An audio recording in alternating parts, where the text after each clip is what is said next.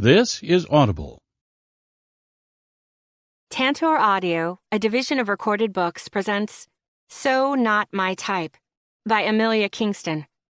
Narrated by Elizabeth Hart and Teddy Hamilton. Chapter 1. Jackie. You can get out of my way or you can die. The choice is yours. You've got to the count of 10. I crow into the mic of my headset. I love this game. Destroying egotistical douche canoes and rule them all is one of my all-time favorite things. And I'm good at it.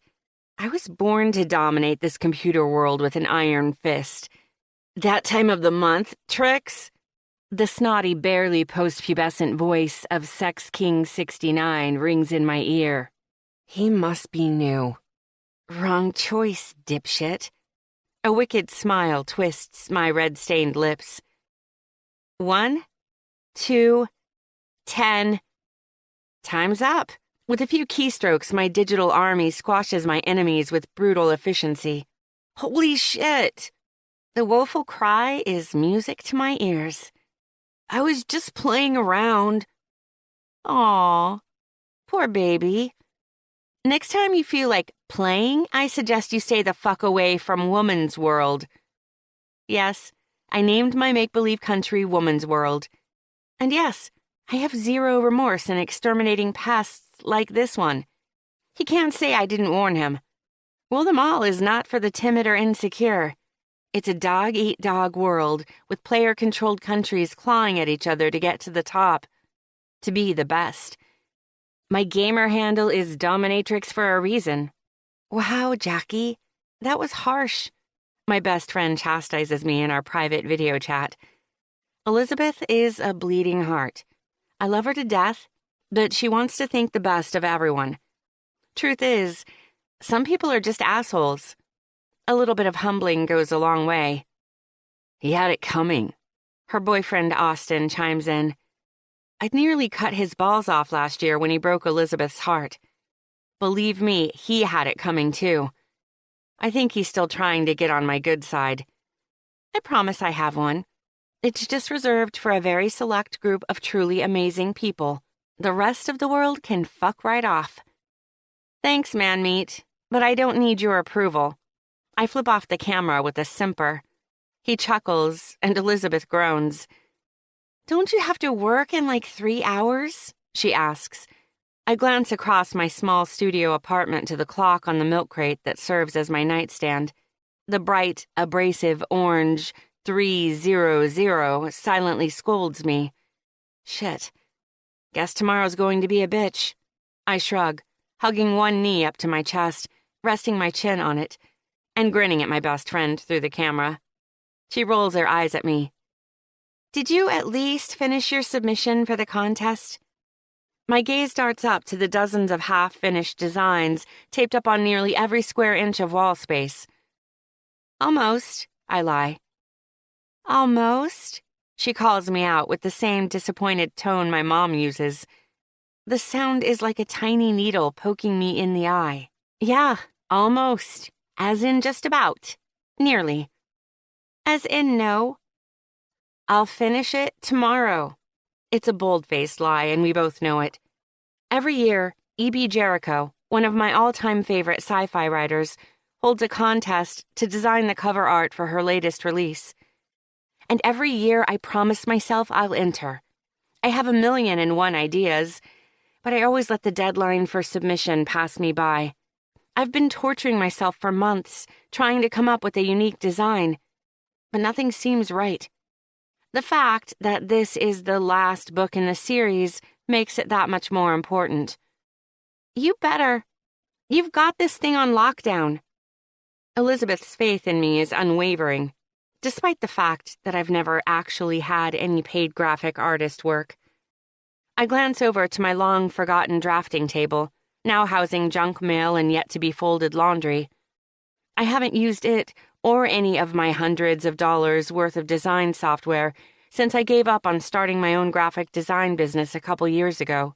In the 6 short months after I dropped out of college, I realized selling my art meant selling a piece of my soul with it. I was a used car salesman every time I tried for a commission. I'm really talented, I swear. Trust me. Rejection after rejection poured in until I just stopped trying.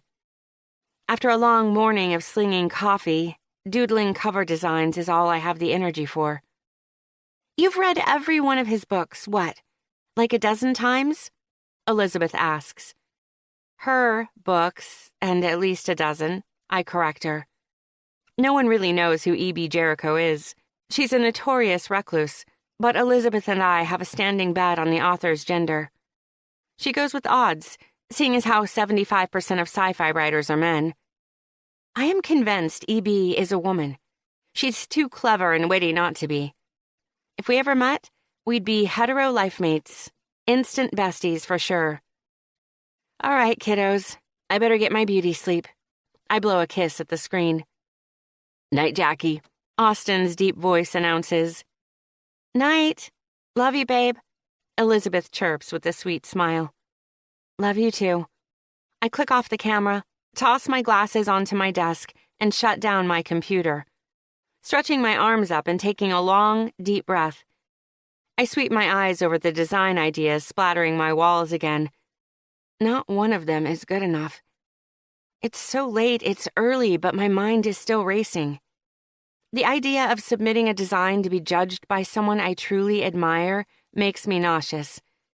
I grab my sketchbook and sprawl out in my tangled mess of an unmade bed. Closing my eyes, I picture Percy Rivera, the main character from E.B. Jericho's Sins of Tomorrow series. She's a space smuggler and the most kick-ass character of all time. She's standing tall in front of her ship, Phobos, a Hellhound-class light space cruiser. Her grease-stained cargo pants are tucked into lunar dust-speckled boots. Her father's old leather bomber jacket is zipped up to keep out the chill on the dark side of the deserted space rock where she's currently stowing cargo. The wind blows her raven black hair in thick waves behind her, and her pale skin appears nearly translucent. The low light from a distant sun glints off the laser pistol strapped to her hip. Her arms are crossed, and the edge of her mouth is quirked up in a devious challenge. She's the Dirty Harry of space. She wants you to try something, punk. In my mind, the sight is clear as day. I spring my eyes open and stare down at the blank page. 2 strokes of my pen and it's already gone wrong. I rip the page out of my sketchbook, crumple it into a tiny ball, and toss it across the room with a huff. I try again, but I can't get the angle right for Phobos. She's an impressive ship, and I made her look like a bathtub toy. Another page ripped out. Another discarded failure. Over and over again, I doodle the same intergalactic scene until my eyelids get heavy and I pass out in a heap of crumpled paper. The obnoxious beeping of my alarm startles me awake. With a loud groan and a quick kick, I send the institutionalized torture device flying across the room. The beeping gets softer, sadder, before finally stopping. I'm the wrong way round in my bed on top of the covers. I pick my head up and the crinkling of paper echoes in my ear. I stare down at my latest creation, the sleek starship smudged and ruined with my drool. Great. I swipe the whole mess into a pile on the floor. I'm back asleep before I can regret the half-conscious decision. Untold hours later, I'm stirred awake again by the less than gentle but very familiar poke of a wooden cane in my side. I push it away and roll over, but the poking persists. What? I whine. Oh, so you are alive. The bed dips beside me, and I crack my eyes open to stare up at Pop's sly smile. I was beginning to think it was just the wistful delusion of an old man that I had a brilliant and punctual granddaughter. I flop onto my back and stretch out my arms and legs, curling my toes with a satisfied moan. Brilliant? Sure. Punctual? Not so much. Pops hums. A man can dream, but now it's time for you to face the day. Life goes on whether you're living it or not, my love, he quips, with a final poke in the ribs for good measure. Yes, sir. I give him a 2-finger salute and a huge smile. With an achy groan, he stands and strides to the door. Did you take your pills? I call to his retreating back. Get to work, young lady. He snips playfully. Take your pills, old man, I yell back. Pops and I each have an apartment above his coffee shop, so luckily my commute is easy. 15 minutes later, I'm downstairs, unlocking the door and waiting for the morning to be over. I pick up the copy of Honor Bound I have stashed in my special secret cubbyhole under the register. I thumb gently through the well-worn pages, picturing my favorite scenes as the pages fly by in a blur. It is the 5th and most recent book in the Sins of Tomorrow series. It came out 6 months ago, and I've already lost count of how many times I've read it. I don't bother with a bookmark, letting fate decide what adventure Percy will take me on today. I stop at a random page, lean against the counter, and get to reading. It's barely after 8 o'clock when my phone buzzes with an incoming call in the front pocket of my apron. There's only one person who actually calls me, and I'm not in the headspace to deal with her and her passive-aggressive guilt trip right now. Without looking, I send my mom to voicemail, knowing there's not a chance in hell I'll actually listen to her message. 2 minutes later, my phone buzzes with an incoming text. I make the mistake of reading it, despite knowing it'll be more nagging. Robert is looking for someone to design a logo for his new brokerage. Just something simple, so I'm sure you could manage it. Call him. This is a great opportunity. Below the text is a picture of a guy's business card. It's basic and boring. Boxy black lettering in bold font makes it look like a standard template. There's zero personality, zero wow factor. Real estate brokers aren't the most exciting bunch, but I almost feel sorry for this guy. I slip Honor Bound back into its special place, making sure to cover it with a plastic menu in case of accidental coffee spillage. I grab a napkin and sketch out a few possible logos for Robert, the real estate broker. They are simple and elegant. Given he's a friend of Mom's, I doubt he'll want anything flashy. I'm lost in my work with a small smile on my face when a snide voice interrupts me. "Excuse me," the voice says in that condescending tone rich people reserve for lowly service industry types. I look up from my sketch to find a woman about my age, late 20s, glaring at me with contempt and clearly annoyed I've wasted a precious minute of her time. "If you're done doodling, I'm ready to order." I crumple up the doodled-on napkin in my fist and throw it on the ground. It was trash anyway. "What do you want?" My tone is flat. She's not our usual customer. We cater more to the eccentric free spirits of the world. She scoffs, her displeasure at having to be here instead of in a Starbucks evident in her sour pout and not so subtle headshake. "Venti cappuccino." "Large cappuccino is $5.75, I rattle off, clicking a few buttons on our ancient register. She hands me a 20. I hand her back her change, which she takes the time to count with a watchful eye before she sachets away. I suppress a gag. I take my aggression out on the coffee grounds, putting my body weight into tamping them down with a wide smile. The espresso shot comes out thick as mud and smelling like a burnt tire. "Cappuccino!" I yell. She takes a sip, and I laugh at the sight of her nearly doing a spit take. She shakes her head, looking me up and down, her judgmental gaze lingering on my nose ring and tattoos. My bright red hair is thrown up in a messy bun because I was too lazy to deal with bedhead. My black t-shirt is wrinkled but clean, I think. There are coffee stains on my jeans and ink stains on my fingers. Compared to her fresh blowout, sharp pantsuit, and French manicure, I'm a hot mess. The look of disgust on her face makes me wish I'd added a little special sauce. I mean spit. "You really should get your act together if you want to be taken seriously." I bite my tongue, shoving down the urge to tell her to go fuck herself. This is Pop's place, after all. With a hair toss, she's nearly out the door when I shout, "Want my mom's number? You'd get along great." I mutter angrily to myself for letting some stranger get under my skin. I'm a damn good graphic designer, an artist. She can shove that cappuccino up her bleached asshole for all I care. My new indignant rage fuels my motivation. I pull out my phone and scroll through E.B. Jericho's Instagram page. She has a new post every day with a countdown for the contest. There are exactly 47 days left until my cover design has to be submitted for a chance to win. I suppress the familiar panic churning in my stomach. Fuck it. This is my year. I'm going to win this thing if it kills me. Chapter 2. Eddie. I hike my laptop bag up on my shoulder and stare at the hand-painted Beans and Dreams sign. Why am I here again? I ask my best friend on the other side of our video call and frown at the cutesy logo. Not the place I'd usually grab my cup of morning courage, but Benji's been a royal pain about it.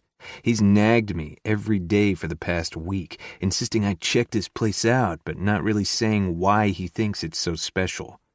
Because you need to get out of that apartment. That is a faulty premise, my friend.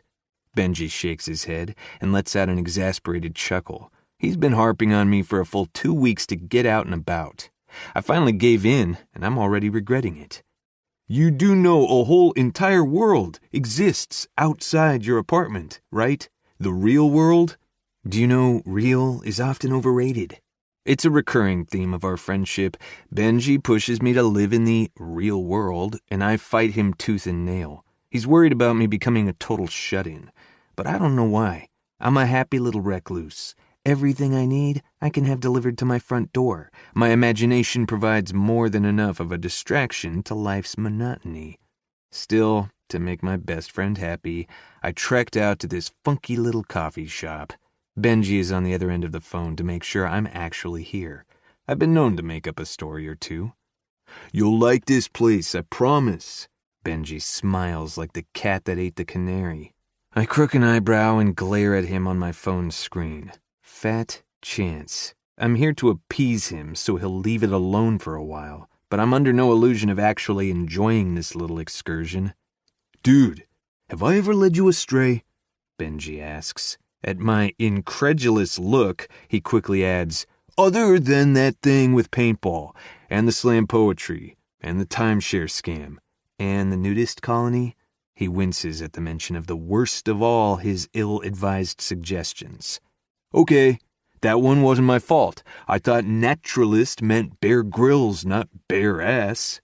If only there was some way to research these ideas, some sort of worldwide web of information. Fine, I'll admit it. I've messed up a few times. 7. I fake cough into my hand. Why do I still give in to his stupid outing ideas? Probably because he's still trying when most everyone else in my life has given up.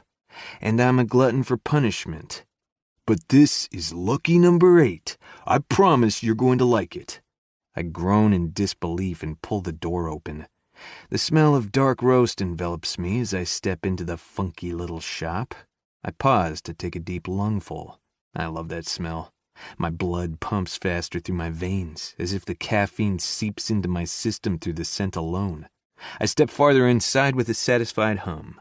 So far, this is the best of Benji's idiotic adventures, although that's admittedly a pretty low bar. Every month or so, he cajoles me into soloing some new experience. He claims doing it alone forces me to be engaged. But really, I think he finds the stories of my awkward discomfort hilarious. A little hole in the wall shimmied between 2 large old buildings. This place is determined to exist despite its blatant inappropriateness. It's a small space with only 4 colorful but mismatched tables filling the long and narrow interior. I wouldn't be surprised to find the Mad Hatter holding a tea party in the corner. The counter and display case take up a full quarter of it.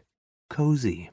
One wall is smothered with assorted, eclectic knickknacks and hodgepodge photos. It looks like someone's scrapbook threw up all over it, only less organized. There's a faded cat's playbill next to a random laminated receipt for a cucumber sandwich and an antique cuckoo clock. Whoever decorated this place needs to go back to design school. The clutter makes me cringe. I want to strip it down and paint the whole thing a nice, soothing, soft gray. I look away before my OCD kicks in. Mercifully, the longer, far wall isn't the same disaster. It's covered in a detailed mural that knocks me for a loop. I recognize it instantly. It's the final scene from Honor Bound. where Persei stands shattered but victorious over Fornax. It's like someone ripped the image straight out of my head. It's absolutely awesome. Wow, I audibly gasp. You seeing this?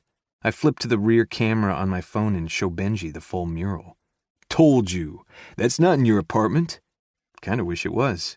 I've got a bewildered smile on my face, taking in every detail of the mural. I've gotta hand it to Benji. For once, I'm glad I made the trip. Something tells me that's not the only thing you'll end up wanting to take home. Huh? Go get a coffee, genius. Remember, you've got to stay for at least an hour. Your apartment will still be there when you get back. Yeah. Call you later. After taking a couple of photos, I tear my eyes off the spectacular mural, tuck my phone back in my pocket, and stride over to place an order. The barista is leaning against the counter casually, her eyes fixated on the paperback clutched in her ink-stained fingers. I recognize the latest E.B. Jericho cover immediately. That makes sense, given the mural. Her distraction affords me the rare pleasure of studying her. I'm a student of human nature. The irony is that while I'm not too keen on interacting with people, I love to watch them, to figure out what makes them tick. What are her deepest desires, her darkest fears? Her scarlet red hair turns orange at the tips and makes her look like a living fireball. The glint of a nose ring and a mischievous grin make me wonder if she's got a wicked sense of humor. Thick black Buddy Holly-style glasses draw my attention to her eyes, focused and attentive. I clear my throat. She doesn't look up. Instead, she holds out the index finger of her left hand and keeps reading. Her short nails are painted blue with colorful splattering that makes them look galactic. The finger is smudged with a deep black ink, and I'm curious to know its origin, to know her story. Benji was right, for once. Unrushed, she flips to the next page. I shove my hands in my pockets and watch her with a goofy smile on my face. Good morn. I lean forward to garner her attention, but don't manage to get the salutation out before those slender fingers pinch my lips closed. The bizarre intimacy of a stranger's hand on my face is heightened by the fact that she still hasn't bothered to look at me. I'm in shock. I stand there, shushed like an infant by this woman I've never met, waiting to be allowed to speak. I'm too surprised to be angry. I catch the whiff of something sugary, caramel. She smells sweet when she seems to be anything but. The intimate moment passes. She nestles a bookmark between the pages, tucks the book lovingly under the counter, and turns her attention to me.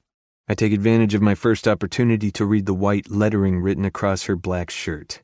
Does running out of fucks count as cardio? I guess I was right about that wicked sense of humor.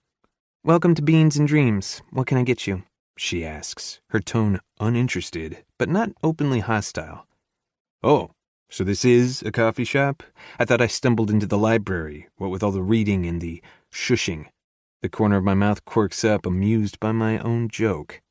Yep, it's a coffee shop, but it can easily become a murder scene. Her voice is thick and sweet like caramel, and her smile innocent despite the death threat. Customer service is clearly not her strong suit. Large coffee, 2 sugars. I decide not to poke the red-headed bear. $3.50. She snatches the $5 bill out of my hand and makes change. Just as she turns away to make my coffee, I add, "Hold the spit." I expect an eye roll, but instead her ruby lips curl up into the hint of an amused smile.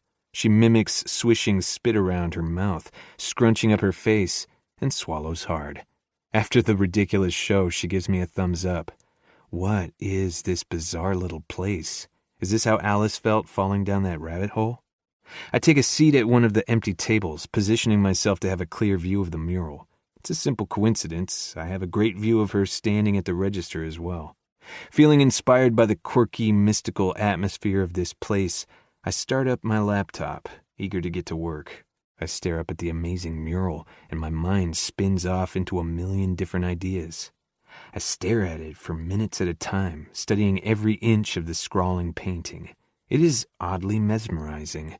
The detail, the precision, the care. Whoever painted it must love Persei Rivera as much as I do. Khakis! The barista's voice calls out. My gaze snaps up, and I look around the coffee shop. I'm the only one here. Khakis. My gaze falls to my lap, and I look at my pressed tan slacks paired with a pale blue button-down. It's my standard attire. Business casual is nearly always appropriate and an easy way to go unnoticed. Apparently, in a funky coffee shop, I'm the oddball. I meet her eyes, my eyebrows pinching together. I point to myself and mouth, "Me?" Her head tilts to the side and her gaze traces over me, taking in my smart casual button-down and crisp khakis. She nods with a twinkle in her eyes and a no-shit Sherlock look on her face. She's fighting to keep a smile at bay. I walk to the counter and take my coffee. Thanks. You're very welcome, khakis. She answers with a teasing lilt. She stands there watching me, apparently entertained by something. I'll be damned if I can figure out what. I take a sip, sucking in a loud breath when the burnt bitterness hits my tongue. That's robust. Can't handle it strong? She challenges. Strong I'm fine with. It's the thick and gritty I'm not used to. Gritty? She narrows her eyes and puckers her mouth like she's trying to make my head explode telepathically. When the corners of her mouth curl up, I know she's settled on her snarky retort. I wait for it, like a tennis pro preparing for the next volley. I believe you're enjoying our signature espresso garnish, meant for the stoutest of coffee connoisseurs. I suppose your palate isn't as refined as I anticipated. Your garnish is grounds for an assault charge on my taste buds. I've never had to chew my coffee before. Her nostrils flare, and I smile. This woman is a ball-buster, and I rather enjoy the instant karma of throwing it right back at her. All part of the unique experience we strive to bring our customers here at Beans and Dreams. Plus, I bet you can't even taste the spit. My second sip of coffee sputters out of my mouth, making her laugh. I choke it back, wiping the drops off my chin with my eyes wide and bewildered. I can't, for the life of me, think of a clever comeback. Instead, I stare at the coffee vixen, completely dumbfounded. Satisfied, she simpers and walks away. I like your shirt, I blurt out, not quite ready for our verbal sparring to be over. She turns back to look at me and tilts her head, like she's trying to figure out if I'm serious or about to land a punchline. Thanks? Her voice goes up as if she's asking a question. You're welcome. I tip my coffee cup to her.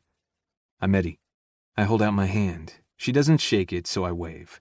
Why would I wave? Who does that? And thanks for my unique coffee garnish. Finally having enough, she shakes her head, turns and waves me away over her shoulder.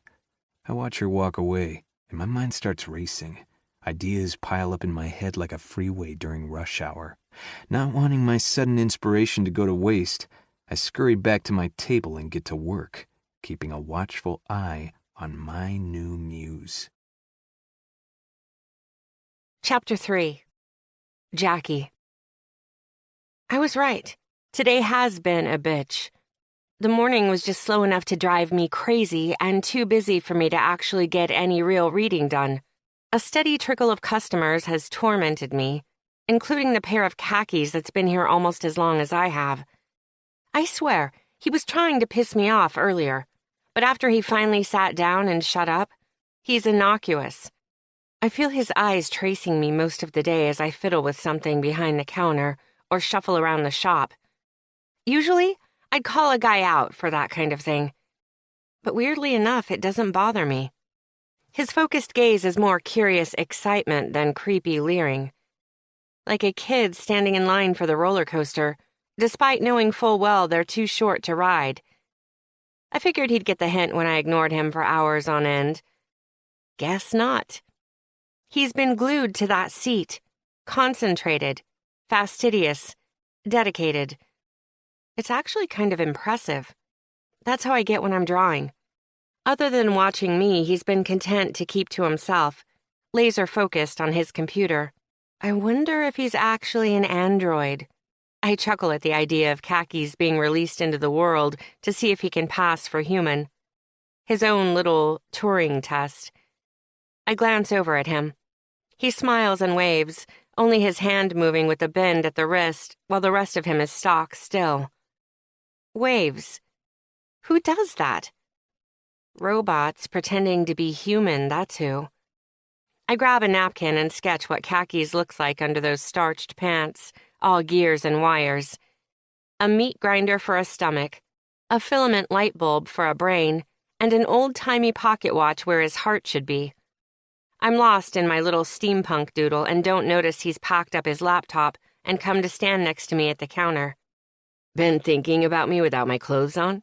He asks with a self-conscious smile. It's a pickup line, and a decent one if I'm honest, but his soft voice and questioning eyes make me think he doesn't have much experience flirting. Poor guy has no idea he's playing with fire. Just wondering if you'll pass your Turing test.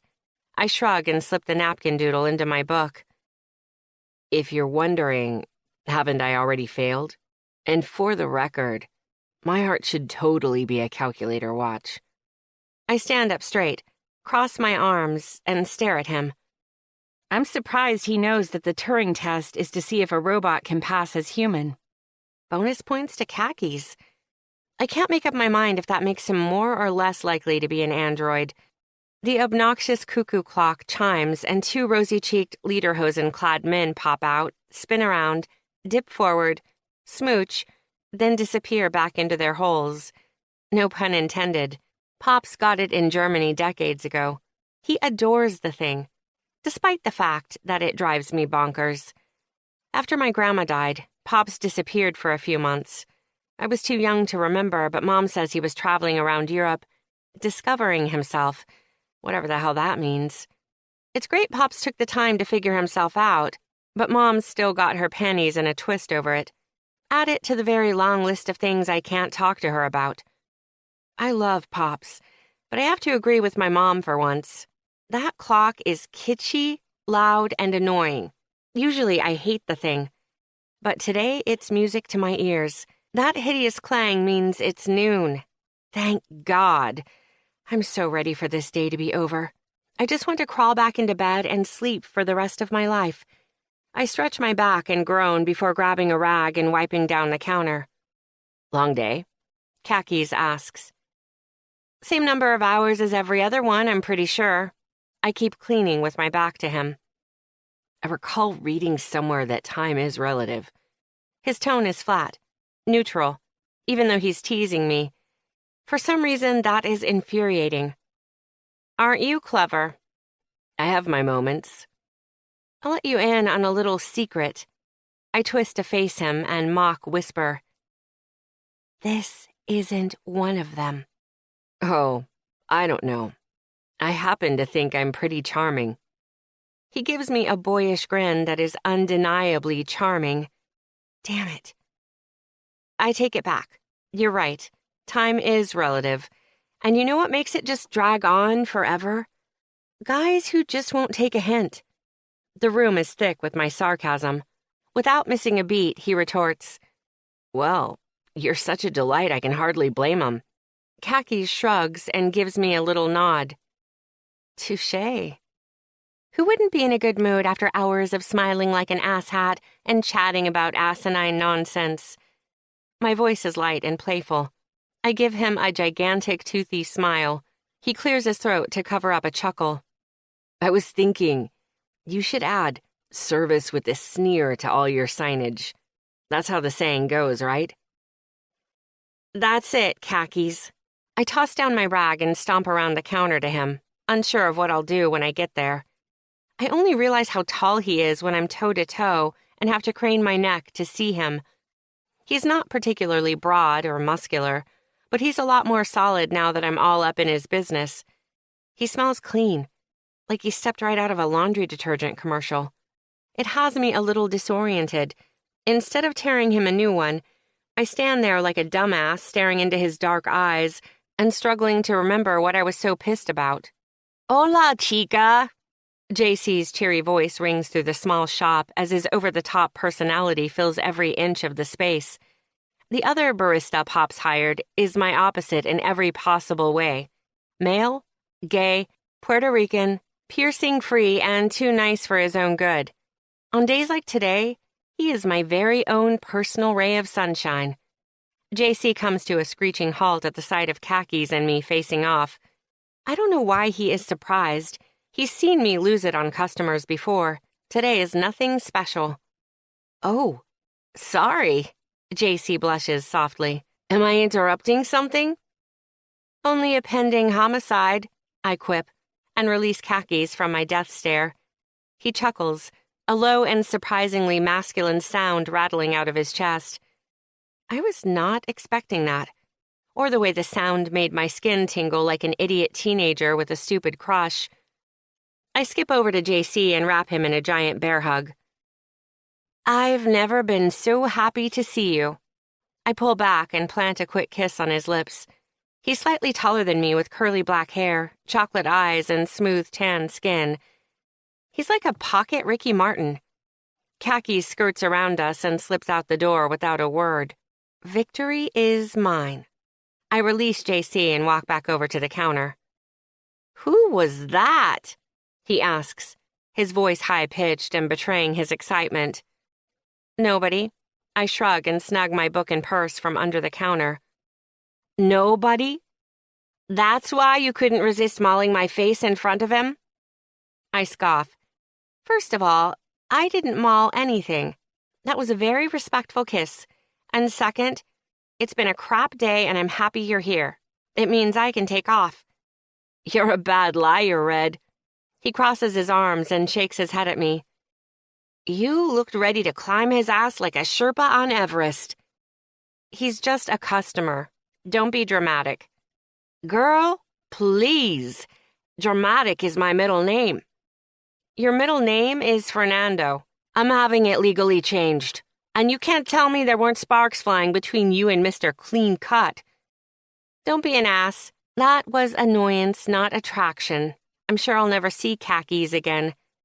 JC groans and stalks off, tired of debating when he knows I'll never admit to enjoying arguing with a pair of khakis.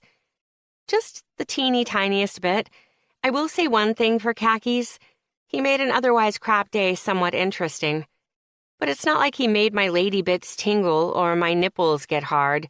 It's not like I have a bucket of adrenaline coursing through my body and no mountain to climb. Chapter 4. Eddie. It's 2 a.m, and I've given up counting sheep, and am now inventorying the whole damn farm. My bed is comfortable and my apartment quiet, but my mind won't settle. Anxious energy is coursing through my body, keeping me wide awake. I'm always like this when I'm starting a new project. The ideas swirling around in a jumble, demanding I take the time to sort them out. By the time 4 o'clock rolls around, I give up on farm animals and get out of bed. But I'm too restless to be productive. 3 separate times I've sat down at my desk and tried to force myself to get some serious work done. No luck. I've paced the length of my penthouse 12 times and still can't get my mind to focus. I'm cagey, and there's only one thing I can think of to fix it. For the 2nd day in a row, I pack up my laptop and set out. This time I know a bit more about what I'm getting myself into when I make my way back to Beans and Dreams. I hustle along the crowded sidewalk, eager to see what the world's worst barista has in store for me today. Khakis! A man's high-pitched voice rings out the minute I step into the quirky coffee shop. I stifle a groan at the obnoxious nickname, and the fact that it's not coming from an angry redhead. The shop patrons, consisting of a college-aged couple in the corner and an older man sitting by himself, turn to look at me. I give an awkward wave and debate taking a bow. The guy comes rushing up to me. He's in slim-fit capri jeans and a short-sleeve button-down covered in little pink flamingos wearing sunglasses. I recognize him. He's the one who locked lips with the female barista I spent the day watching. I cringe, waiting to be admonished for fighting with his girl. Or were we flirting? Is flirt fighting a thing? Flighting? Instead of being mad, he seems happy to see me. Giddy, even. I'm Jesus. He holds out his hand and I shake it, but before I'm able to introduce myself, he squeezes hard and tugs me along to where the older man is sitting. Are you coming with me, Pops? Pops, this is the guy I was telling you about. Jesus gives me a shove in the back and presents me to Pops, like I'm here for inspection. Pops sets aside his newspaper and studies me. I very much regret leaving my apartment at this point. Both times I've come into this shop, I've been greeted by the weirdest people in the strangest ways. The one from the dating app? With the piercing? Pops asks, motioning to his lap. My jaw drops when I realize the old man with bifocals is asking if I have a pierced cock. Seriously, how is this place even still in business? Oh God, no! Jesus giggles behind me, amused I was mistaken for his latest hookup. Guess she isn't his girl.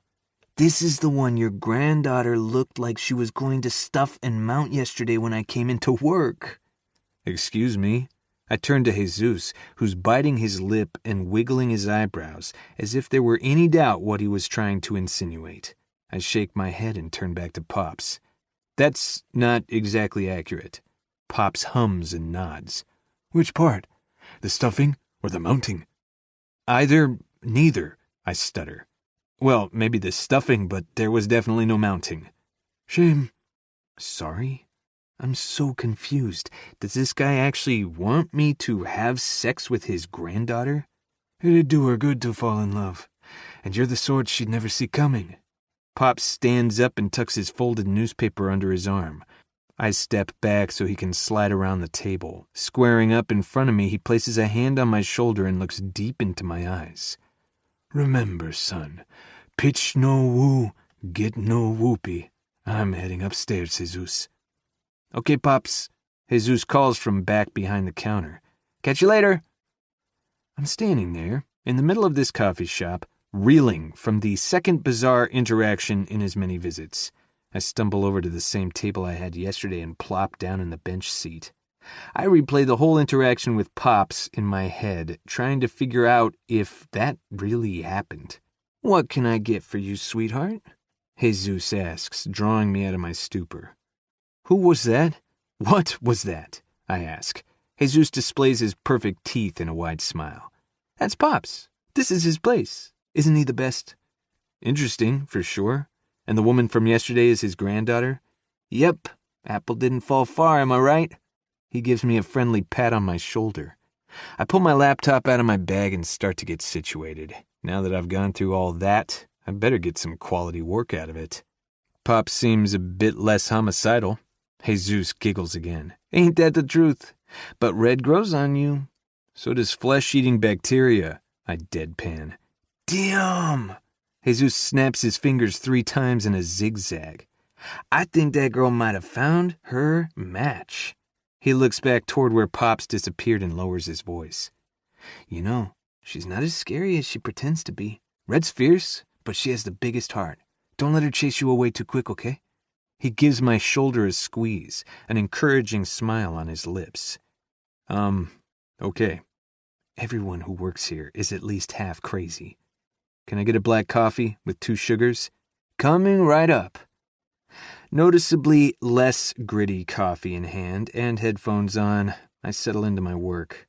That lasts all of 20 minutes before someone pulling the chair out across from me draws my attention back to the real world. You developing a taste for gritty coffee, khakis? Red coos with a lopsided grin. She runs her fingers through her fiery hair, pulling it to one side. It exposes the curve of her neck and draws my eyes along her collarbone down to her chest. Luckily, I catch my wandering gaze before she does and keep my eyes safely above her shoulders. Not likely. I'm here for the irresistible asylum-esque ambiance. Oh, fuck off. She leans back and flips me off with both hands for good measure.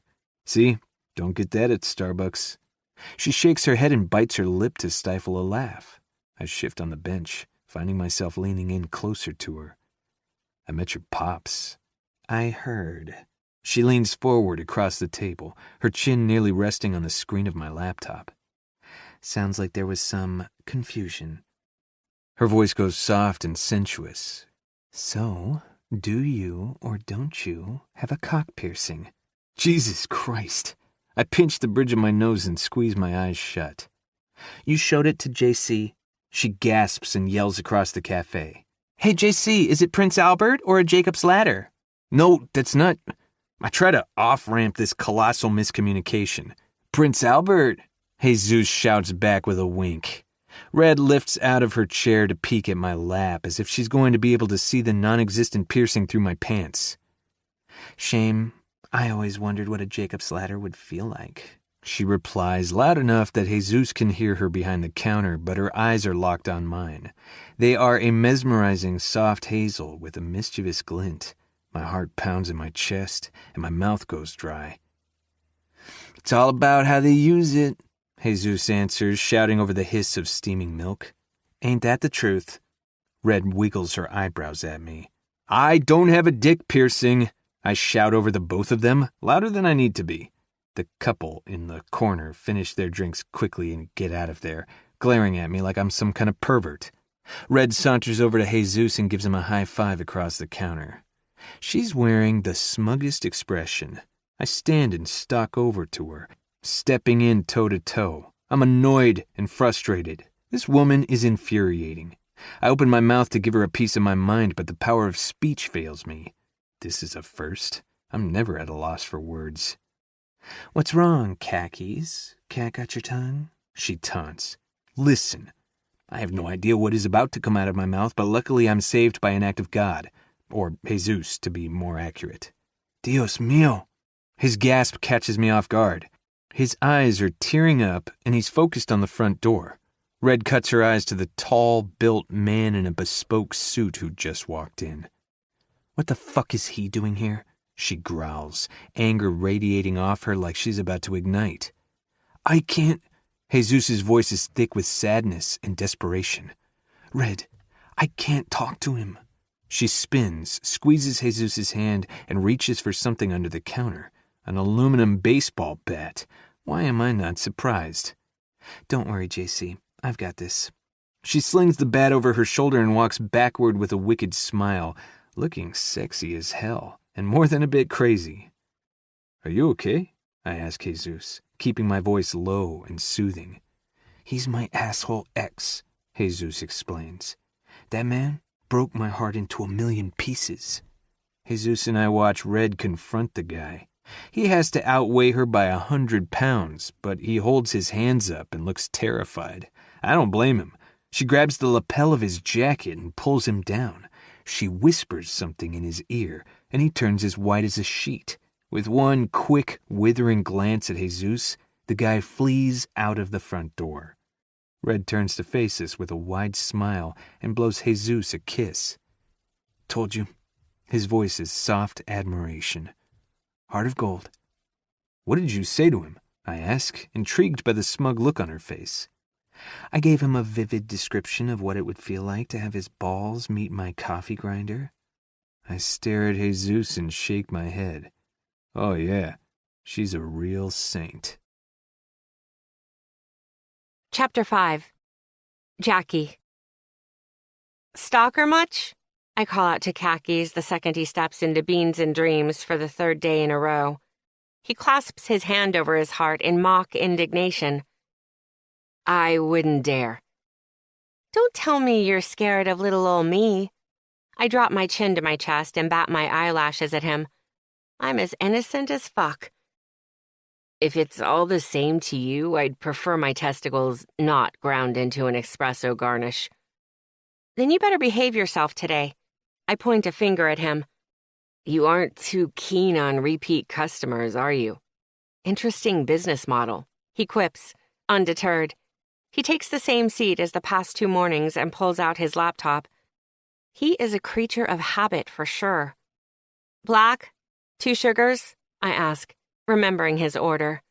I'm not as horrible at my job when I actually give a shit. He nods and adds, Hold the spit. You're no fun, Khakis. So I've been told. The morning flies by in a steady blur of forgettable interactions with faceless customers.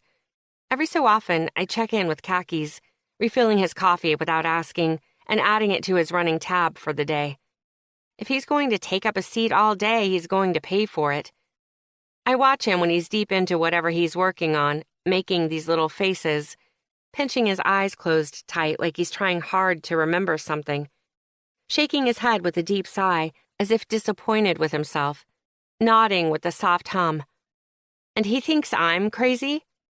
I take away his untouched 3rd cup of coffee and set down a fresh 4th when he finally takes a break. He stands and stretches his back, shaking out his arms and legs to get his blood flowing again. I slip back behind the register and pretend I'm reading. He saunters up to the counter and leans down on it, his chin propped in one hand, mirroring my pose. I smash my lips together to fight back a smile. I can feel his eyes on me, studying my face in the obsessive way he does. I ignore him, enjoying making him wait. I turn a page for show, skimming it enough to know where I am in the book, but not really having read it. In my periphery, I see him pull a straw out of the jar on the counter. He delicately peels off the top few inches of paper, wadding it up and tossing it in the trash can next to him. He places the straw in his puckered lips, takes a deep breath, and blows as hard as he can. The stupid paper wrapper hits me square between the eyes and drops smack into the middle of my book. It takes everything in me not to burst out laughing. I stare down at the white paper nestled in the spine of my book like a makeshift bookmark. I leave it there, marking this moment in time rather than a place in my book. I slide honor-bound under the register with care, tucking it under its protective plastic shield before turning back to khakis. "Welcome to Beans and Dreams. How can I help you?" I ask, in my sweetest fake voice. I'm so glad you asked. He's smirking at me, and I hate that I like it. I'd like to know who painted that mural. He points to the far wall. People ask about it fairly often. It is so different from Pop's wall of memorabilia and trinkets, but coming from him now out of the blue, it seems so random.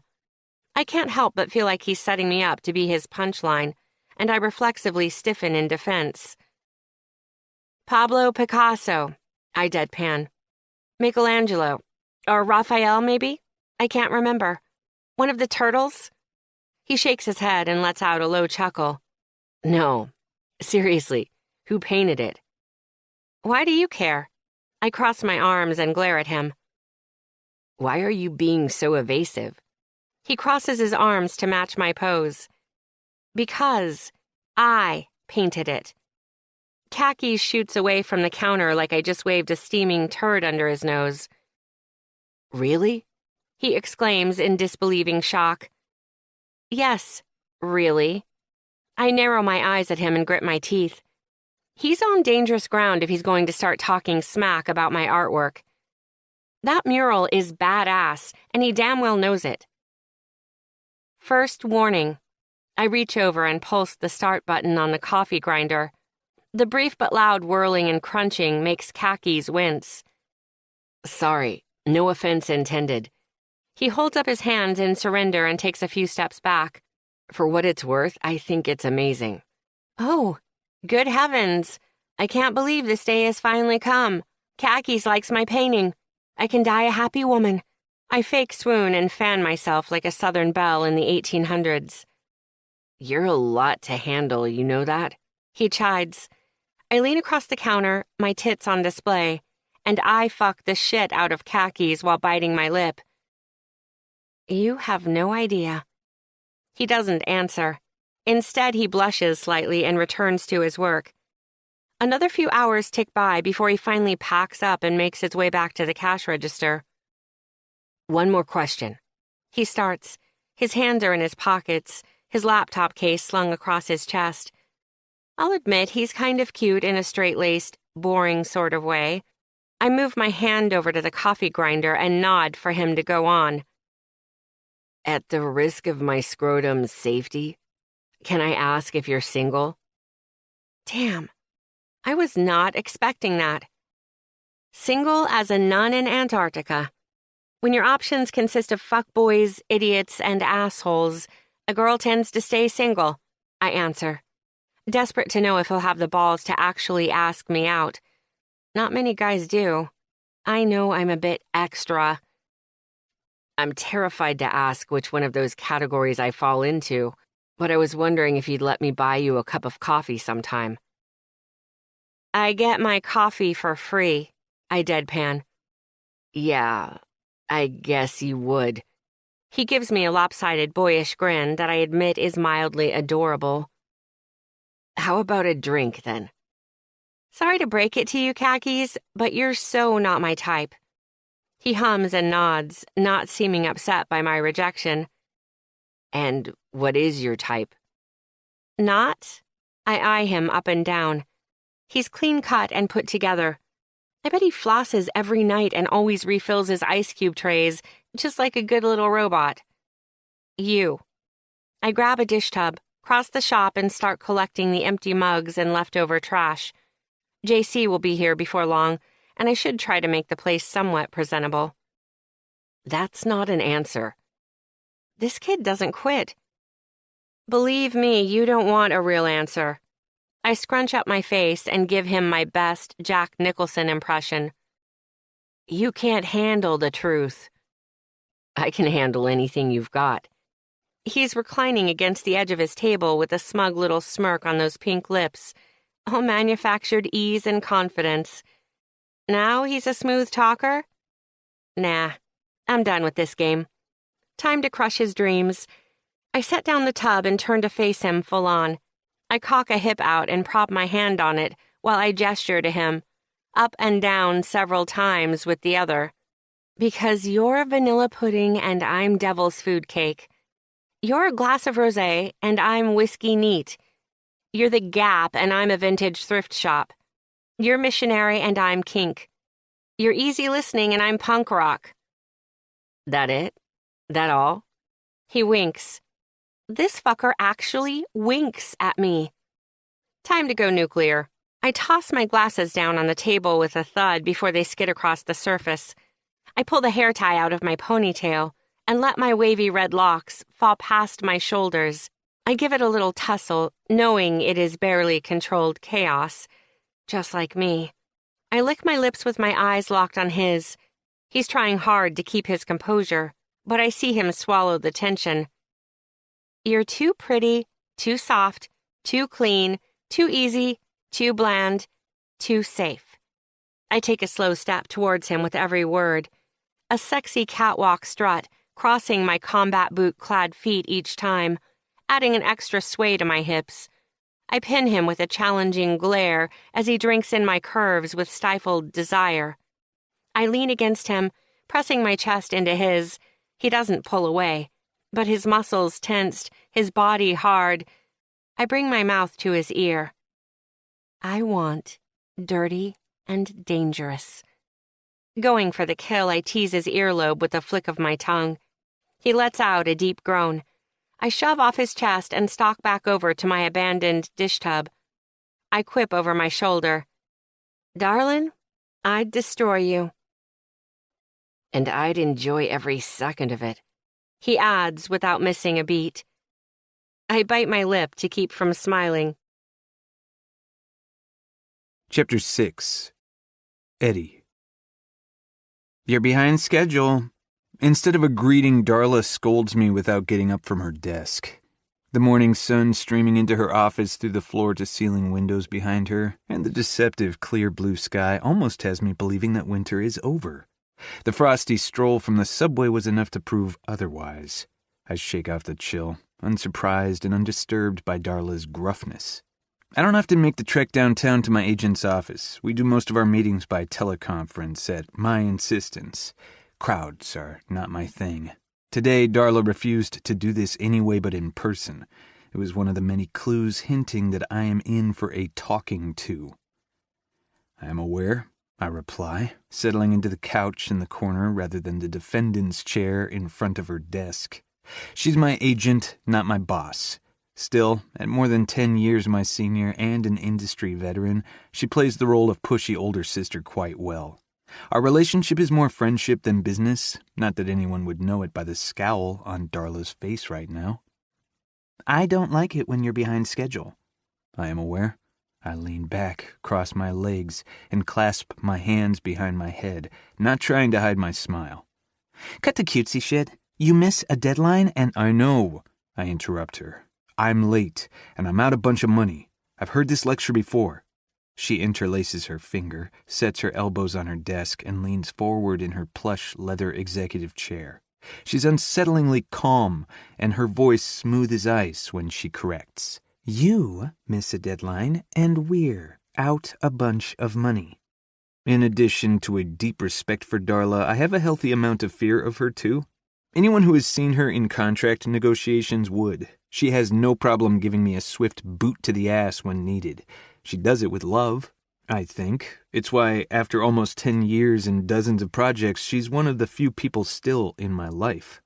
I was a young, naive 21-year-old kid when the serious money started rolling in. She could have taken advantage of me, could have manipulated money out of me like my own family did, could have pretended to like me, then used me for the doors I'd open like women have. But instead, Darla watched out for me. Like Benji, she cares about what's best for me despite my pushback. I've never had much of a sense of urgency, a trait that doesn't always mesh well with this industry. Have I ever missed a deadline? I ask incredulously. Not yet, because I've dragged you kicking and screaming across the finish line every damn time. I resent that characterization. I'm an artist. You're a dog chasing a squirrel. I'm a perfectionist. You're a pain in my ass, but a profitable one, which is the only reason I still put up with you. So, this has been fun? Same time next month? I ask with a chuckle and head for the door. Get back on schedule, she shouts at my retreating back. How was the meeting with Darla? Benji asks me over his greasy burger and basket of fries. Less painful than it could have been, I answer before taking a bite of my own burger. Benji and I have a standing lunch date at a 1950s-style diner anytime I'm downtown. The place is rustic at best, disheveled in a way only Benji would find endearing. He has horrible taste, but I'm a sucker for wedge fries and homemade ice cream. She's pissed I'm behind schedule. You're always behind schedule, Benji shakes his head. You don't rush the creative process. I take a long swallow of my epic vanilla shake. Right, he groans. Did Darla buy that line? Not for a second, but it was worth a try. I see you like living dangerously, my friend. Benji smiles, waving a ketchup-coated fry in my direction. What's got you distracted this time? Nothing. I'm not distracted. Why do you both act like I can't ever focus on one task? Because you can't. You get halfway through one project and end up chasing after some new great idea. I love you, man, but you've got a shorter attention span than a golden retriever in a ball pit. He smiles up at me, wide and amused, and unaware of the glob of ketchup on his chin. He's picturing the analogy in his head, no doubt. Benji has a youthful enthusiasm that never ceases to amaze. I don't think I've ever heard him say a negative word in the years we've known each other. That's the second time today I've been referred to as a dog. I'm beginning to take offense. If the analogy fits.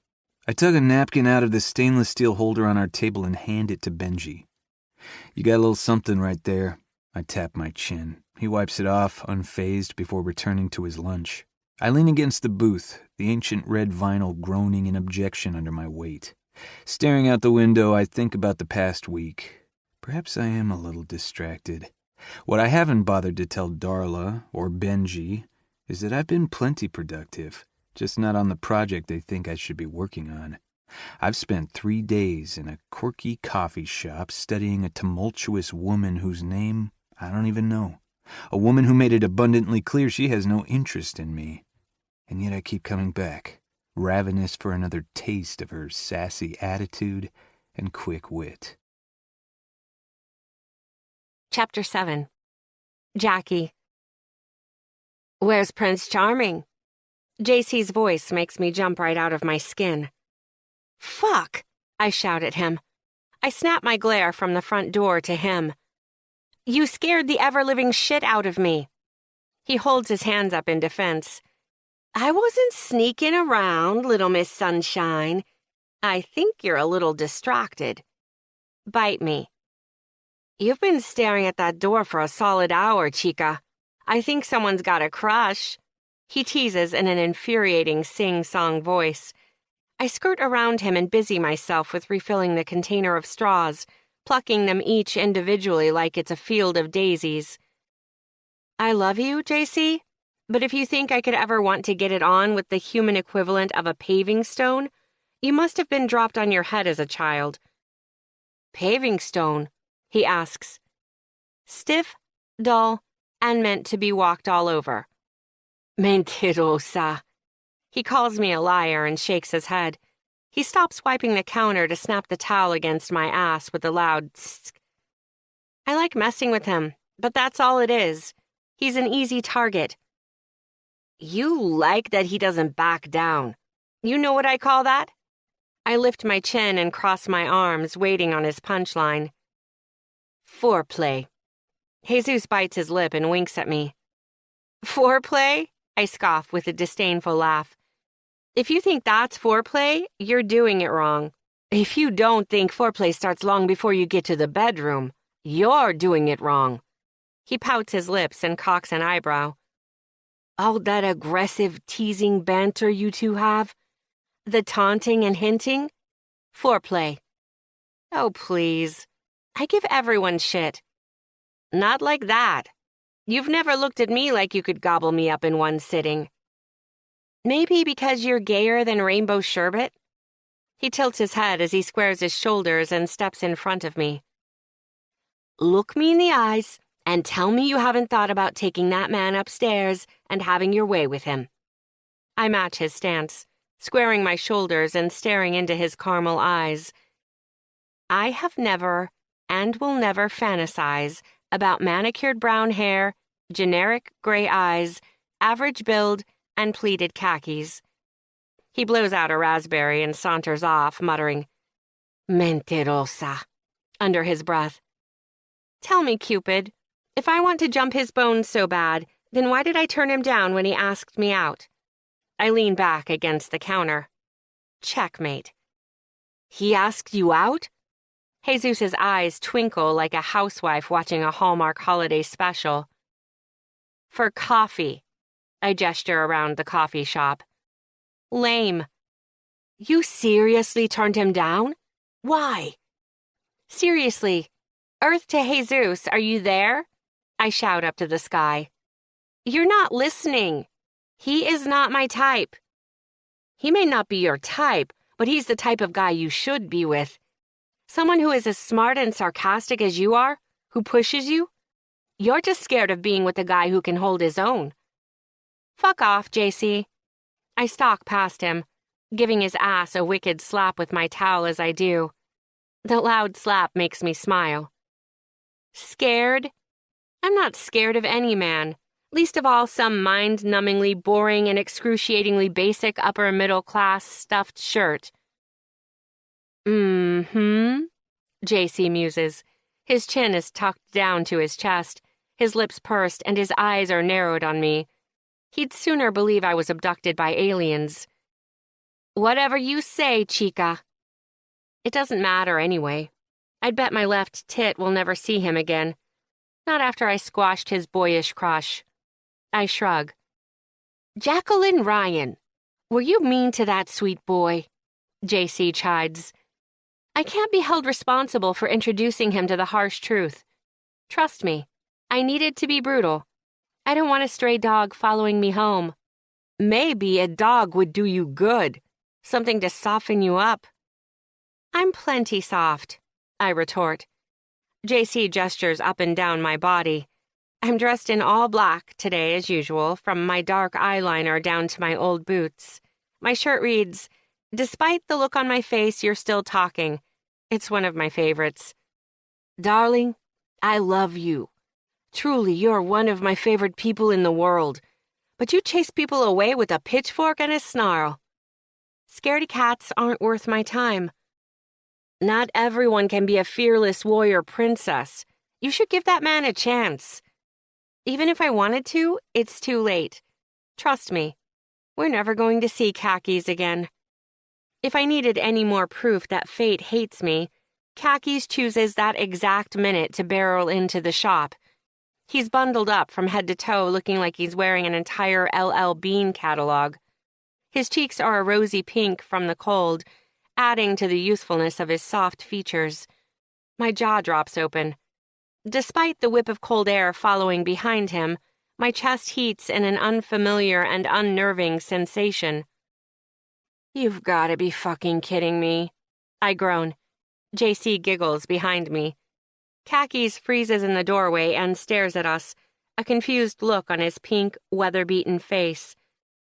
What? He asks, completely oblivious. Oh, nothing. Red just owes me her left tit. JC deadpans. Chapter 8. Eddie. My fingers fly across the keys, words flowing like they rarely have in recent months, all on account of my feisty muse. I still haven't gotten her to tell me her name, at least not one I think is real. No one names their little girl Bertha these days. She likes being called Red a bit too much, so I'm working on my own nickname for her. I keep coming back, despite her rejection and the nearly undrinkable sludge she has the nerve to call coffee. I dump enough sugar in it to cause early onset diabetes, but that's the deal we've silently struck. As long as I pay for a coffee an hour, she'll let me sit at my table in the corner and watch her. Money well spent. I gag on the latest toxic waste in my cup and watch her take the order of some construction worker who looks like he just stepped out of the remake of a Village People music video. Scuffed boots, reflective vest, and hard hat tucked under his arm. He's smiling at her like an idiot, like I did the first time I saw her. She smiles back, but it's fake. I've yet to see her really smile, but I know that uninterested look in her eye. I'd put money on her choking back a snarky remark. Sure enough, she gives him her standard thanks but no grin when his coffee is ready. I take my empty mug up to the counter and gesture back at the departing construction worker. Is that your type? I don't mind a man with some dirt under his fingernails, she quips without looking at me. She's scrolling through her phone, and I catch a glance at E.B. Jericho's Instagram page. She studies the old cover design posts with focused interest. Brawn over brain? I ask. Aren't you a smug little elitist? I bulk. I'm not an elitist. Oh, really? She crosses her arms and leans against the counter. I will myself not to stare at her chest. You just assume a guy who works construction can't be smart? I didn't mean... Sure you did, khakis. To you, Bobby must be a high school dropout who's only qualified to work manual labor and crushes beer cans against his empty skull on the weekend. There's no way he could have a master's in mechanical engineering and volunteer at the homeless shelter. My jaw drops open. Seriously? Fuck if I know. Never seen him before. She shrugs and stands up straight, leveling me with her own judgmental gaze. She chastises. Point is, you didn't know either. I shake my head and laugh. You've got me there. I hold up my hands in surrender. Although you have to admit, a lecture about prejudging from you is pretty ironic. Excuse me? She cocks an eyebrow and sneers. I lean against the counter, inching closer to her, and smile at her indignation. You judged me the second you saw me. That's different. Oh, really? Yeah. First of all, you're basic.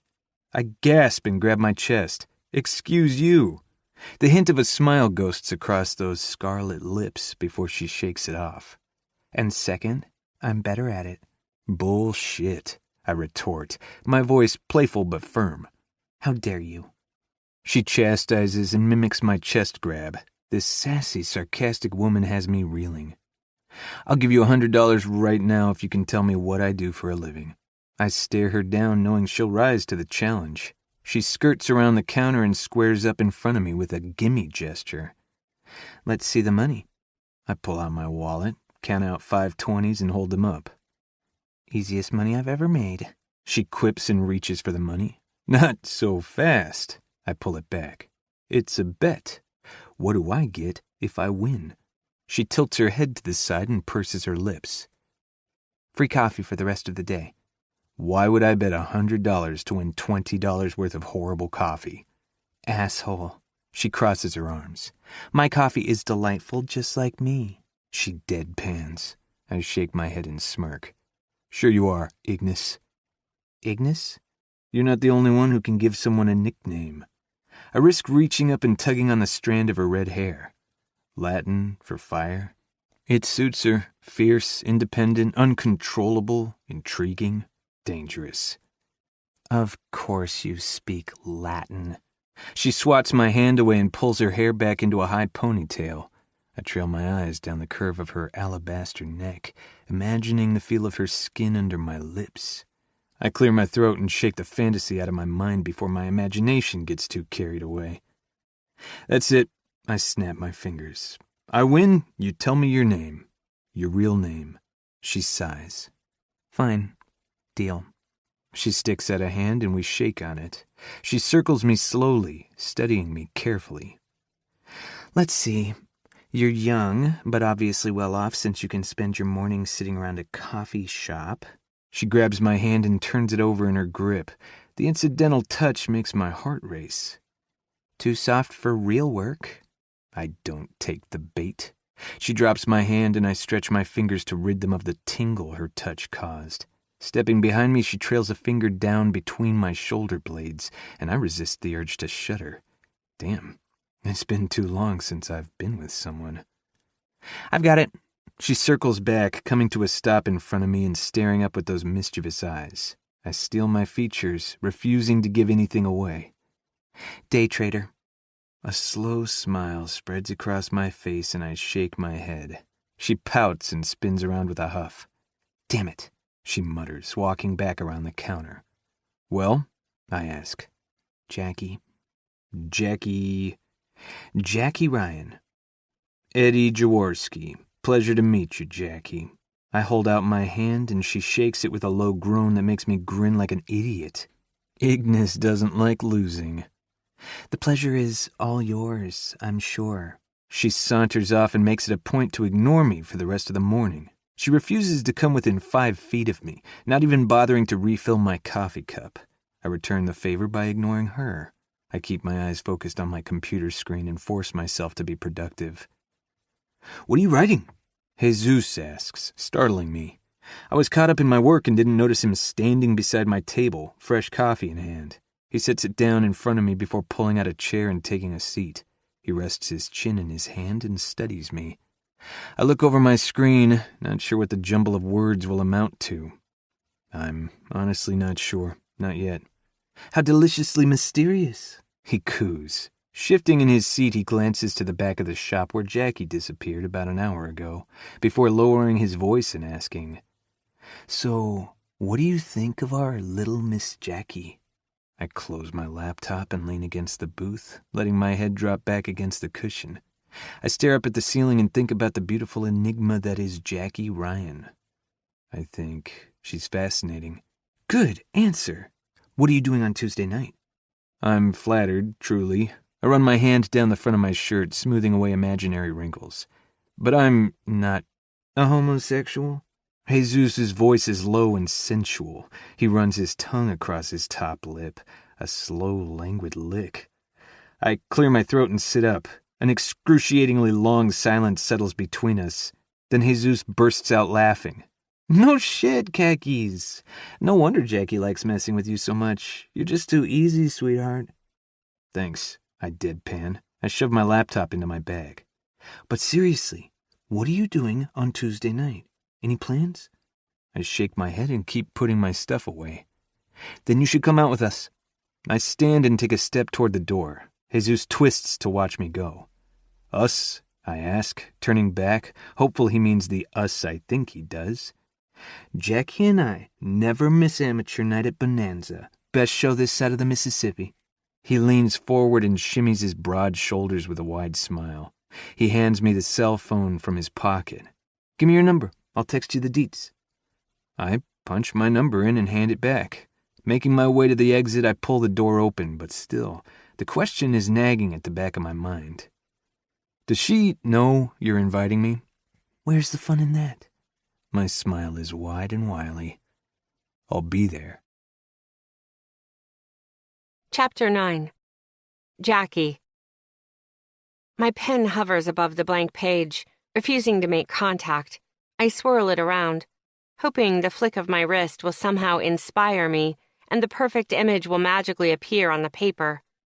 No such luck. It's been 15 minutes and all I've managed to do is get 15 minutes older. Urgh. I sound like my mom. I pull up E.B. Jericho's Instagram page. 35 days until my design is due. Disgusted with my lack of progress, I toss the notebook across the room and stalk over to my computer instead. I log in to rule them all and take inventory of my empire. I'm richer and more powerful than I was yesterday. I sit up straighter and feel a much-needed sense of pride. Still, I'm never satisfied with yesterday's success. I'm searching for my next conquest, when Elizabeth's video chat invite pops up.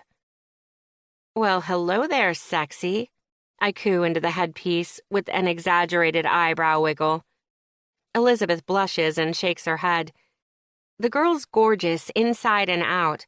Not that I swing that way, but she doesn't believe it. Austin and I both spend a fair amount of time trying to convince her otherwise.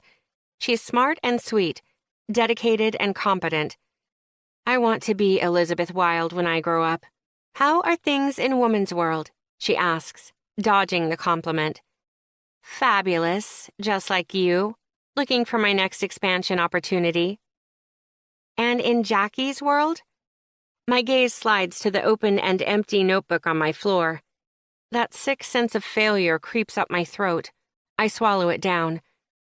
"Slinging coffee and breaking hearts. You know, the usual," I declare, brushing the imaginary chip off my shoulder. "And drawing?" she prods. "When the spirit moves me," I shrug. "How's things with man meat?" I spin around in my chair so all she can see is my back, wrap my arms around myself and grope vigorously while making obscene slurping noises. When I turn back around, Elizabeth is blushing again with a stupid happy grin on her face. I set my elbow on the desk, drop my chin into my hand and lean into the camera. "Tell me, how many orgasms did he give you today?" "Jackie!" she squeals, and I laugh. Inquisition successfully dodged. She's so easy to distract that I almost feel bad. "Austin is good." I lick my lips. "Yeah, I bet he is." She rolls her eyes. "What about you? Any prospects?" "Nah, I'm in a hell of a dry spell. My nethers are woefully underappreciated these days. The image of Eddie's boyish smile flashes through my mind. Nope. He is not the solution to this particular problem. Still, I find myself bringing him up, my mouth seeming to have a mind of its own. "There is this guy at work I kind of like messing with. Khakis." "Khakis?" "Yeah." I grin at the stupid nickname that fits him so well. "He's vanilla. Nothing special. So not my type." I wave away the completely ridiculous idea. "Does he work at the cafe too?" "First of all, it's a coffee shop, not a cafe. I'm a barista, not a waitress." "Right. There's a difference. A barista is what entrepreneurs do to make ends meet before they get their first big break. Waiting tables and slinging food is what you do when you're not going anywhere and you've given up trying." "Okay." Elizabeth isn't trying to be snotty, but she certainly is. "Whatever. And no, he doesn't work at the coffee shop. He is a frequent customer." "How frequent?" Elizabeth gnaws on her lip, over-eager for the sappy details. My bestie is a hopeless romantic. Over the past week, I can't remember a day Eddie wasn't hunkered down at the same table, either fastidiously working or slyly trying to watch me without getting caught. It's sweet in a weird kind of way. Very frequent. "Sounds like someone's got a crush," Elizabeth simpers. "Oh, he definitely wants to break himself off a piece of this Jackie pie." "So? Why don't you go for it?" "Hello? Is this thing on?" I tap the microphone on my computer. "Were you listening? He is not my type." "Jackie, no offense, but your type is usually assholes. You should go for it. Maybe he could be good for you." "Ark, you sound like Jesus. You guys just don't get it. I don't want what's good for me, darling. I want something very, very bad. Dirty. Naughty. Downright scandalous. Maybe I'll hire myself a sex tutor, too." I wink, teasing her about her ballsy move propositioning Austin when they first met. She looks timid, but Elizabeth is as brave as hell underneath it all, fearless with her heart. My idol. My typically docile friend retorts, "You don't need a sex tutor, you need a life coach to get your act together." My muscles tense and my blood turns to acid, burning through my veins. I grit my teeth and take a long breath in through my nose to avoid snapping at her. She isn't trying to be harsh, but her words cut deep. I'm sorry, I didn't mean... It's fine. My voice is ice cold when I cut her off. I'm the fuck-up creeping up on 30 and still working at my grandfather's coffee shop, right? Like my mom says, I need to get serious about my future or it will pass me by. I imitate my mom's high-pitched nagging in a failed attempt to lighten the mood. Jackie, I better go get my life started. I'll talk to you later. I click off the camera before Elizabeth can say anything else.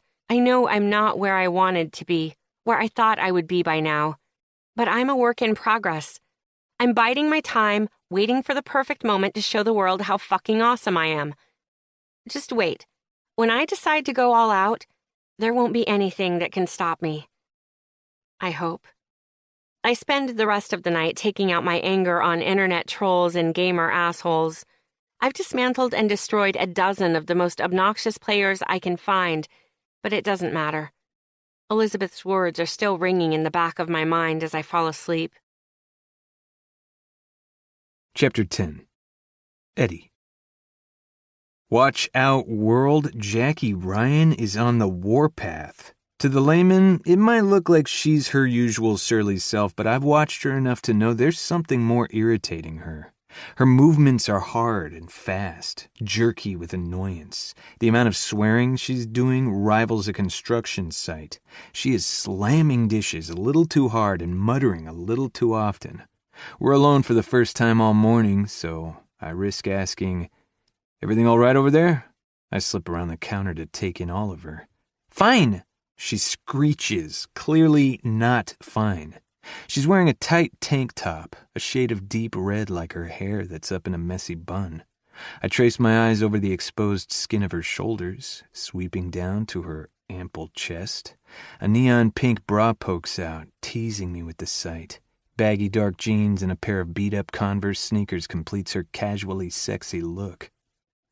I've been told when a woman says she's fine, it means she's a fucking adult and you should mind your own damn business. She stalks over to me, slaps both hands against my chest and gives a hard shove. "Get on your side of the damn counter." I stumble back a few steps, letting her get her way. Once on the customer side of the counter, I plant my feet so her body slams against mine. "So pushy," I tease. She growls, literally growls, a low and violent sound that, weirdly enough, turns me on. "Watch yourself, khakis. I'm not in the mood." She's still using that stupid nickname despite knowing my real name. It annoys me, so I push her, knowing I'm risking bodily harm in the process. "Because you're so fine, Ignis. If you were one of the 7 dwarves, you'd be surly, like Grumpy but with fewer fucks to give." I don't get so much as a chuckle. She sidesteps around me, but I reach for her wrist. She snaps her eyes to my hand, holding her like a wolf watching a bunny hop right into its den. I drop her arm before she rips mine off. My mind rambles off a million ways to try and change her mood, to get her out of this funk. Everything from pretending to pull a quarter out of her ear, like my Uncle Charlie did to me when I was 5, to grabbing her and kissing the daylights out of her. Damn, I want to kiss her. I shoved the idea down, way down. If I tried to kiss her right now, it'd be the last thing I ever did. "Still think you can guess what I do?" She gives me a single curt nod. "Then how about another bet? Terms? Same as last time. You guess what I do, you get $100. And if I win, you tell me what's wrong." She snarls. "I told you I'm fine." I tilt my head and call her bluff. "So you don't want the bet?" She studies me for a quick moment, weighing her options. "Sit," she commands, pointing to the empty bench seating at my table. I call it my table because I'm here so often I might as well be paying rent. I'm a smart enough man to do what I'm told. I'd do just about anything this sexy woman demanded. I fold my hands in my lap and watch her strut up to me, squirming slightly in my seat. With a hand on each shoulder, she leans over me. Even more of that pink bra slips out from underneath her tank top. I lick my lips and try not to leer at her amazing breasts. "I get 3 guesses this time." I clear my throat and shake my head. "That wasn't the deal." "If you're too scared to take the bet." She leans back, but I slip a hand around her leg to keep her from stepping away. Her supple thigh tenses under my touch. Her skin is hot beneath her jeans. My mouth goes dry, and my heartbeat drums against my skull. I'm not scared of you, Ignis. My voice is low but sharp. She hears me. A naughty grin twists on those perfect ruby lips. Good. Then you'll be more fun to break. She flicks the collar to my light blue dress shirt before smoothing it down again. She rolls her neck like she's preparing for a brawl. All right, let's do this. I let my hand slide off her leg and land back in my lap before tilting my chin at her. Your move. Architect. I shake my head. She purses her lips. I knew it. Too creative. I lock down my laugh, refusing to give away any free hints. Jackie gnaws at her bottom lip, ruining the scarlet lipstick she wears every day, the one that does very dangerous things to my private thoughts. Computer programmer? Slowly I shake my head. I could swear I hear the lightning strike when she perks up. Oh!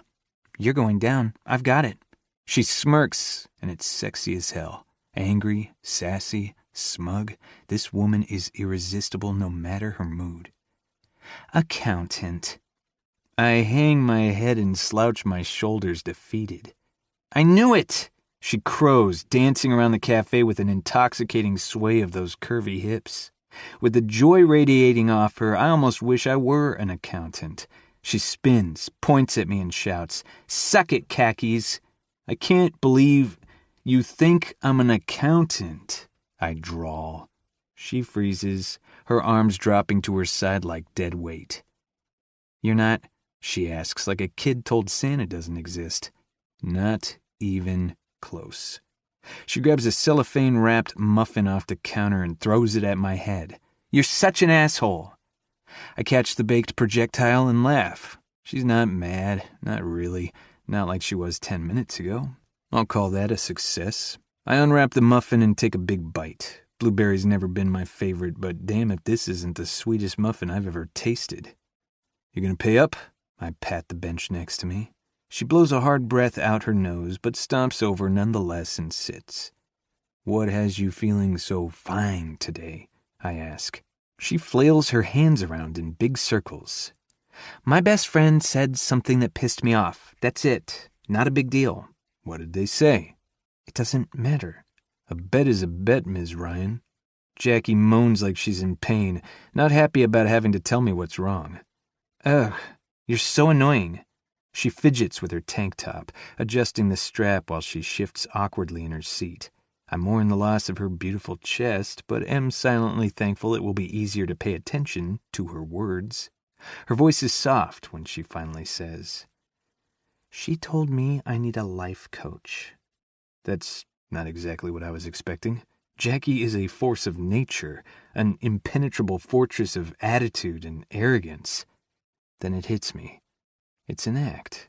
The confidence, the brash, too cool for school attitude is a front. Underneath all of that, Jackie is just as scared as the rest of us. And right now, she's letting me see it. Why did that upset you so much?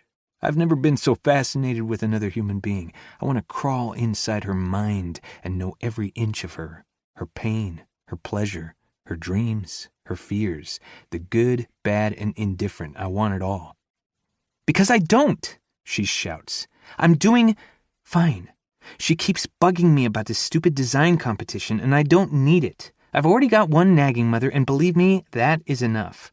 Jackie shoots up and paces back and forth in the small space between the tables. She has no idea how hard it is to come up with a completely original cover design. My mind screeches to a stop and goes blank. A tightness forms in the center of my chest, a deep and resounding panic. Cover design? I ask cautiously, my voice cracking. Jackie snatches a towel from beside the register and absent-mindedly wipes the same 6 inches of the counter. There's this contest. It's not a big deal. Jackie's soft voice trails off. She stares blankly out of the shop window. Every time there's a new E.B. Jericho release, they hold a cover contest. You submit a design, and if you win, it's the cover of the next book. My palms get sweaty. I feel like I'm sitting under a heat lamp. My whole body catches fire. The tightness squeezes harder and I can't breathe. E.B. Jericho? I ask reflexively. Panic is keeping me from being able to think clearly. Of course I knew she was a fan, but her entering the contest is different. Things are getting a bit too complicated. Jackie rolls her eyes at me. She's a sci-fi writer, the sci-fi writer, and this is the last book in her Sins of Tomorrow series, so it's a huge deal. I smile, wide and toothy, like an absolute idiot.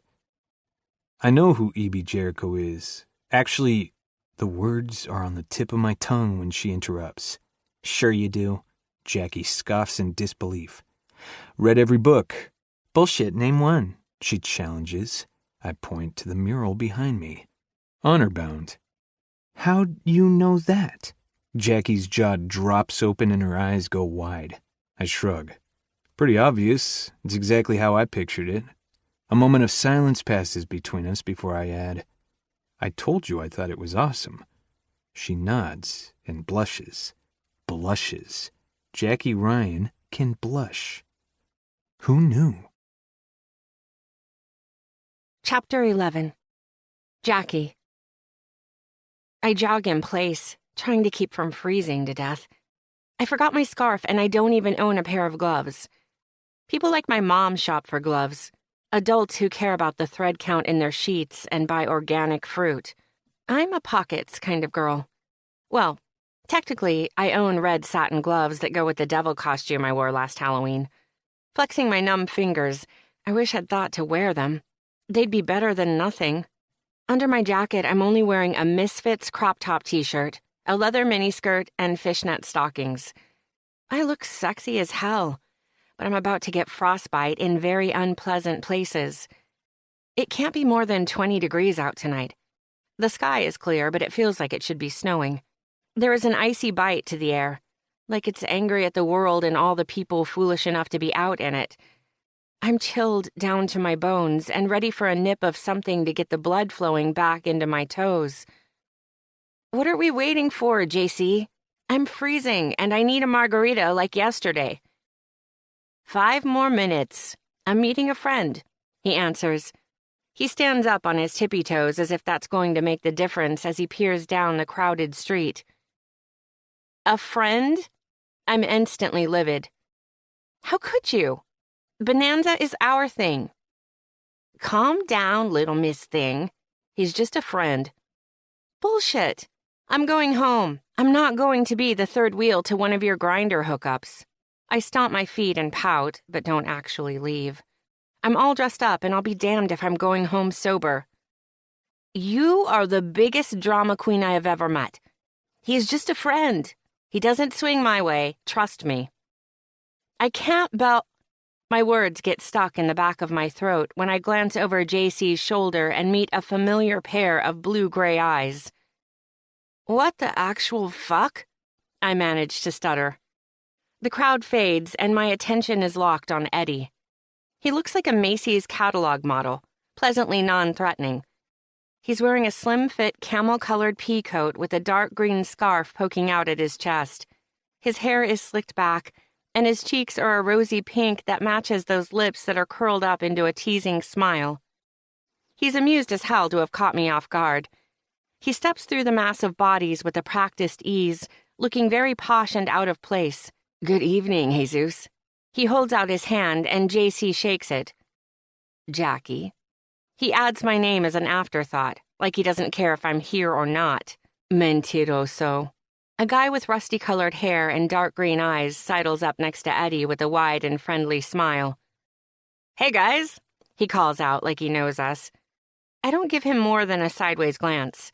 I'm too busy pinning Eddie to the sidewalk with a glare. Can I introduce my friend, Benjamin Kelly? Eddie says before stepping aside.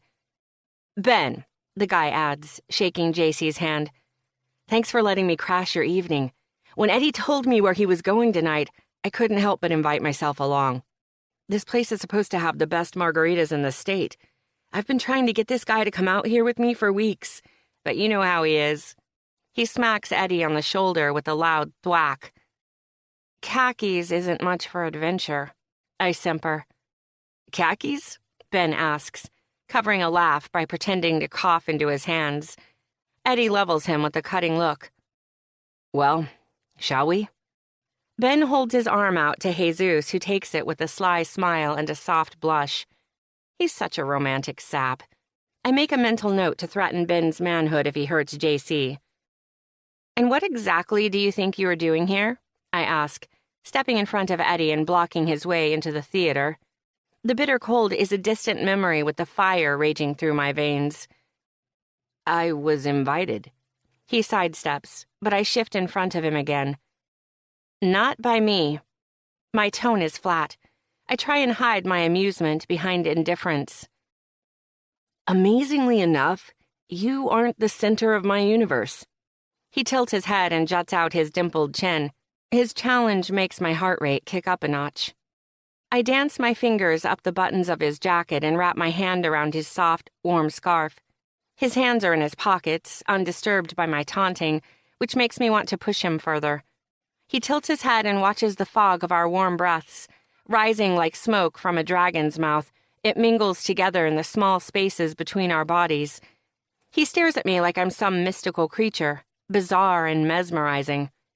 With a fistful of cashmere, I quip, "A drag show isn't your bag, khakis. Don't you have a garden party to attend?" He reaches up and pries my frozen fingers off his scarf. His hands are so warm, my skin sizzles at his touch. He narrows his eyes on my curled fingers. He takes my other hand, clasps them together in front of us, and rubs them like he's trying to start a fire with the friction.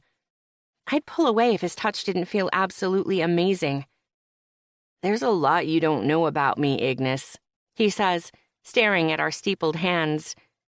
My hands begin to thaw with his touch, and his movement slows to a soft caress before finally stopping. He peers over our joined hands, and those penetrating eyes find mine. The bustle of the street is the dull buzz of a beehive, faded and indistinguishable. "What I wouldn't give for a coffee grinder right now," I tease to break the weighty silence. Pulling my hands out of his, I turn and walk away, ignoring the way my heart is pounding and the smile that's getting harder to suppress. It is impossible not to be in a good mood inside Bonanza. Queen Mab, the MC, is the most enthusiastic person I've ever met, and her energy is contagious. She is over 6 foot in her heels, a tall drink of joy in a full-length lime green sequin ball gown. Her makeup is on point, thick black eyeliner and a sexy cat eye, deep red blush highlighting her cheekbones and shimmering just between licked lips. She's more woman than I'll ever be, and I love it. "Who's ready to have some fun?" Queen Mab calls out to the audience, her arms spread as wide as her megawatt smile. JC, Ben, and I all hoot and holler. Eddie claps like he's at a golf tournament. JC and I usually grab a table close to the stage, but we've upgraded to one of the crushed red velvet horseshoe-shaped booths tonight to fit the 4 of us. I think Ben and JC spent the few minutes Eddie and I were outside plotting the seating arrangements to make sure we were crammed next to each other. Ben is on Eddie's left, and JC is on my right. They keep leaning across the table, pretending like it's so loud they need us to scrunch up as much as possible. Eddie's arm is on the booth behind me to let me get closer, and I'm all but sitting in his lap. Queen Mab is not satisfied. "Oh, I know you can do better than that. Come on. Who wants to have some fun tonight?" The crowd gets louder, the 4 of us along with it. "I can't hear you," Queen Mab shouts back. I scream my head off. JC cups his hands around his mouth and shouts. Even Ben lets out the loudest whistle I've ever heard. Finally, Eddie gets into it. I hear him let out a woot beside me and I crack a smile. It is going to be fun shoving him right out of his comfort zone tonight. Queen Mab is 3 songs into her set when I polish off my first margarita. "Can I get you another?" Eddie asks. He leans in, his nose brushing against the crust of my ear. The ghosting touch is surprisingly erotic. I answer him with a single quick nod, handing him my empty margarita glass. Eddie turns to Ben and motions for him to get out of the booth. He doesn't. "Shots?" Ben asks, pointing across the table to JC.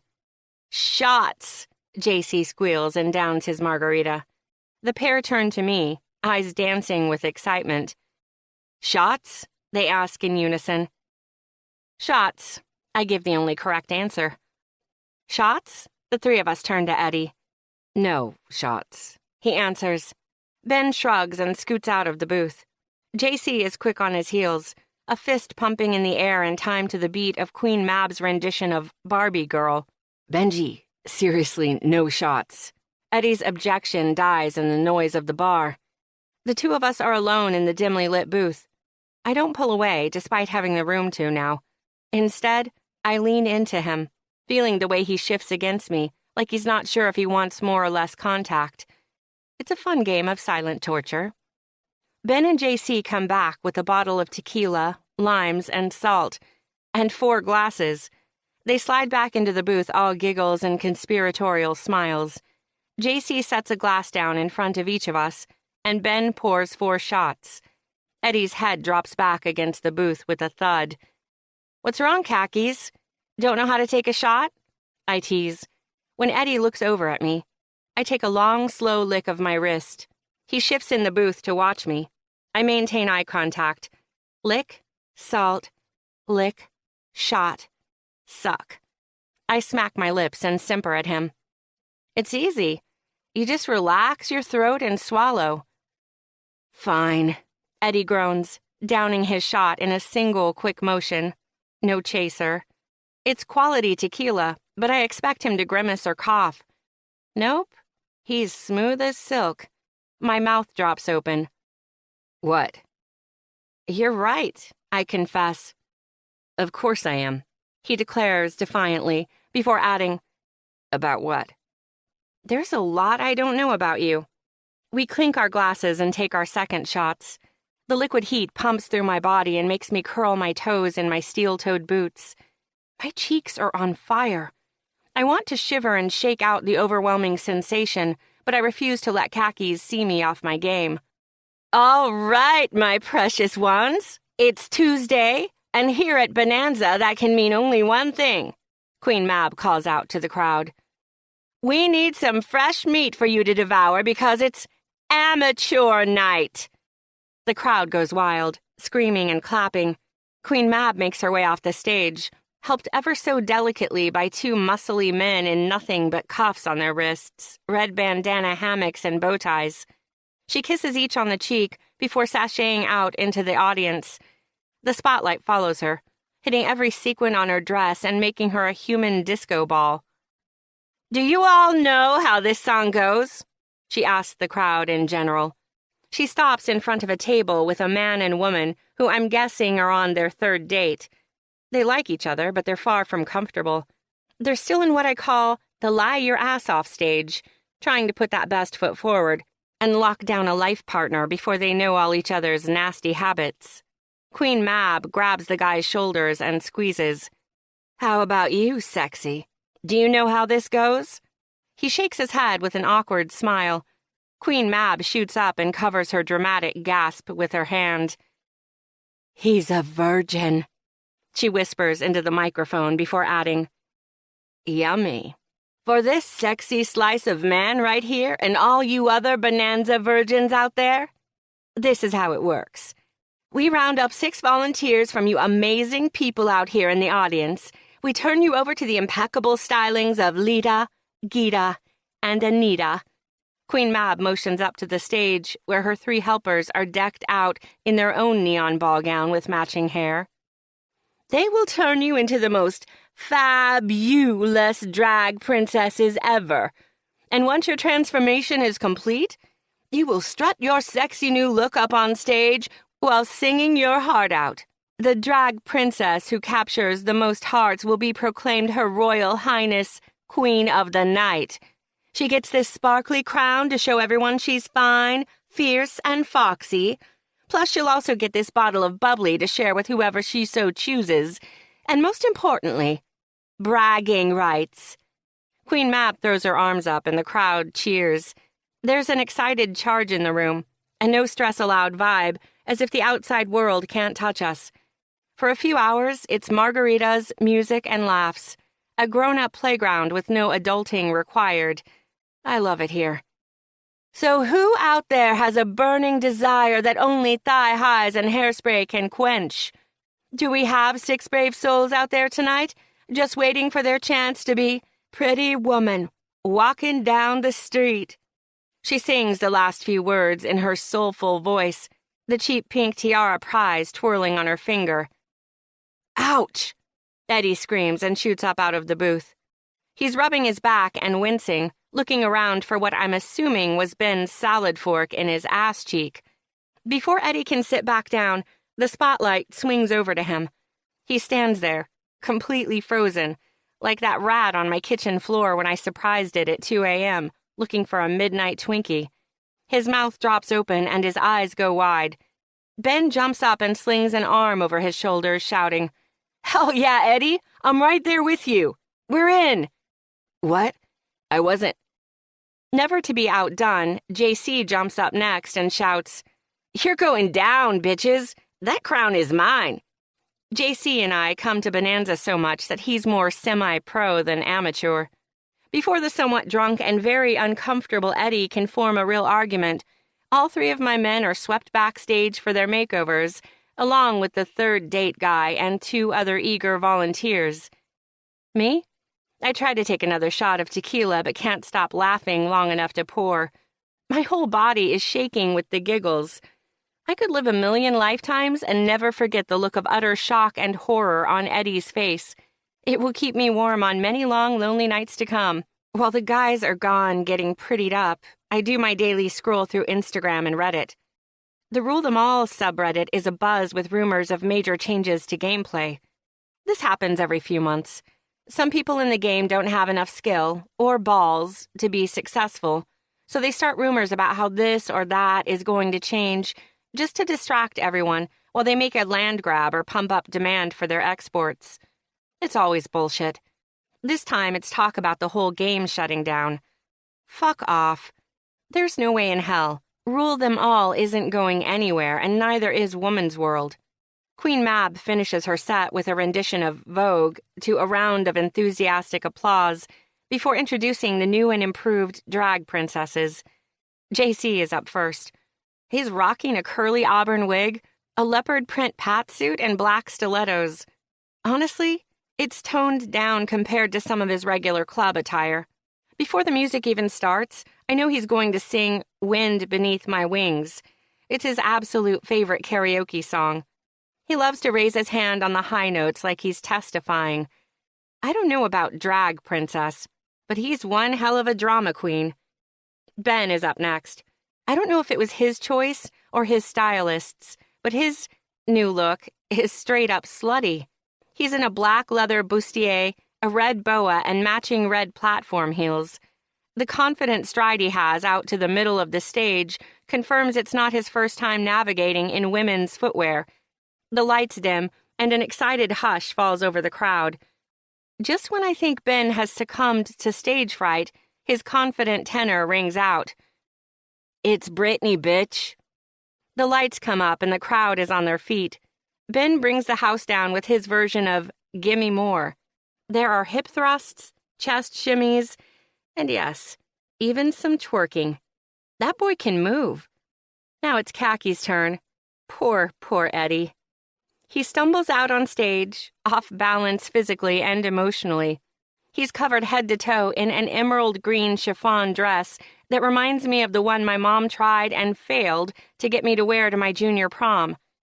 He stands up straight, his broad shoulders back and his eyes closed. He doesn't sing "Can't Take My Eyes Off You" so much as recite it. It's like bad spoken word poetry, a stalker's pledge. The crowd at Bonanza is unwaveringly enthusiastic, but even they are lukewarm in their support for poor Eddie. After Ben got the audience worked up, Eddie came in with a fizzle. I feel a little bad for him. Maybe that's why I decided to join in. I can't help rooting for the underdog. I jump up on our table littered with shot glasses and sing at the top of my lungs, "Oh, pretty baby." The spotlight finds me, and half the audience turns around to look. I stomp my foot in time with the beat, and everyone starts clapping along. My heart is racing, and I can't keep a stupid smile off my face. It's not from the 100 pairs of eyes on me. but the single pair up on stage that are twinkling with relief and thankfulness. Eddie and I lock eyes across the room and sing to each other like we're fighting, like we're angry and happy at the same time, like we drive each other crazy and we can't get enough. When the music stops, the applause snaps me back into the moment, with the help of Queen Mab's half-naked stagehands. When the spotlight fades, I sneak a couple of glances back up to Eddie on the stage. Each time, I can tell he's searching for my face in the darkness. It fills my chest with a giddy power, like the moon changing the tide. Ben wins the crown, rightfully so, but Eddie and his unnamed accomplice get an honorable mention. Settled back in at our table, Ben and JC are on one side of the booth, sharing the victory champagne and arguing about who wore it better. The three are in their regular clothes again, but had varying success with getting their makeup off. I have a feeling Ben will be finding glitter in unusual places for the next month. Eddie drapes an arm along the booth behind me and leans in to whisper, "Thank you." I brush him off. "You were just too pathetic up there. You were bringing the whole place down." He nods and pulls his arm back. He's staring into his drink with that hard look he gets sometimes when he's focused on his laptop in the coffee shop. "I told you this wasn't your scene." I elbow him in the side. "It takes a real man to rock fishnets." He chuckles half-heartedly. "It's not the fishnets that scare me. He downs another shot of tequila without so much as a wince. It's being in the spotlight. I hate having so many people looking at me. It makes me feel like I can't breathe." "I get that," I confess. Without thinking, I place my hand just above his knee and squeeze. I do get it. My attitude is my armor. His clothes are his camouflage. We're both just trying to survive. "You do?" he asks, staring at my hand. Judgment is a bitch. He turns his head and I catch that boyish grin of his. Much to my horror, it makes me smile too. My gaze drifts up to those soft eyes, and I feel myself leaning into him. We're having what saps like Jesus call a moment. A wave of claustrophobic panic washes over me. I'm trapped, not by the cramped space or the loud noise, but by his genuine admiration and the spark it lights deep inside of me. Fuck. I'm so wasted, I mutter with an exaggerated hiccup before burying my face in Eddie's chest. Chapter 12. Eddie. "You look nice today," I compliment Jackie while handing her a 20 for my daily coffee tab. "And normally I look like what, exactly?" Her tone is distant, not her usual playful teasing. She walks away, leaving me with the distinct impression I've done something wrong. I push down the urge to ask her what. She wouldn't give me a straight answer anyway. I press on, undeterred by her cold shoulder. "You're alluring every day, but being pissed off gives you that special hostile glow." I lean against the counter and grin at her. She pinches her eyes shut and shakes her head, fighting back a smile. Victory. She fills a coffee mug with my caffeinated sludge and struts back over. "Walk away before you dig a hole you can't climb out of, khakis." She slides the mug in front of me and crosses her arms. "Sure thing, Ignis." I take a long sip of my coffee and keep my eyes locked on hers. She groans and shoos me away. I keep the eye contact with a lopsided grin as I walk backward to my table. She likes me, and she knows it, even if she refuses to admit it. I'm settled in with my makeshift desk set up, laptop and notebook at the ready about 15 minutes later. I'm about to dig in and get to work when Jackie's light laugh rings out in the coffee shop. I lift my eyes to find a hipster leaning up against the counter. He can't be her type. He has a long manicured beard and a man bun poking out the bottom of his fedora. He's wearing tight, short slacks that on a woman would be called capris and a long scarf draped over his designer distressed cotton t-shirt. My mouth drops open, my eyes go wide, and my fists clench at my sides when I see her slide a piece of paper across the counter to him. Her number, no doubt. "Oh, come on," I groan, loud enough they hear me. The hipster ignores me, but Jackie stares daggers that make me fear for my personal safety. "Thanks," Hipster says, slipping the piece of paper with Jackie's number into his skin-tight pocket before giving her a quick nod and hitting the road. I try to refocus on my work, but Jackie has other ideas. She stalks up to my table and slams down a new cup of coffee. It sloshes over the sides, and I snatch my notebook to keep it from soaking up the dark roast. "You have something to say, Professor Cockblock?" she snarls. "You can't be serious, that guy." I gesture with my thumb toward the door and tisk. She shrugs. "The pussy wants what it wants. And what could it possibly want from that guy? Manscaping tips?" She pulls out the chair next to me and sits down, with her elbows on the table, her face in her hands.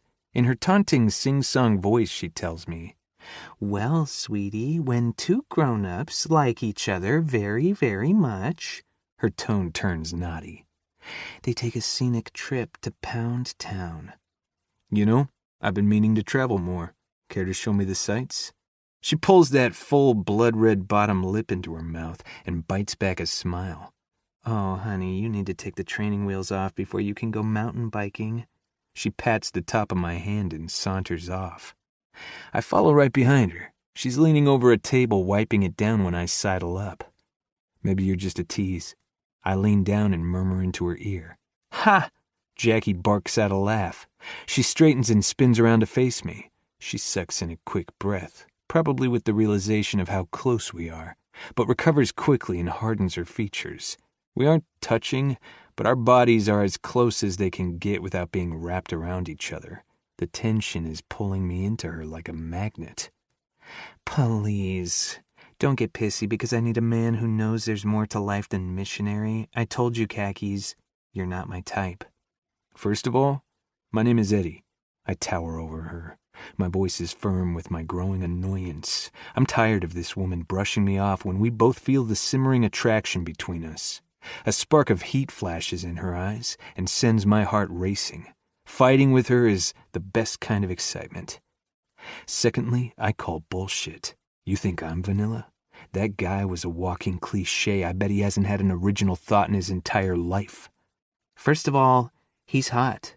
I don't care if he's stupid, so long as he's not boring. She says it like it's the ultimate crime.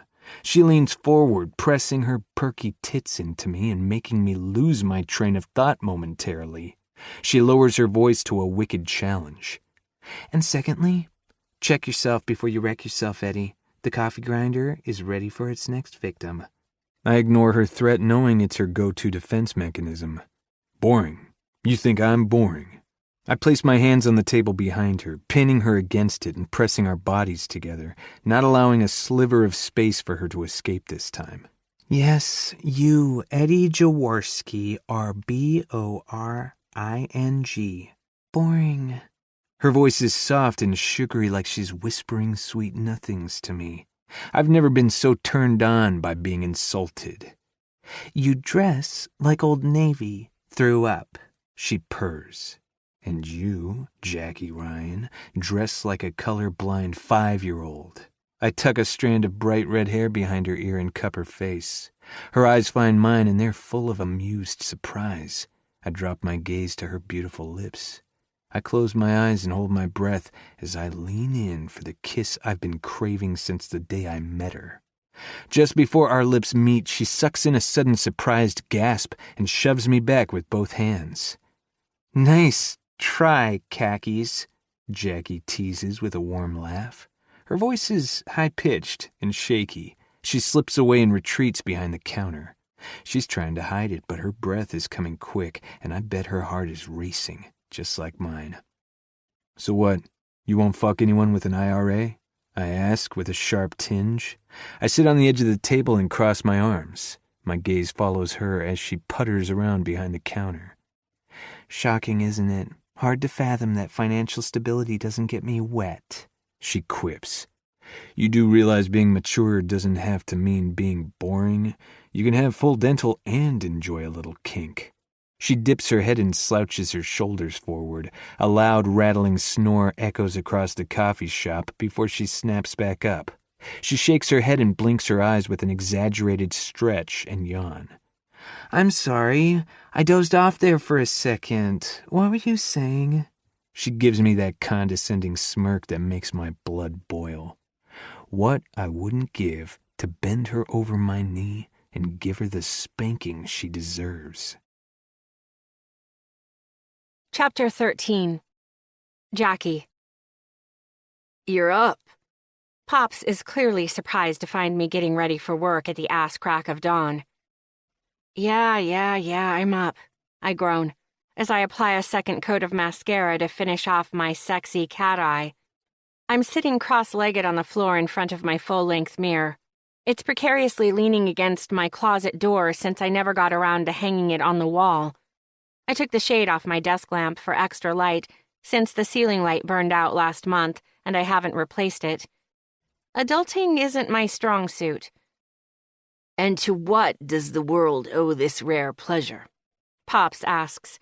He lets out an old man groan when he lowers himself onto my unmade bed to watch me. He probably hasn't been keeping on top of his arthritis medicine. I bite back the urge to scold him. I'm in no place to judge. Nothing. I just woke up early. Pops hums in disbelief. It couldn't have anything to do with that handsome young man Jesus introduced me to. Khakis? No way. He's not my type, Pops. Who cares about your type? That boy is a young Gene Kelly. If I were 50 years younger, I could teach him a few things. Pops! Ew. Overshare. Oh, please. Don't pretend you haven't imagined taking advantage of that young man. Maybe, I admit with a devious smile. He is fun to mess with. Mess with?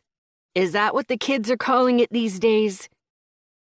No, you dirty old bastard. I swat his thigh. I mean, he's fun to tease, and he doesn't back down, which is kind of sexy, I guess. But we're total opposites. I shake my head and wave off the idea. Opposites attract for a reason, sweetest. With an annoyed groan, I stand up and pull a cropped leather jacket out of my closet. Why is everyone so obsessed with the idea of me hooking up with the human embodiment of an after-school special? Maybe we all want to see you happy. I am happy, I growl. And you sound like Mom.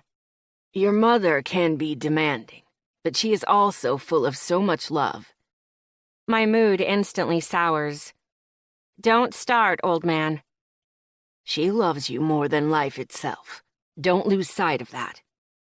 Sure she does. My words are soaked in sarcasm and derision. Jackie. Pops uses his warning tone. I know she loves me, all right? I snap.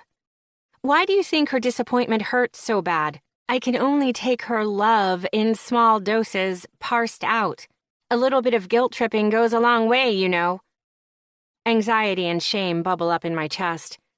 I'm not the daughter she wants. I'm not polished or successful. Not put together and accomplished. Not her. Every conversation we have always starts with how I am not enough. She wants what's best for you. She pushes because she believes in you. Ha! She believes in my ability to screw up and fall short of her expectations. Besides, you're one to talk. I circle my hand in the air and gesture to all of Pops, from the pomade in his hair to his partially unbuttoned peach shirt, the sparkle of his gold necklace and the mirror shine on his dress shoes. He looks like the caricature of a dapper 1950s porn star. He has his own style, marches to the beat of his own drum, and for that, he's always been my idol. Pops is who he is. No apologies given. No forgiveness needed. That doesn't sit well with Mom's cookie-cutter idea of life. Even the best of us have our demons. I decided a long time ago that I'd earned the right to grow old disgracefully. Your mother hasn't forgiven me for that just yet, but that doesn't mean we don't love each other. So, it's okay for you two to love each other and not talk? Sounds great. Where do I sign up? Snark drips from my sarcastic words. I'm not a morning person, and this chat with Pops is making me remember why mornings can bite the fattest part of my ass. I stomp around my tiny studio apartment, frustration making my skin burn. I'm going to be late for work. Good thing I know the owner. I walk to my open door, ignoring him. Jackie, What? I spin on my heels, cross my arms, and level my grandfather with a glare. It's too early for this. Pop stands up and walks toward me. I didn't mean to pick a fight, sweetest. You know I love you. He holds out his arms for a hug, and I give in. My temper flares quickly, but I've never been able to hold on to my anger for long, especially with Pops. Do an old man a favor. He cups my cheek and kisses my forehead. Call your mother, and remember her nagging comes from a place of love. You sure I can't just give you a kidney or something? I deadpan. Afraid I'm all set in the organ department. Damn it. Chapter 14. Jackie. My phone vibrates in my pockets and I ignore it. Ethan, aka the hipster, has texted a handful of times over the past few days since I gave him my number. I've ignored all of them. I threw up in my mouth a little when he invited me to take a stroll around the farmer's market.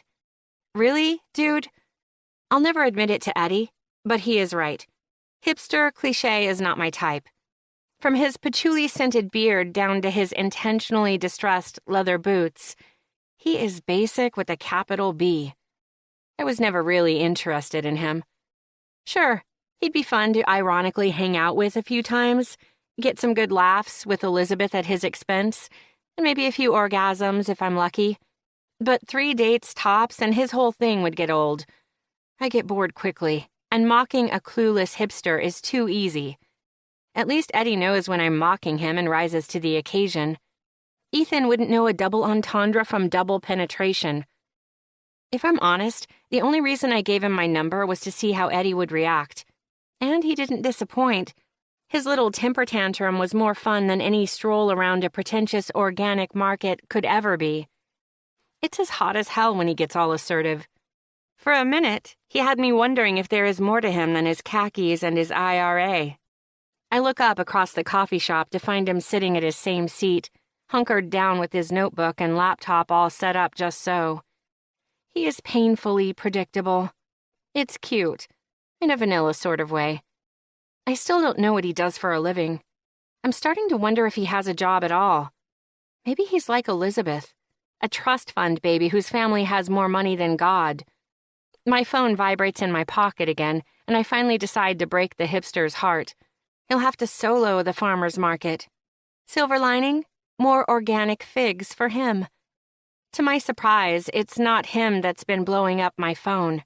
It's Elizabeth. Lisbeth, have you heard? Are you okay? Jackie, hello? If you haven't heard, do not check your email. I'm serious. Call me as soon as you get this. Jacqueline Ryan, please tell me you haven't done anything crazy. What the hell is she going on about? For once, I do as I'm asked and call her without checking my email. What's up, crazy pants? I ask as soon as she answers. Quintuple text much? Jackie, thank God. I've been so worried about you. Elizabeth's voice is shaky, and the first licks of panic gnaw at the corner of my mind. You're freaking me out, Lisbeth. I'm louder than I should be, my words carrying through the shop and drawing attention from Eddie and the few other customers we have this morning. I lower my voice and ask, what's going on? I want you to take a deep breath. Elizabeth, I groan, annoyed and exasperated. Okay, fine. I'm just going to rip it off like a Band-Aid. I'm waiting on pins and needles for her next words, but instead there's just silence. Elizabeth! I shout. Every set of eyes in the shop turns to me in alarm. Legendary Games is discontinuing support for Rule Them All. They're killing our game. No! I scream inside my head. I'm in shock. I can't form any actual words. It can't happen. I've been playing Rule Them All for a decade. I can't count how many hours I've spent shaping Woman's World, building partnerships and demolishing my foes. It is like home, my safe space, acceptance. It's where I met Elizabeth, for fuck's sake. They can't take that away. There has to be a mistake, I mumble into the phone. You have a notification in your email. That's why I didn't want you looking at it. It must be a joke. Some kind of fucked up prank. Elizabeth's tone is soft and cajoling, like she's talking to a crazy person with their finger on a hair trigger. Not too far off. I wish it were. I've double and triple checked. The company has stopped all planned upgrades with full server support to cease in 6 months. No! I howl. Jackie, are you okay? I'm too lost to notice Eddie is out of his seat until he's standing in front of me at the counter. I ignore him, my brain struggling to wrap itself around the truth of my new reality. I'm starting to hyperventilate. I grab at my chest. My heart aches. Elizabeth, I whimper. I know, Jackie. I'm heartbroken too. I wish I could give you a big hug right now. It's fine. I stiffen my back and take in a long, deep breath. I'm fine. Are you sure? I know how much the game means to you. Elizabeth isn't wrong. When everything else goes sideways, rule them all is where everything makes sense. I've never tasted success like I have with Woman's World. Some days I think it's all I'll ever be good at. And now it's crumbling in front of me. It's just a game. My voice is cold and detached. I've got to go. I'm at work. Oh, okay. Call me if you need anything. I hear the concern in Elizabeth's voice and try to keep it together long enough to get her off the phone. Will do, Lisbeth. I hang up and pull out my email. Elizabeth was right. Right there in my email sits the notice of my world ending. Literally. I take a deep breath and set my phone aside with measured care. I close my eyes and place my splayed palms on the counter. It's gone. Fuck! I scream at the top of my lungs. Chapter 15. Eddie. Fuck! Jackie howls like she's grabbed a hot poker. She throws a coffee cup against the far wall, luckily away from the few customers in the shop. Porcelain shards rain down, hitting the tile floor with a soft clink. My heart is instantly in my throat, and adrenaline has me charging toward Jackie. The urge to take care of her, keep her safe, takes over my every thought. I have completely lost whatever it was I was doing 5 seconds ago. All I can focus on now is Jackie, who is storming around like a wounded wild animal. She's scared and angry, lashing out at anything she can reach. All I want to do is keep her from hurting herself, or anyone else. Sorry, folks, we're going to close up for the rest of the day, I announced to the handful of customers. A couple tucked in the corner make quick work of scurrying out of the front door. I usher out the other customers with a tight smile and profuse apologies. Once the front door is locked and the sign flipped to closed, I turn my full attention to Jackie. She's broken a few more cups, but it doesn't seem to have calmed her down. Her chest is heaving like she's about to hyperventilate. Her eyes are wild and watery. I'm more scared for her than I am scared of her. Jackie, what's wrong? I risk asking. It's gone! She shouts to the ceiling, not acknowledging me. I shake my head, not understanding. How could they? Who? This isn't right. What isn't? Jackie just howls and throws another cup. This is the worst game of 20 questions ever. I hold up my hands and approach her slowly. She's pacing, shaking her head and tugging at her hair. She looks equal parts furious and tortured. What can I do to help? I keep my voice as calm and soothing as I can. Jackie's feral gaze snaps to me, acknowledging my existence for the first time since her tantrum started. Slap me, she demands, taking a quick step toward me. What? I jerk back, shaking my head. Slap me, she shouts, charging toward me. Right here. She taps the side of her face, hard enough to turn it a soft shade of pink. You're crazy, no way. Khakis, listen to me very carefully. She grabs a fistful of my shirt. She is close enough that I can smell her familiar coffee and caramel scent. I'm freaking out. My mind is going a mile a minute. I need to shut it off. I need you to slap me. Her eyes hold an unnerving frenzy reflecting the panic coursing through her body. I have to do something, but I'm sure as hell not slapping her. My hands are moving before I'm aware of making a conscious decision. I snake an arm around her waist and tug her against me. The adrenaline stinging my veins makes my movements quick and rough. My pulse pounds in every inch of my body as I slide a hand into her hair. Jackie's chest is heaving against mine. She draws in a surprised gasp, and her eyebrows knit together in confusion. Holding her to me in a hard embrace, I seal my lips to hers, claiming the kiss I've been coveting since the first moment I met her. It's quick and aggressive, like the slap she was begging me for. She lets out a startled hum, and I pull back. The shock on her face makes my heart race with fear and uncertainty. I step back, putting a few feet between us.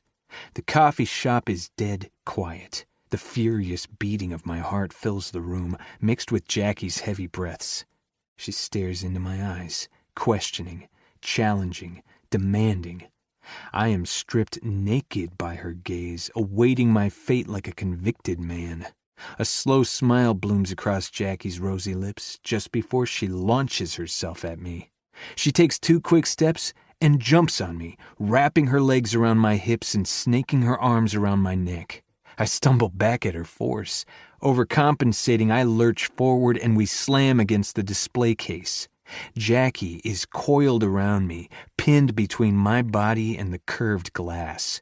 She arches her back away from the cold surface, pressing herself harder against me. The soft light of the case behind her catches the red hues in her hair, and there's a devious twinkle in her eye. She looks like trouble wrapped in temptation. I crash my mouth on hers, and those pillowy lips part from my eager tongue. She tastes sweet and warm and wicked, like dessert for dinner. Eddie, she moans my name, my actual name, grabs a handful of my hair and tugs. She's not gentle as she tightens her legs around my waist and digs her boots into my lower back. The sensation makes me desperate, and I kiss her like it's the last thing I'll ever do. Knowing Jackie, it just might be. "What was all that ruckus?" A man's voice calls from the back of the shop. It snaps me out of the trance, and I pull away, or at least I try. Jackie is too firmly glued to my body. She doesn't budge when I pull away from the display case. Pops cocks an eyebrow and stares at the pair of us. "Pardon my interruption, but last I checked this was a reputable business establishment." "Sir, Holding my hands up in surrender, I start to explain why Jackie's wrapped around me like a boa constrictor. "Reputable? Please," Jackie interrupts. "Fine, a disreputable business establishment then, which still needs to be open to conduct business," Pops retorts. Jackie finally climbs off me and saunters over to Pops. I fold my hands in front of me, trying like hell to hide my raging hard-on from Jackie's grandfather. I clearly fail. "Disreputable indeed," he purrs, staring at my crotch. Jackie traces his gaze and lets out a long, low whistle. She must have done time as a construction worker, fully objectified. I clear my throat to bring their attention back up to my waist. "I'm taking a mental health day," Jackie blurts out. "I don't blame you," Pops teases.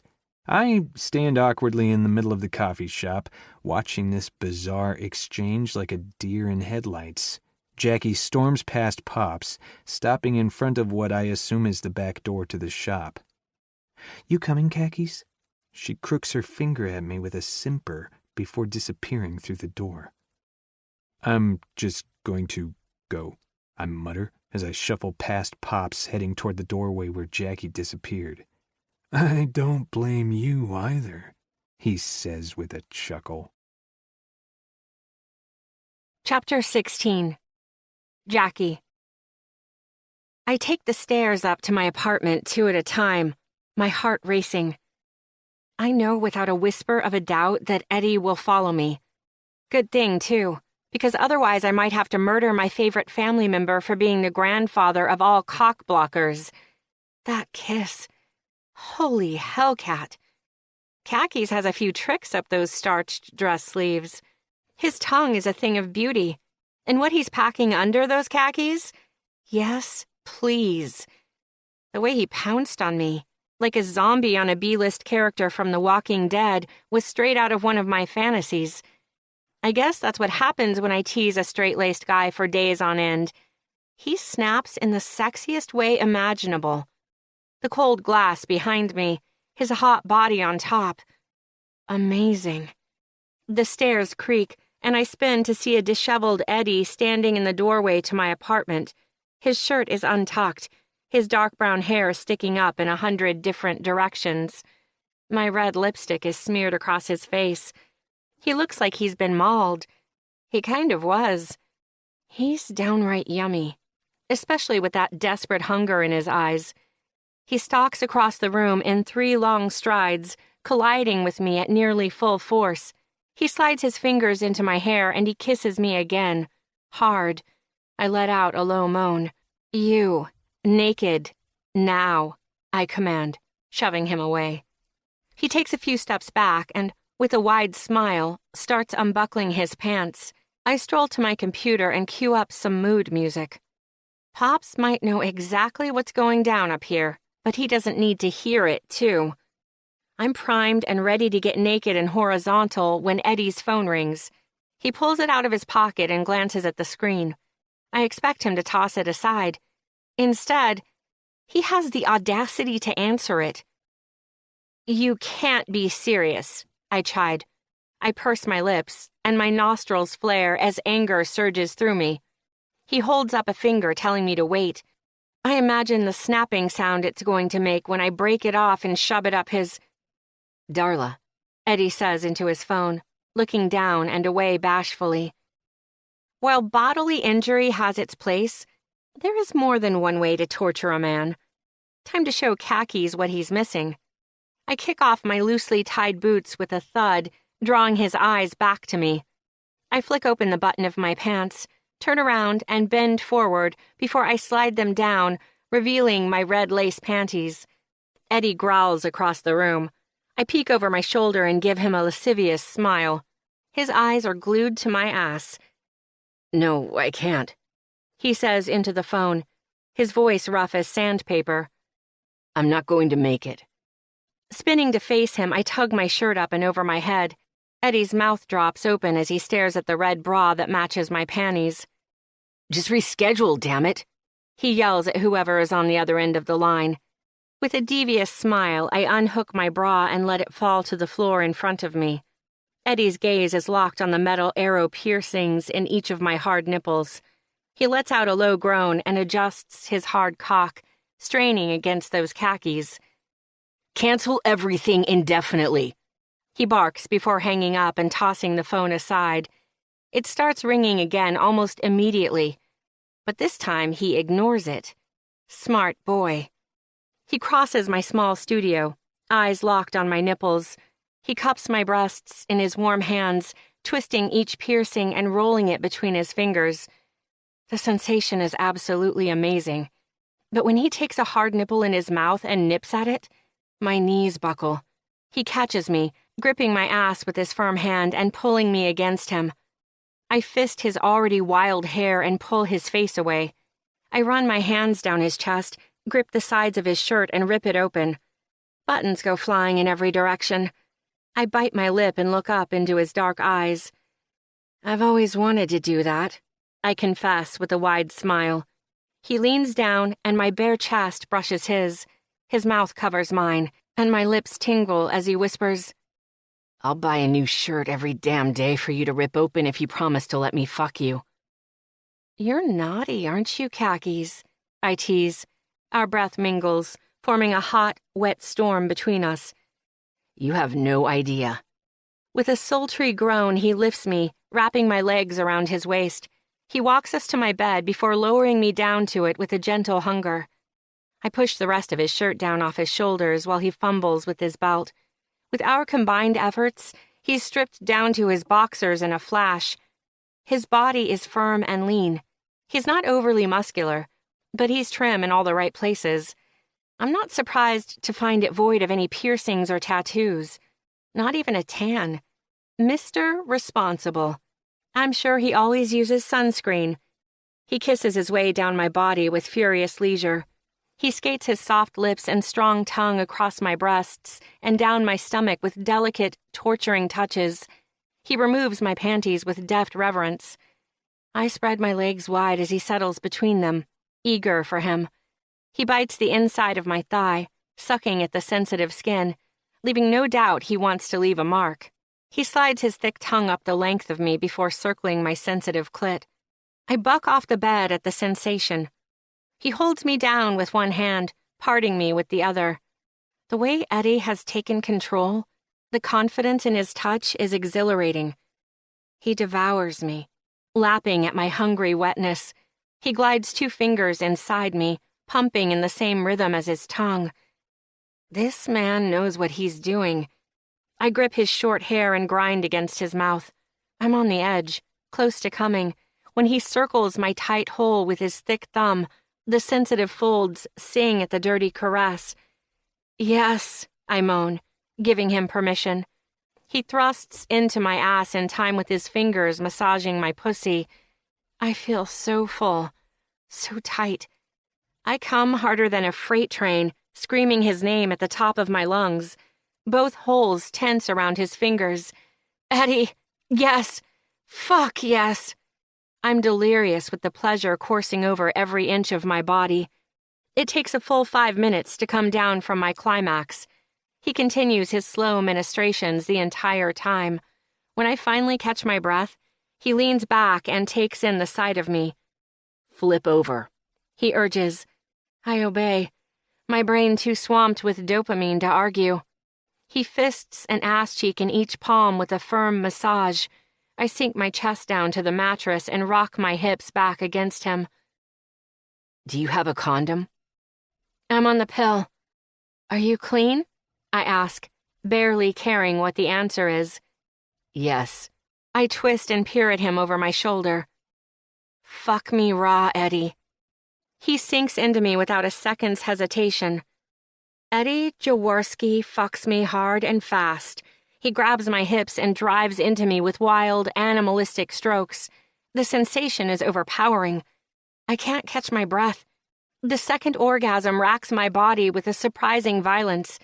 Every muscle in my body tenses, and I swear I speak in tongues. We collapse in a hot mess, tangled together in satisfied exhaustion. Chapter 17. Eddie.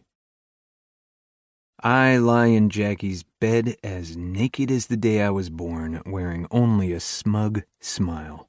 I interlace my fingers and slip them underneath my head as a makeshift pillow. Staring up at the white ceiling, I shake my head in disbelief. "What's with the grand khakis?" Jackie calls from her bathroom doorway. Rolling to my side, I study her. She is also stark naked and mesmerizingly beautiful. The early afternoon light filters in through the thin curtains over the window on the far side of her studio apartment. It catches the orange highlights in her hair, warms the pink glow in her cheeks, and glints off her metallic nipple piercings. Just when I think she's out of surprises, this woman keeps me on my toes. Short, curvy, and pierced, she's the sexiest thing I've ever laid eyes on. Her body calls to me with a siren song, every bit as alluring as that smart mouth and quick wit. I'm starting to think there isn't a single thing about Jackie Ryan that I don't find fascinating. "Just happy I could be of service, Ignis," I quip. She stalks back to the bed, crossing her legs and swaying her hips with each ruthless step. "Desperate times call for desperate measures." Her voice is raspy and low. "You did sound pretty desperate, what with all that panting and pleading." She climbs on top of me, a knee on either side of my hips, and leans down over me. I steel my features despite reveling in the feel of her supple body pressed against mine. I keep my hands behind my head, grin locked in place. "Aren't you a cocky asshole post-coital?" "I know what I'm good at. There's no shame in having pride in what you do." I wink at her, knowing it'll drive her absolutely nuts. "Let's get one thing straight. This was fun." "Agreed." She narrows her eyes at me, annoyed with my interruption. But that doesn't mean we're like a couple or anything. We aren't dating. Her perfect little nose crinkles in disgust. We're just screwing, she declares. I roll us over and pin her to the mattress with my body. The sheets are a tangled mess underneath us. The comforter is somewhere on the floor. I don't know if she even has pillows, but they sure as hell don't survive our workout. She wraps her legs around my waist, crossing her ankles and squeezing. She grips my shoulder with one hand and fists a tuft of my hair with the other. This woman doesn't know how to surrender. Just screwing? I ask, staring down at her. I'm not surprised, but I am disappointed. Yes, khakis, all sex, no feelings. Got it? Her voice is sweet and playful. She's taunting me. Still, there's fear hiding in those beautiful eyes. Every neuron in my brain is shouting for me to argue with her. What we are doing is so much more than sex, so much more than physical. We have a connection, and she damn well knows it. But I also know her. The harder I chase her, the faster she will run. She was born to be evasive. I'll bide my time and wait until she's too far in love with me to stop it. I shake my head in feigned shock. But you took my virtue. I'm a tainted man now. You have to marry me or I'll be ruined. You're such a dork. Shut up before you spoil it, she commands, pulling my lips down to hers.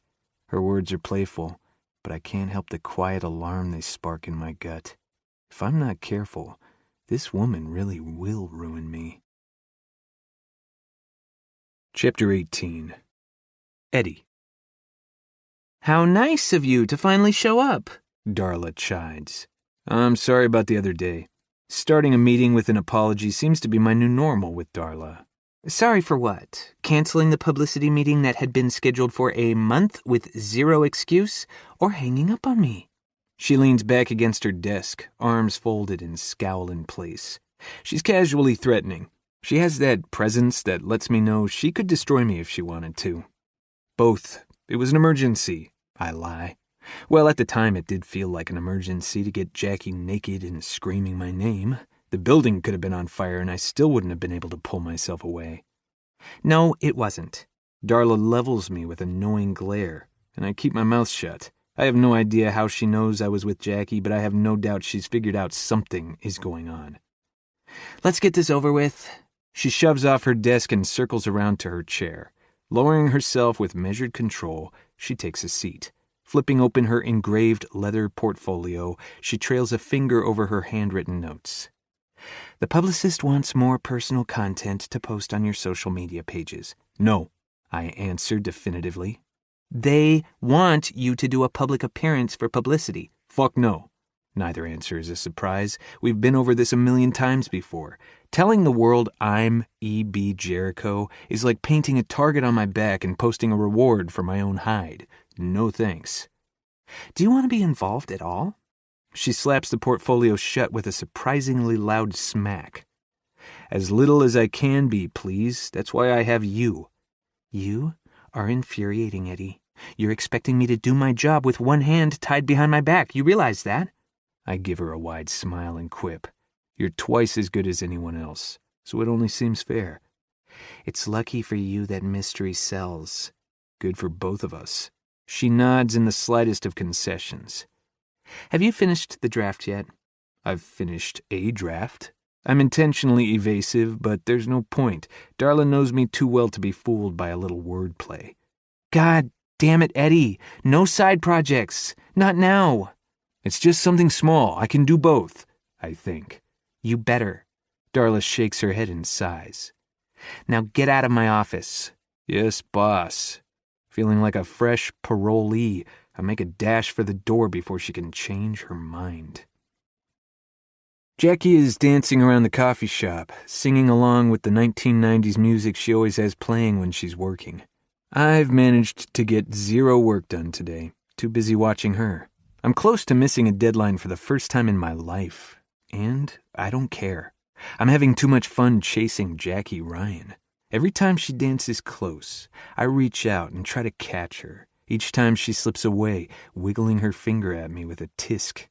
Nuh-uh, get back to work, khakis. That capital won't venture itself, she chides.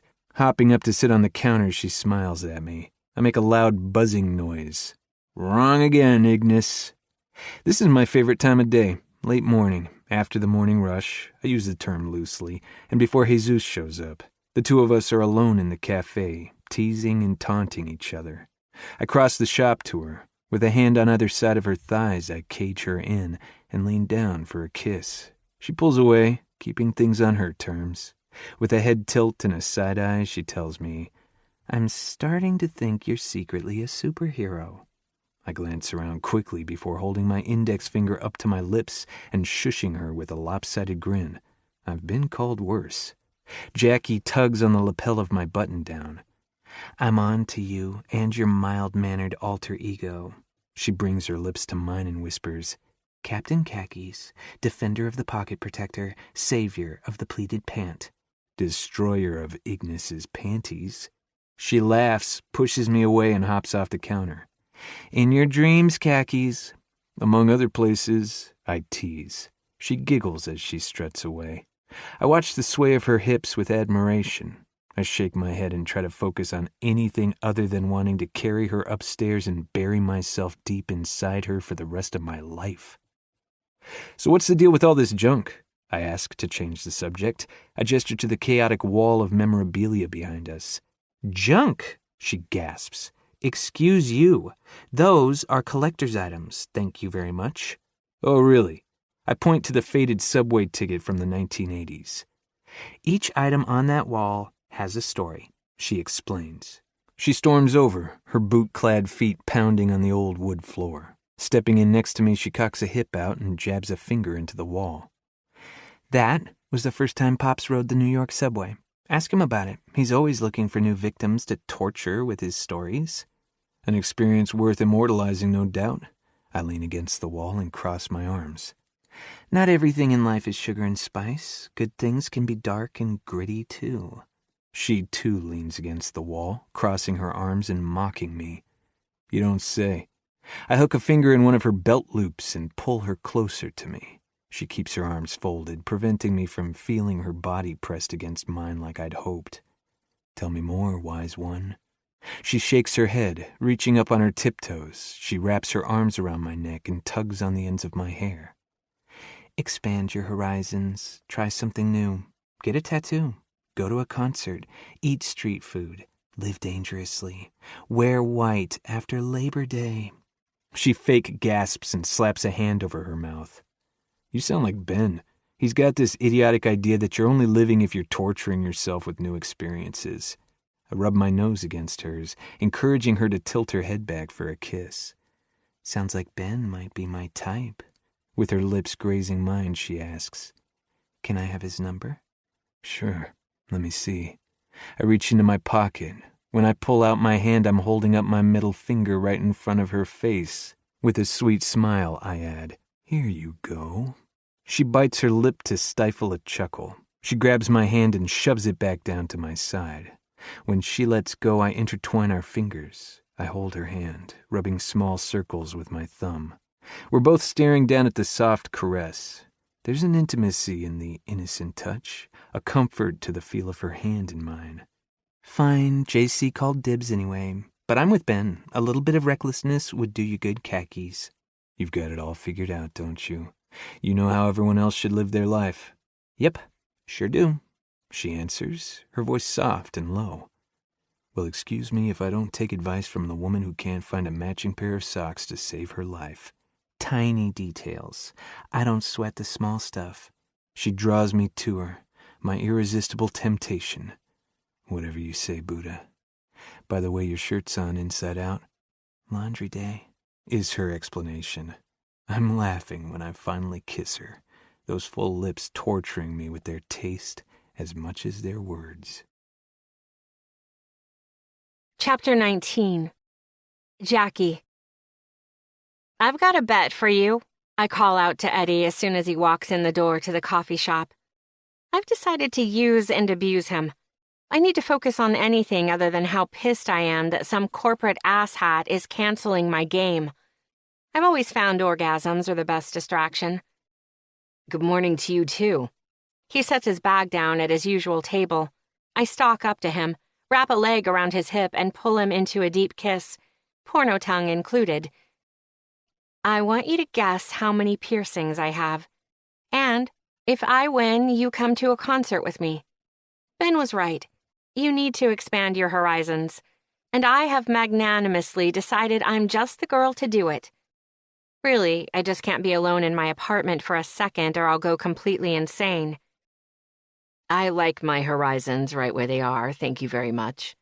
He grabs my ass and buries his face in the crook of my neck. He takes a deep breath and nips at the sensitive skin. I moan at the soft tickle. Oh, come on, khakis. Where is your sense of adventure? Hiding under the couch at home, terrified of you? Where's your rationality? I groan. It ran away to join the circus. Why do you have to be so boring? I ask, hopping off him and turning to walk away. He snakes an arm around my waist and pulls me against him, nuzzling back into my neck. Fine. What do I get if I win? He asks, with exhausted reservation. What do you want? I wiggle my hips against him, hoping it will be something deliciously naughty. The heavy pause while he thinks of his prize makes me nervous. If I win, we go to Sunday brunch. I scoff. Whatever. Total weak sauce, khakis. I love pancakes. Then we have a deal. That was easier than I thought it would be. Eddie has no idea what he's getting himself into, agreeing to go to a concert with me. Everyone should experience a mosh pit at least once in their life. Okay, smarty pants, what's your guess? I've got this one in the bag. Eddie knows about a few of my piercings. He's quite a fan of the bars through my nipples, but I've got a helix piercing in my ear that I don't usually keep any jewelry in. I'm sure he has no idea. He pushes me away, hands on my hips. He spins me in a slow circle, examining every inch of my body before turning me to face him. Let me think. Any day, khakis. I tap my foot.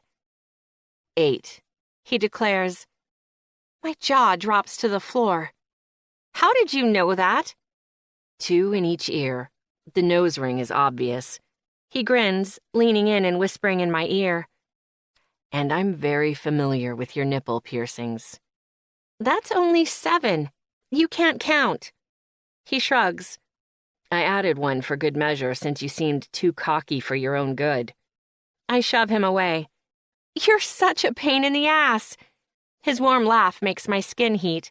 I turn and storm off. I'll pick you up at 9:30. Eddie opens the door for me like the dork that he is, and I step into the club. That's where he decided to take me for our brunch bet. A country club. I knew khakis wasn't going to let me get away with a Denny's pancake special. But a stuffy country club? So not my scene. The blue hairs seem to agree. My all-black attire isn't making me any friends.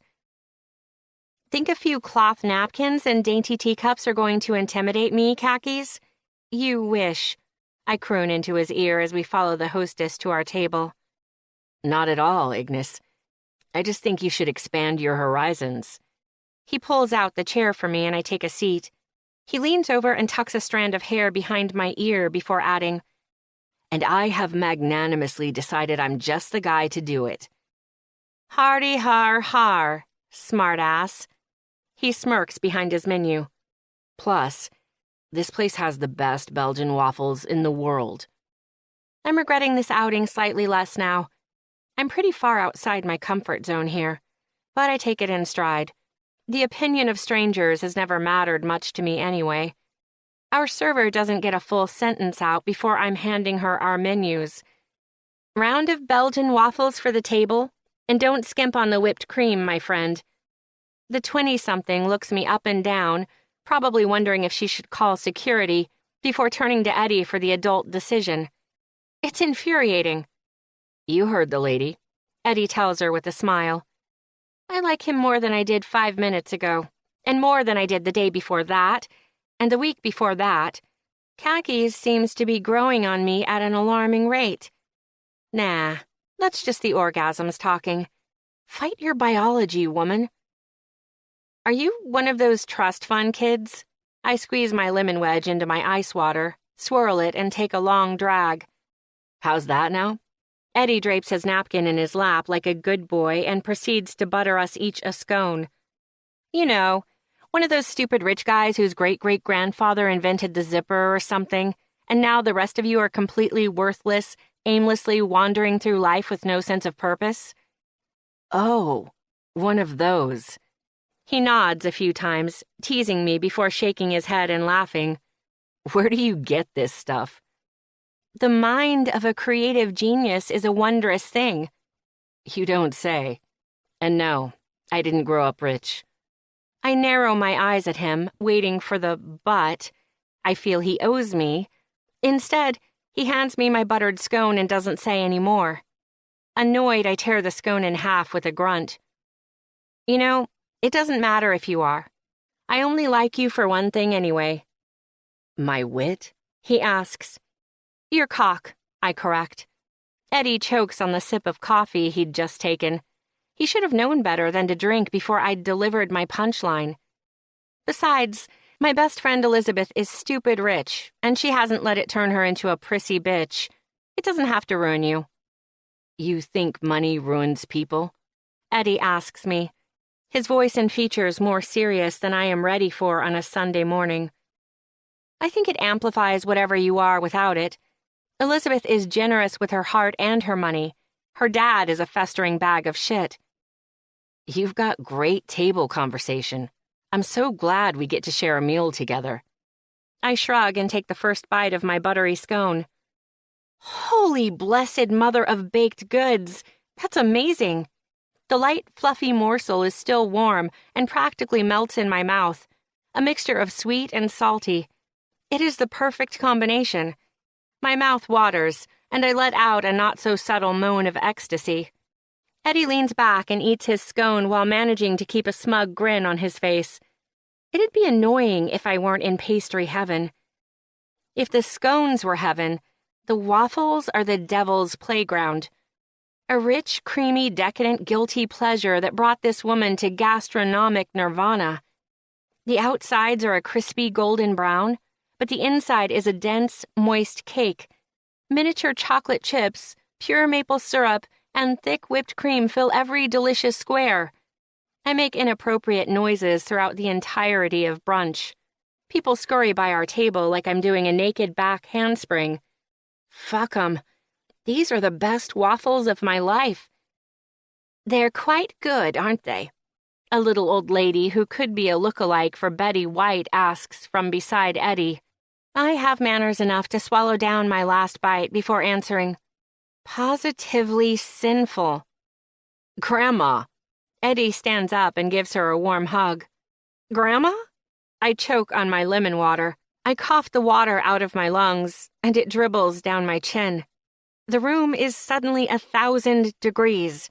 Posh strangers are one thing. Eddie's sweet old grandmother is another. Hello, Eddie, darling. Sasha said you were here with a young woman, and I couldn't resist sneaking a peek. Is this your girlfriend? She's... Eddie doesn't get a chance to answer. Fuck no, I blurt out. I hate being called somebody's anything. I'm me, Jackie Ryan. Not my mother's daughter, not Eddie's girlfriend. I don't need someone else's expectations running how I live my life. Gee, thanks. He scoffs, more hurt than insulted, I think, slumping back down in his chair. His grandma flicks her gaze back and forth between the two of us for a long moment before she finally cracks up laughing. Whether it's at me or Eddie, I'm not sure. She's plucky. I like her. She wags a wrinkled finger in my face. Bring her next month to your mother's little party. She'll make it a bit more lively. Grandma, that's not exactly Jackie's scene. What's not? I chime in, frustrated I'm the subject of the conversation going on right in front of me. My mother is hosting a dinner party. Eddie crosses his arms and leans across the table. A challenge. And what makes you think I wouldn't enjoy your mother's dinner party? Eddie doesn't answer. He just cocks an eyebrow and stares at me with that seriously expression of his. How a man can be so aggravating without even saying a word is beyond me. It must be Captain Khaki's superpower. Jackie. It is Jackie, right? His grandma asks. That's me, Jackie Ryan, at your service. Evelyn Zielinski. A pleasure to meet you. She holds out her hand and I shake it, giving her a smile. I kind of like this quirky old woman. Jackie, trust me, no one enjoys Edith's dinner parties except Edith. But it would make the evening of an old lady much more entertaining if you would oblige us with your company. I promise to keep you well fed with all the pigs in blankets you could want and well plied with wine.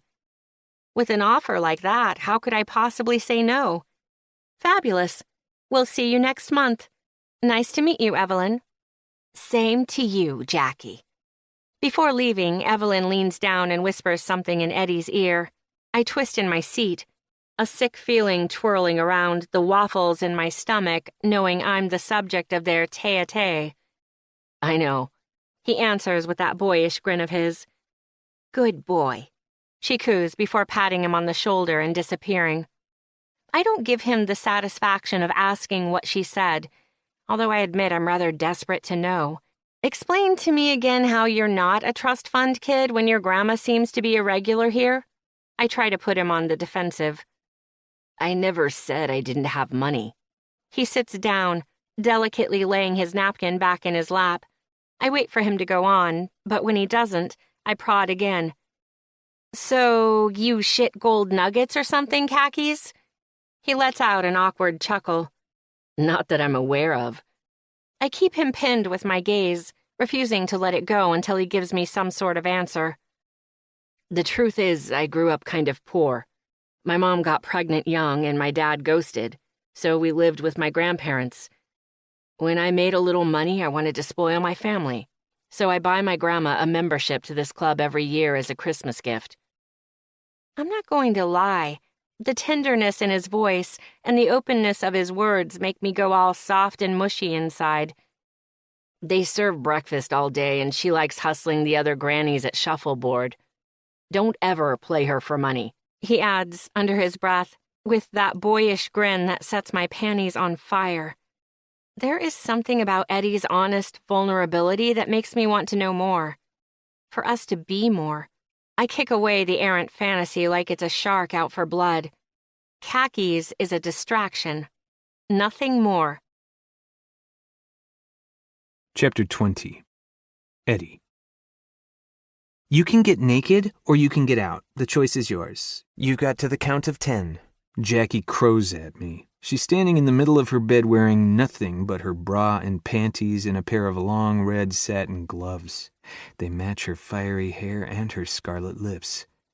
Haven't you heard you catch more flies with honey than with vinegar? I tisk while unbuttoning my shirt. I'm a smartass, but I'm not stupid. If Jackie tells me to get naked, I oblige. We've been playing this game of hers for a few weeks now. Sex on her terms, meaning no feelings, no emotions. She thinks it's working, that she can keep her distance. I hope she's wrong. That is a bullshit old wives' tale. Balsamic vinegar will catch more flies, so suck it. Besides, haven't you heard you get more with a kind word and a gun than a kind word alone? Says who? Al Capone. Personal hero? Occasional inspiration. She makes finger guns and mimics taking aim and blowing me away. I grab my heart and stumble back with a groan. She giggles and holsters her imaginary weapons. She hops off the bed and stalks up to me. The sexy strut she does kills me, and she knows it. I drink in every inch of her curvy body. She slides her hands up my bare chest, over my shoulders, and pushes my open shirt off to the floor. You're such a dork. Her soft words are a warm whisper against my lips. I grip her ass with both hands and haul her against me. I nip at her full bottom lip and tell her with a dry rasp, you know you love it. I tolerate it. A good fuck buddy is hard to find. She deadpans. I growl and back her into the bed. 3 large steps and she trips onto the mattress. Lying there, propped up on her elbows, one knee bent and legs slightly parted, she's a temptress. My naughty dream come true. If I'm such a bother, I trail my fingers along the inside of her thigh until I hit the soft fabric of her panties. I could just leave you to your own devices. Jackie drops her head back and lets out a soft moan when I give her core a firm stroke. I pull away and stand over her, waiting for her to admit how much she wants it. Ignis isn't one for confessing weakness. Instead, she reaches forward, grabs the waistband of my pants and pulls me down on top of her. She wraps her legs around my hips and rocks into me. Less talky, more fucky. You make me feel so tawdry, I half tease. I know she's using me to avoid thinking about her game, her drawing, her job, her life. All those things that are too big and too scary, so she pretends they don't exist. I have to chip away at that armor she has built up against the world. You know, a lot of people enjoy my conversational skills. She shuts me up with a hard kiss, her smooth mouth battling with mine. Everything about this woman is a fight. I have other plans for your tongue. She unhooks her ankles from around my waist and lets her legs fall open.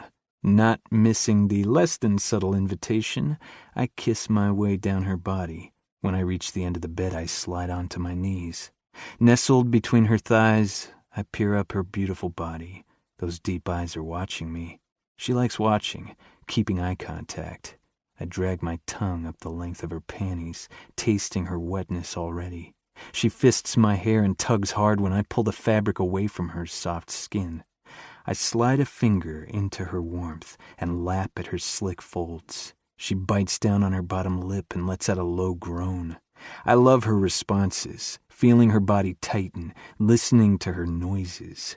I navigate her body like a seasoned traveler, guiding her to pleasure. She comes undone for me within minutes. The sound of her eager moans and heavy breaths gets me hard, but I can't give in. If we have sex, the night is done, and I'm not ready for this game to be over. I crawl up the bed next to her. She lies back and closes her eyes. Her guard is down, and I seize the opportunity. Which one was your first? I ask, tracing the outline of the tattoo on her hip. A soft smile curls the edge of her beautiful mouth. With her eyes still closed, her fingers find the delicate flag etched on her left rib cage. It is a knife and a tube of lipstick crossed on a field of orange with 2 horizontal yellow stripes. The drips of blood falling off the blade match the lipstick exactly. What is it? I ask, keeping my voice even and uninterested to avoid revealing how much I care. Not just about her tattoos, but her history, her life. The flag for woman's world, my country enrule them all. She trails off, her voice carrying the twinge of sorrow. I'm starting to understand that the game is a huge part of her life. I wonder if that's where she first tried on this badass, too cool to care persona she uses to keep everyone at arm's length. Trying to sidestep the conversational landmine of a topic, I kiss the black letters on the inside of her wrist. Still I rise. What about this one? She hums as my lips tickle her skin. She looks down at the tattoo like she forgot it was there. That one has 2 meanings. First, because it's an awesome poem and a kick-ass message. And second, I ask, eager to know anything, everything about this crazy woman. A wry smile teases her lips. In case of a zombie apocalypse, can't say I didn't warn him. I let out a loud chuckle. I'm falling hard for this woman. Chapter 21.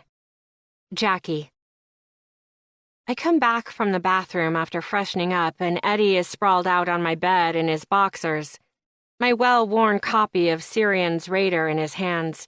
It's E.B. Jericho's first book in the Sins of Tomorrow series, and my all-time favorite.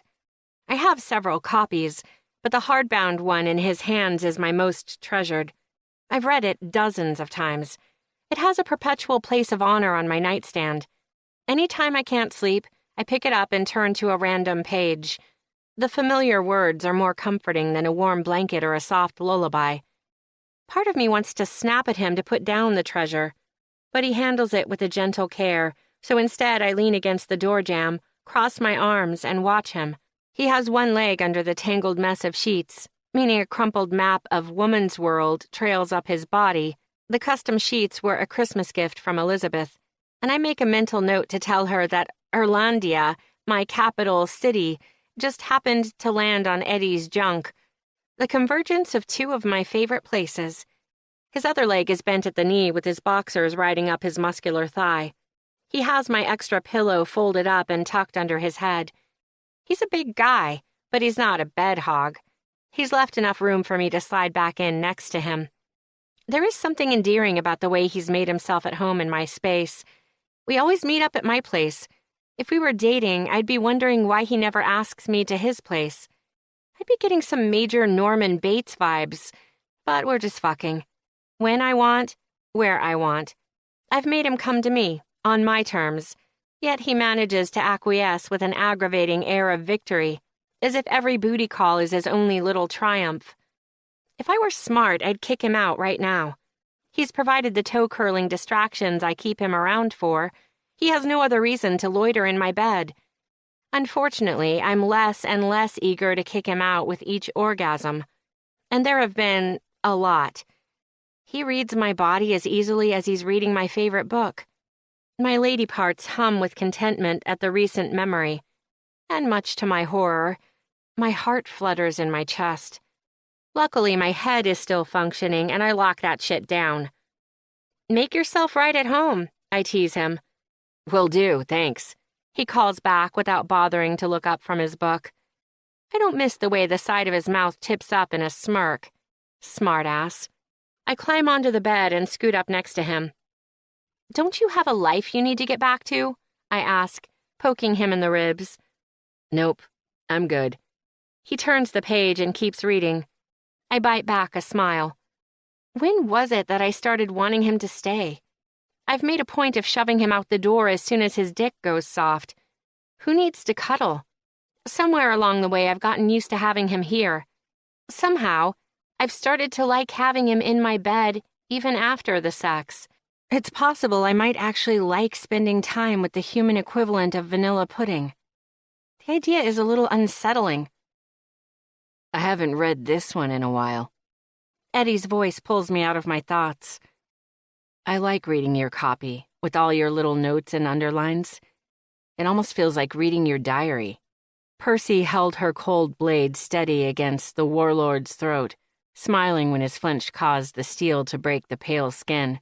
Watching his orange blood ooze out of the fresh wound, she knew it was going to be a good day. You even put a little heart next to that one. He had it coming, I shrug. It's my favorite. In the series? In any series. It's my favorite book. Wow. Eddie's arms go limp and the book falls to his lap. You can't be surprised. I gesture to my walls and the dozens of half-finished drawings that cover them, most of them of Percy. I knew you were a fan, I just didn't realize. He looks around the room at all my sketches like he just realized they were there. He has a goofy smile on his face. Not the amused one he has when he comes up with a clever retort. This one is innocent and sweet, like when you tell a 5-year-old you like their unrecognizable drawing of an elephant. He gets up and wanders around the room, taking a long look at each drawing. It makes my skin itch for reasons I can't explain.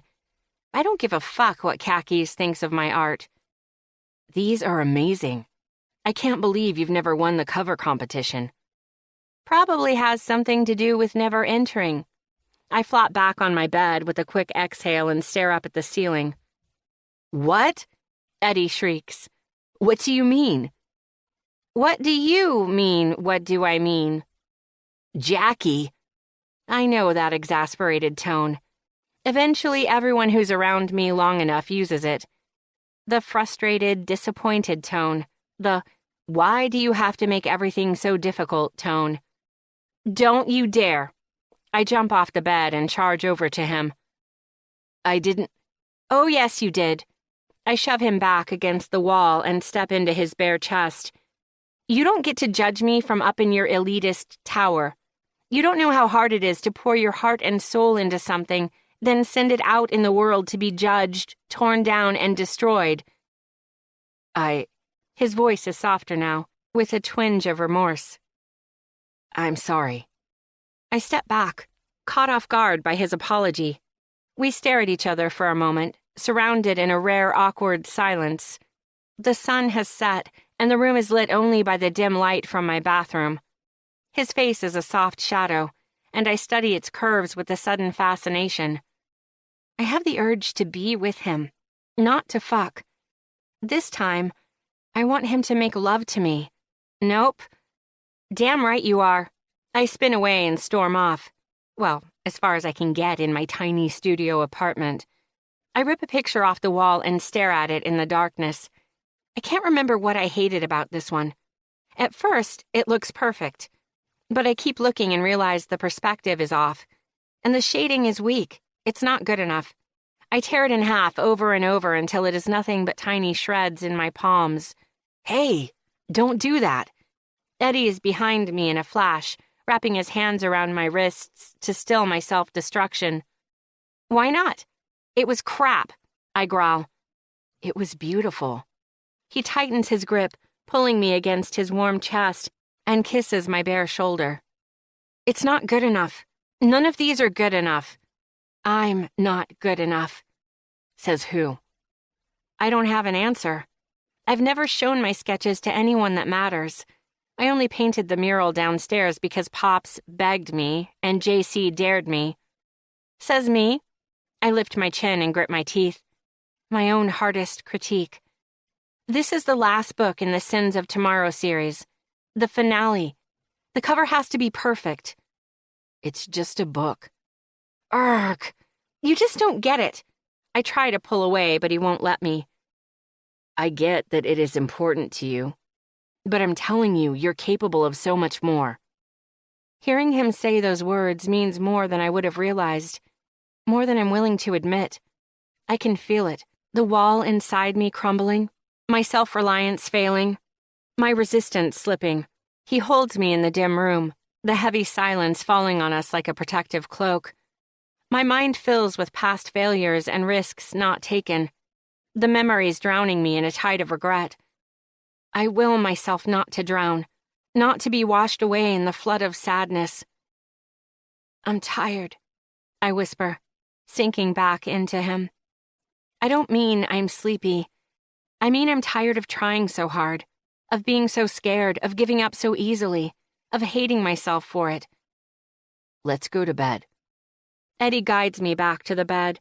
A calmness washes over me when he climbs in beside me and wraps me in his comforting arms. His steady snoring is my lullaby. In the morning, before I'm fully awake, I reach out for him. The relief in my heavy heart when he is still holding me could fill the known universe 3 times over. Eddie Jaworski came into my life as a passing amusement. Then I used him as a much-needed distraction. Now he has dug his way into my heart and set up camp. I don't know how to chase him out. What's worse, I don't know if I even want to. Chapter 22. Eddie. I'm trying to work, my laptop propped up on my legs while I'm reclining in Jackie's bed, but I can't help stealing glances at her. She's playing Rule Them All, and watching her is enthralling. I feel like Dorothy peeking behind the curtain and realizing the wizard is just a man. I get why the game is a big part of her life. It's the only place she seems to truly trust herself to take risks. I see why she's going to miss it so much. I can feel you watching me, creeper. Jackie taunts me without turning around. Just trying to capture all the new swear words and epithets. I'm petitioning Webster's to start a Salty Gamer edition. Fuck off, you human equivalent of elevator music. You wound me. I place the back of my hand against my forehead and pretend to wilt. I'm writing that one down. I shift my eyes to my screen and pretend to type. Jackie saunters over and closes my laptop, nearly taking my fingertips off in the process. Bullshit. We both know you can't get enough of me. She pouts, her red lips, and leans in. I tuck a strand of hair behind her ear and kiss her, soft and sweet. She lets out a gentle moan. I can't help it. You're just such a sweetheart. I kiss the tip of her nose. And cute as a button. Don't make me drag the coffee grinder up here. I chuckle out loud, and she gives me that devious smile that undoes me. Come on, I need caffeine. She grabs my hand and drags me down the stairs to the shop. Jackie slips behind the counter and gets to work on her cappuccino and my black coffee. Jesus is working alone this morning and gives me 2 thumbs up. I return the greeting with a wave and a big grin. It's good to know he's rooting for me. I can use all the help I can get. Jackie holds out my coffee but pulls it away before I can grab it. Not so fast. No free rides. You've got to earn it, khakis. She leans across the counter and runs her wet pink tongue across her top lip, leaving it glistening and tempting. I match her pose, leaning into her across the counter. Is that so? My voice is a low, sultry rumble. I slide my fingers into her hair, pull her mouth to mine and take it in a rough, demanding kiss. I claim Jackie and love every second of it. Incoming! JC calls out to us, covered by the world's worst fake cough. Jackie pulls away to catch sight of an older woman in a tailored jacket, sensible loafers, and nicely creased slacks. Fuck me gently with a chainsaw, Jackie groans, her whole body stiffening. Before I can even ask who it is, she ducks and disappears behind the counter. Jacqueline, Marie Ryan, you can't hide from your mother. That's Jackie's mom. She's Jackie's complete opposite, straight-laced and put together. I bet she has an IRA. Not hiding, just drop to contact, Jackie retorts without standing up. You don't wear glasses, I tell her, earning me a colorful reply that would make sailors blush. The older lady turns her attention to me. Marjorie Ryan, Jacqueline's mother. She holds out her hand, giving me a genial smile. Edwin Jaworski. I shake her hand and return the friendly greeting. Edwin? Jackie asks, popping up like a sprung jack in the box. She looks at me confused as if the name doesn't fit. I agree. I was named after Buzz Aldrin the astronaut, my grandfather's idea. I loved the man, but there's a reason I go by Eddie. Boyfriend? Marjorie asks, her smile morphing into a sly grin. I open my mouth to answer but don't get the chance. Fuck buddy, Jackie blurts out. I recoil from her words. It's a sharp slap across the face. Still with this bullshit? After weeks of spending nearly every minute together, I thought we were more. I thought we were falling for each other. But apparently we are right back to square one. Damn, that hurts. What? She asks, somehow surprised at the betrayal written across my face. Just having a nasty deja vu. I feel like we've been over this already. You'll have to excuse my daughter. I swear I didn't raise her to be this inconsiderate. Hi, Mom. Always such a joy to see you. What can I do for you this morning? Jackie asks, her voice coated in sarcasm. Just here to make sure my only child is still alive, seeing as how she refuses to take my phone calls. Marjorie's words are a sugar-coated ghost pepper. They sound sweet, but they will burn a person up from the inside. I've been busy. You must be swamped with lucrative graphic design offers, seeing as how you didn't bother to call the contact I gave you who was paying nicely for some freelance work. And apparently it isn't a new relationship keeping you unavailable. We're suddenly defensive. I start in but don't make it very far. Don't, Jackie warns.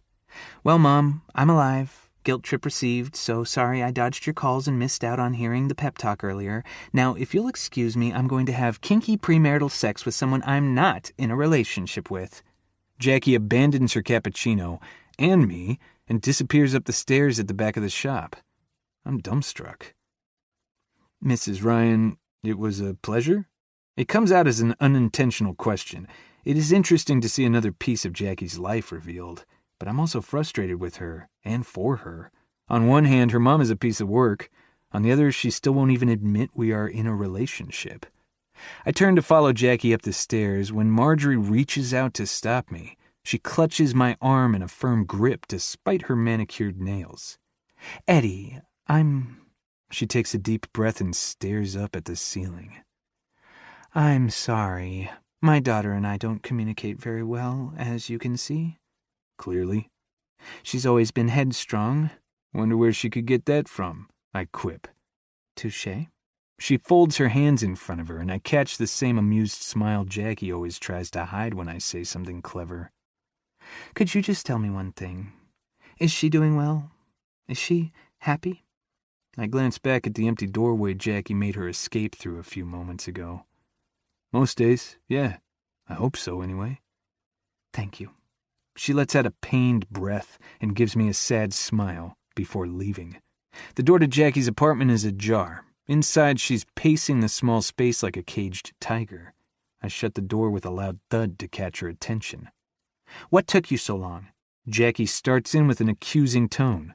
"Sorry, master," I bite out, pulling my shoulders back and lowering my voice. I'm in no mood to humor my fuck buddy.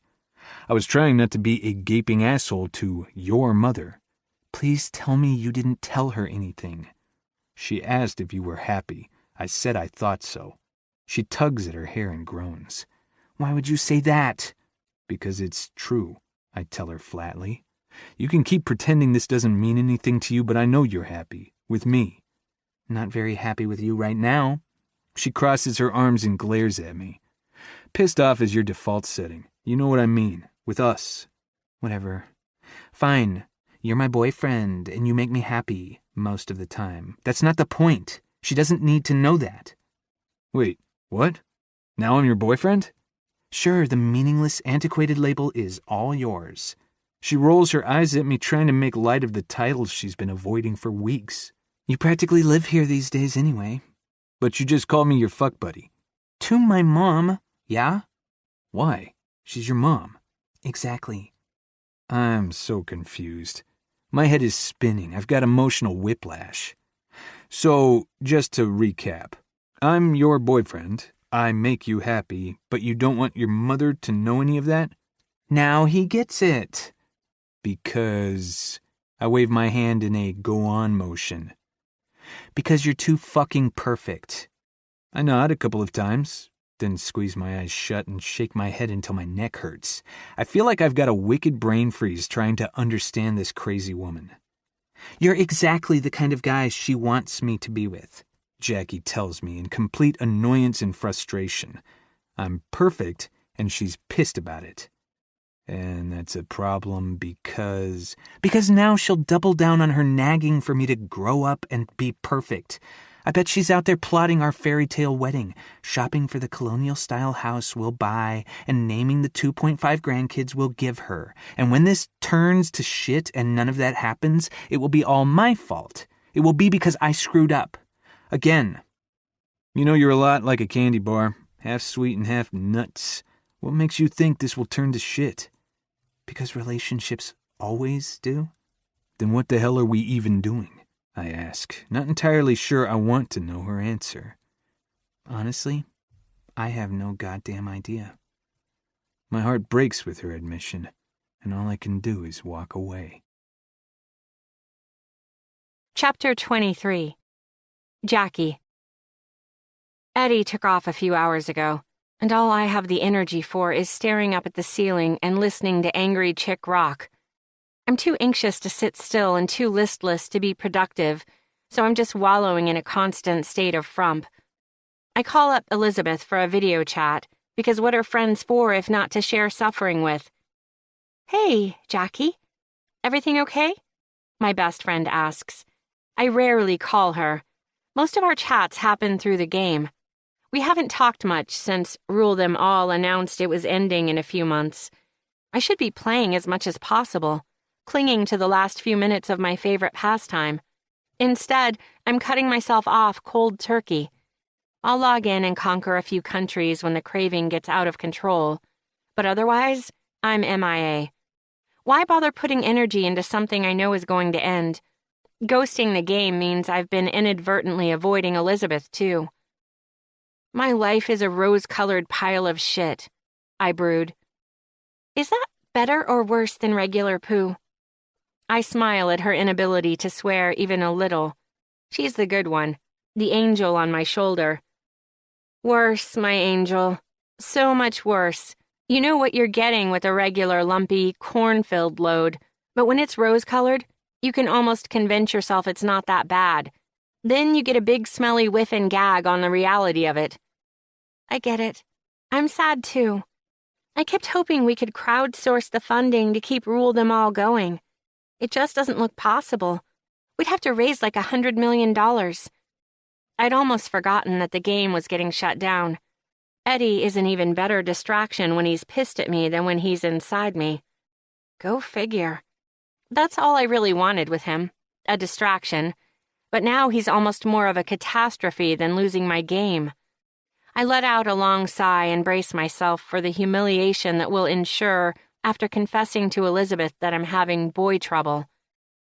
Is it something else? My very intuitive friend asks. No, just going to miss destroying all the dipshits out of the gaming world with my feminine superiority. I chicken out. She's in love with her ideal guy, literally. She has the spreadsheets to prove it. She's going to be no help in the commiseration of how inferior men are as a gender. For what it's worth, you'll always be my favorite dictatoress. She gives me one of her wide, genuine smiles. Despite the toilet my life currently seems to be circling, she makes me feel a little better. Thanks, Lisbeth. A knock on my front door makes my heart stutter. Across the inside of my brain, my masochistic subconscious plasters the image of Eddie standing on the other side of the door. I gotta run. I'll catch you later. I spring off the bed and charge to my door, throwing it open with a wry smile. It fades to a disappointed frown at the sight of Pops standing in the hallway. Oh, hi, I mumble before skulking across the room. Were you expecting the Queen? Pops calls after me. A Nigerian prince, actually.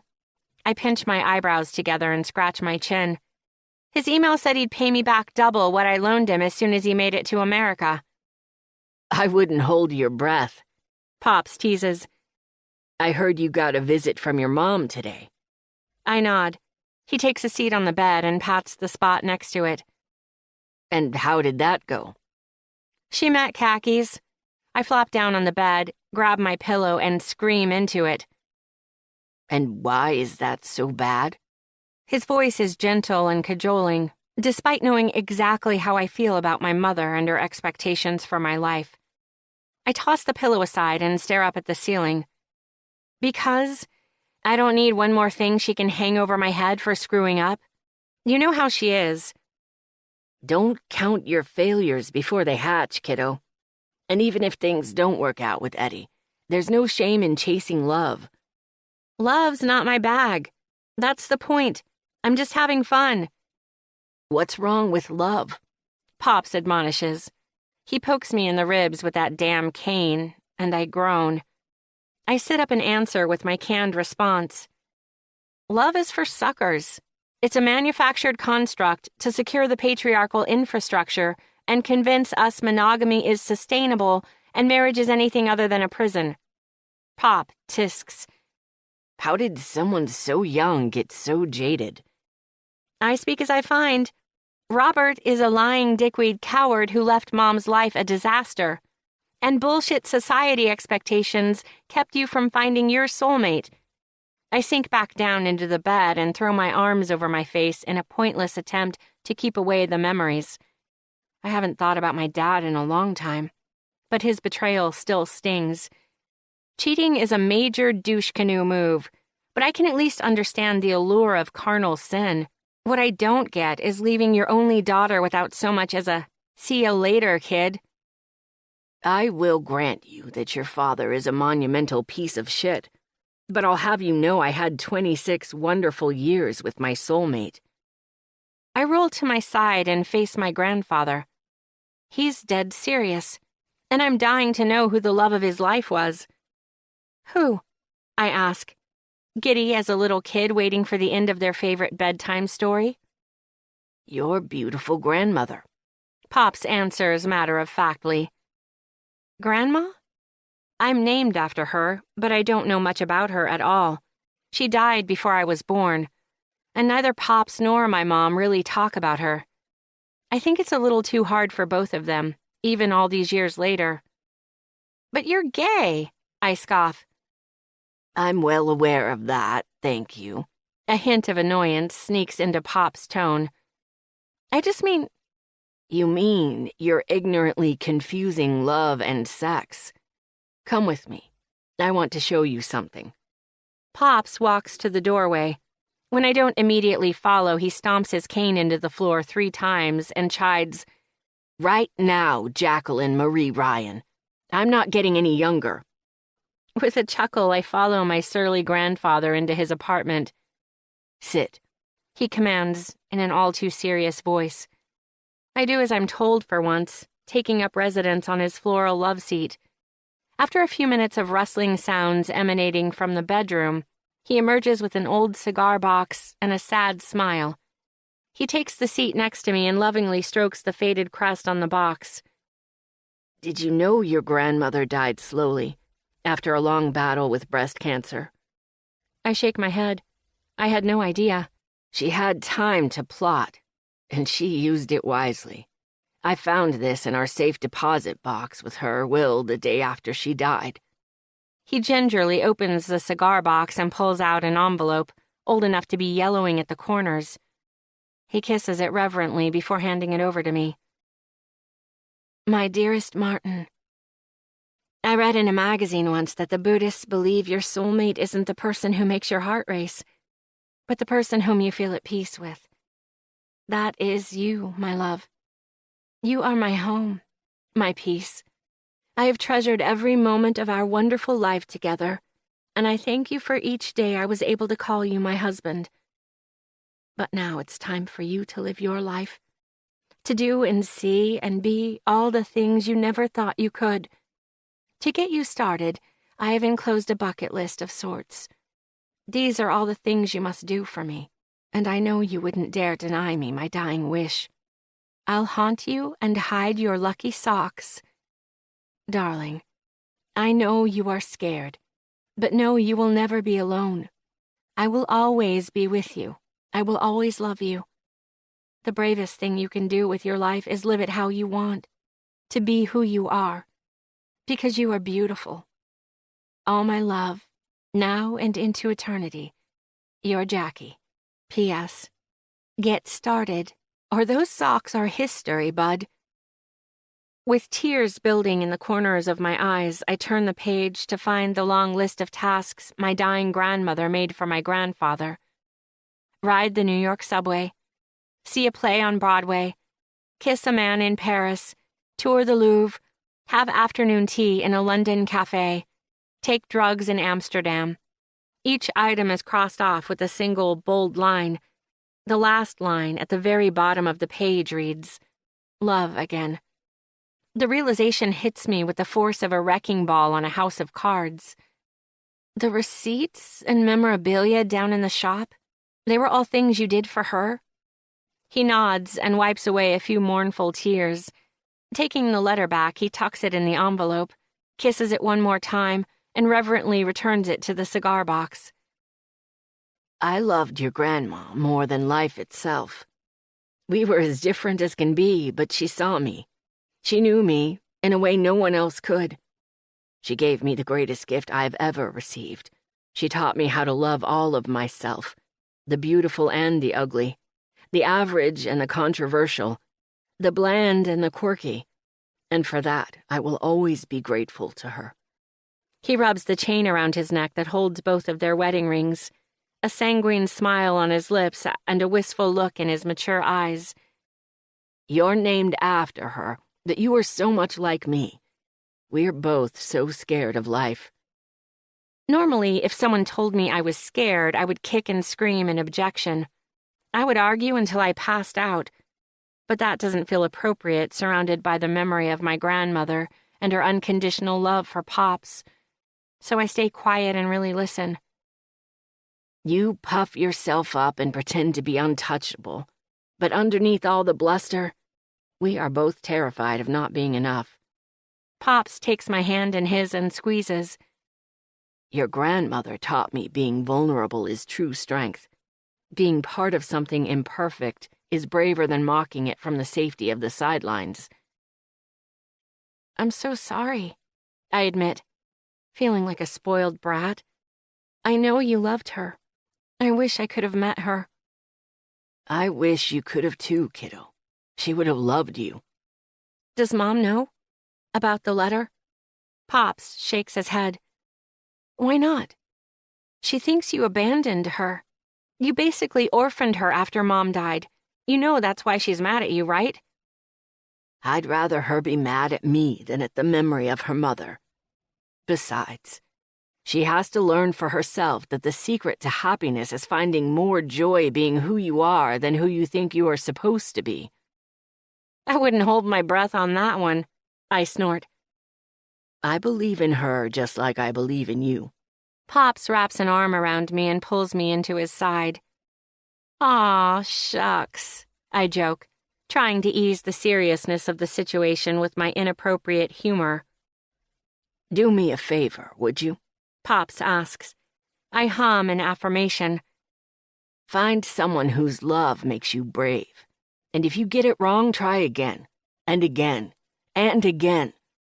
There is no shame in making the wrong choices to get to the right place. Life's about the journey and all that crap? You're such a smartass. Yep, just like my pops. He kisses my forehead and laughs.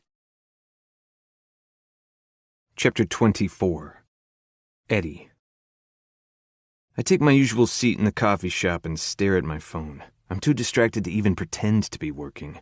I'm trying to psych myself up before heading upstairs to talk to Jackie. But I feel like I'm volunteering to be the first guy to test out the parachute. She called me her boyfriend, then immediately dumped me. I think. At least she told me we shouldn't be together. I have no real idea what's going on with her, with us. So I'm sitting here, fiddling with my phone and pretending to check my emails. How did things go after your chat with Mama Ryan? Jesus asks as he sets down the coffee I didn't order but desperately need. I barely slept last night. Strange how my own bed feels foreign and empty after spending so many hours in Jackie's. Not great. I pinch the bridge of my nose and shake my head. I figured not. There's a little something extra in your coffee, mijo. He winks and takes the seat next to me. Those visits always put her in a pissy mood. Well, the good news is she finally called me her boyfriend. I take a sip of my tequila with a splash of coffee in it. Jesus grabs my forearm with both hands and squeezes hard as he squeals, Dios mío, that's amazing. Yep, then she broke up with me. I think.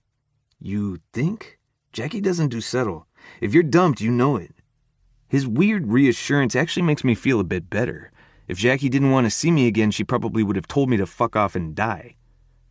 I'll be honest, JC, I have no fucking idea what she wants. Neither does she. She wouldn't know love if it slapped her on that sweet little booty of hers. He blows out a puff of air and waves away my worries. Look, it took her forever to let me in too, but now? That woman would help me bury a body if I needed, no questions asked. She's like a bucking bronco. You've just got to hold on for those 8 seconds. Once you get past all the kicking and screaming, victory is yours. And if she kills me in the process? I run my fingers through my hair, legitimately considering the possibility. She won't. She's just scared. Jesus takes a quick look around the coffee shop and lowers his voice to a conspiratorial whisper. She doesn't trust anybody at first. Her dad was a philandering asshole who hasn't so much as sent Jackie a birthday card in years. If you ask me, poor Jackie is still trying to figure out what she did wrong. Suddenly her prickliness makes a bit more sense. She's waiting for me to get bored and take off. She thinks that's what people do. Either they judge you like her mother does, or they leave you like her father did. A new piece of the beautiful puzzle that is Jacqueline Ryan falls into place. Thanks, Jesus. Don't mention it. I like you. He gives me a pat on the shoulder with a warm smile and gets back to work. I make my way up to Jackie's room, still unsure of what to expect. I close my eyes and knock on the door, nerves turning my stomach like a man in front of a firing squad. Oh, it's you, she says, answering the door with a small smile. I'm not sure if she's happy to see me or just surprised. It's me, I say with a self-conscious grin, holding my hands up to show I come in peace. She doesn't invite me in. She just steps away, leaving the door open. I suppose the door not slamming in my face is an invitation in Jackie's world. I step inside and shove my hands in my pockets. She's on the other side of the room, tucking a strand of hair behind her ear and staring into space. We are both standing there, trapped in the awkward silence like it's emotional quicksand. Look, We both start talking at the same time and stop abruptly. We stare at each other again for a long moment. You were saying, We start and stop again. The silence engulfs us once more. The tension is up to my mouth, about to steal my breath, when Jackie rolls her eyes and shouts, For fuck's sake, I'm sorry, okay? I was an asshole. Can we just move on now? I stare at her, completely baffled. What? She crosses her arms, annoyed with me.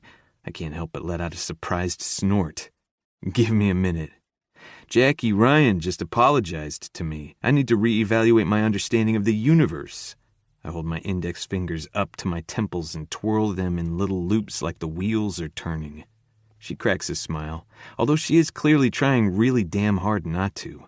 Her lips pucker up in a weird pout as a result, and I burst out laughing. Jackie charges over to me and gives me a playful shove. You're such an asshole. I'm standing here being the magnanimous one, and you're laughing your dorky little ass off. Sorry, I'm sorry. I steel my features and reach out for her. Apology accepted. Thank you very much. I cup her face with my hands and stare into those fiery eyes. Seriously, thank you. I lean down and place a gentle kiss on her soft lips. Don't get used to it. I'm not planning on making a habit of it. Now I need you to strip me naked and mount me like a golden retriever on a stuffed teddy bear. I hear makeup sex is amazing. I think I can make that happen. I wrap my arms around Jackie and pull her into me, holding her tight. I slide my fingers into her fiery hair. Just before our desperate mouths connect, I still. I revel in the charge building between our eager bodies. She moans and teases me with a nip at my lower lip. She'll bitch about it, but she loves when I hold back. Taunting her is the best foreplay. Just when she starts to pull away, I attack, assaulting her perfect lips and invading her sumptuous mouth. I kiss her deep and long until I've purged every ounce of the terror and insecurity that had been building inside me since I last saw her. My kiss leaves no doubt. I've fallen hard for this woman, and there's no turning back now. Chapter 25. Jackie. So, where are you taking me for our first date? I flip down the visor on Eddie's very sensible Ford Focus and check my scarlet lipstick. Fierce as ever. I smile at my reflection and snap the mirror closed. Dinner and a movie. Eddie answers. I let out a long, low groan. Seriously, khakis? I didn't think you could get more blah. But once again, you have outdone yourself. Oh, shut up. You think my consistency is dead sexy. His voice takes that raspy, bossy tone that makes hot desire pool in my stomach. Sexy consistency makes about as much sense as a combination magic show and gynecological exam. I wave my hands around, mimic reaching into a hole and pulling out a string of scarves. Wow, they just keep coming. Don't worry, we've got an ointment for that. Honk, honk. I pretend to squeeze a clown nose. Eddie throws his head back and laughs. The comforting sound fills his small car and makes me feel warm all over. You're in fine form tonight. I didn't get my nap today. Oh, I'm sorry. I didn't realize you were a toddler. Fuck you, I shoot back in a playful pout. He laughs again. And I wonder why we're bothering to go anywhere when I've got a perfectly good empty bed back in my apartment. He clicks a button on his watch, and it makes a loud beep. 5 minutes and 23 seconds into our first real date, and you're already swearing at me. Not bad. Not great, but not bad. He teases. Whatever. You know you love it. You're my little submissive, khakis. Funny enough, in bed is where he likes to take charge the most. And I have to say I'm happy to let him. The man knows his way around a vagina. I like a girl who can give it as good as she gets, he says, using his bossy, raspy tone again. This time, instead of letting the sound tingle my girly bits, I decide to screw with him. I lean across the center console of the car, lower my voice conspiratorially, and say, So, you're into the whole strap-on thing? I mean, I've always wanted to try. I let my words trail off. Without breaking my stare, I give a quick, suggestive fist pump in the air. Pegging. The look of sheer horror on his face is priceless. Oh, God, no, he finally exclaims, and I crack up laughing. Don't worry, khakis. I'm just fucking with you. He lets out a sigh, but even in the darkness of the car, I can tell he's smirking. We're here, he announces and turns off the engine. Where is here exactly? I look around at the abandoned factories and warehouses, not the cloth napkins and waiters in tuxedos I was expecting. Dinner. He gets out of the car, comes around to my side and opens the door because he's a dork and also a gentleman. And what's for dessert? A tetanus shot? I quip as I let him help me out of the car. The large, pothole-laden parking lot is nearly empty, but the handful of cars that are here don't seem abandoned. Instead, they look new and expensive. It is dark with just a single flickering streetlight illuminating the large area, so it is hard to tell, but I swear one of them is a Ferrari. The smell of rusting machinery and old oil still permeates the air, but underneath there is a sweetness I can't put my finger on. We walk up to some creaky old door, and Eddie gives it 3 loud raps. I'm expecting to see rats scurry out from under it, but instead a young guy in an all-white outfit opens it with a huge smile. Welcome to Crashing Dinner. Right this way. The guy leads us down a long concrete hallway, up a flight of rickety stairs, and finally into a massive warehouse. Except tonight it isn't a warehouse. Tonight it is a ballroom. There is a red carpet leading to several small tables. Each is decked out with crisp linens, copious amounts of silverware, and a single red rose in a crystal vase. From the rafters, long dangling strings of dancing lights illuminate the space with a surprisingly cozy glow. A string quartet plays softly on one of the overhangs. Several couples are swaying on the small dance floor in the corner, while other couples chat at their own intimate tables. I study the place, amazed at how something so mundane can be so beautiful. The venue is charming because it is so unexpected.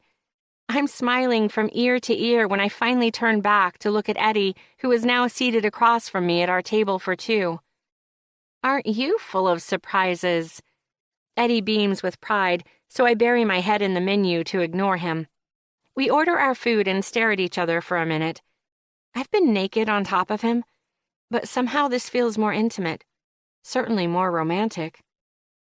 Is this where we're supposed to make cutesy small talk? I ask, hoping to deflect some of my unease. It is, in fact. Eddie reaches into his jacket pocket and pulls out a tiny book. I can just make out the conversation starters written on the cover. Oh, God. Kill me now. I'm overly dramatic, and it doesn't give Eddie a minute's pause. Do you believe in the afterlife? He asks. Sure. Really? He reels, clearly surprised. Not because I want to go to heaven, because I love picturing certain people in hell, I clarify.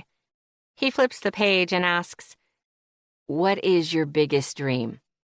My gaze dances around the room as I think. There's really only one answer. Winning the E.B. Jericho cover contest? Becoming a world-renowned, much-sought-after graphic designer? And never making another cup of coffee for the rest of my life. It's really that big of a deal to you? His voice is soft, almost like he's afraid of the answer. It would only completely change my life, I shrug. I don't get it. Then why haven't you ever entered? I will. When? Soon. I shift in my seat, suddenly feeling like I'm under interrogation now. When is that? When I'm ready. So, never? Why are you being an ass? Can you just drop it? I snap at him right when our waiter shows up with the first course. Fine. Consider it dropped. Dinner is a little stiff and hostile. Eddie tries a couple times to get me to talk, but I'm in a sour mood now. I'm sorry, okay? Eddie says after we finish up and are heading back out to the car. I just think if that's your dream, you should go for it. You've got the talent. He opens the door for me, and I stand on the other side of it, waiting to get in. I take a minute to study him. His mouth is turned down at the corners, his eyebrows are pinched together, and his forehead is wrinkled. Eddie's contrition face is pretty adorable. Thanks, I whisper, and give him a soft kiss before climbing into his car. Chapter 26. Jackie. I wipe away the steam from my shower and take a long look at myself in the mirror. My bright red hair is darker while it's wet.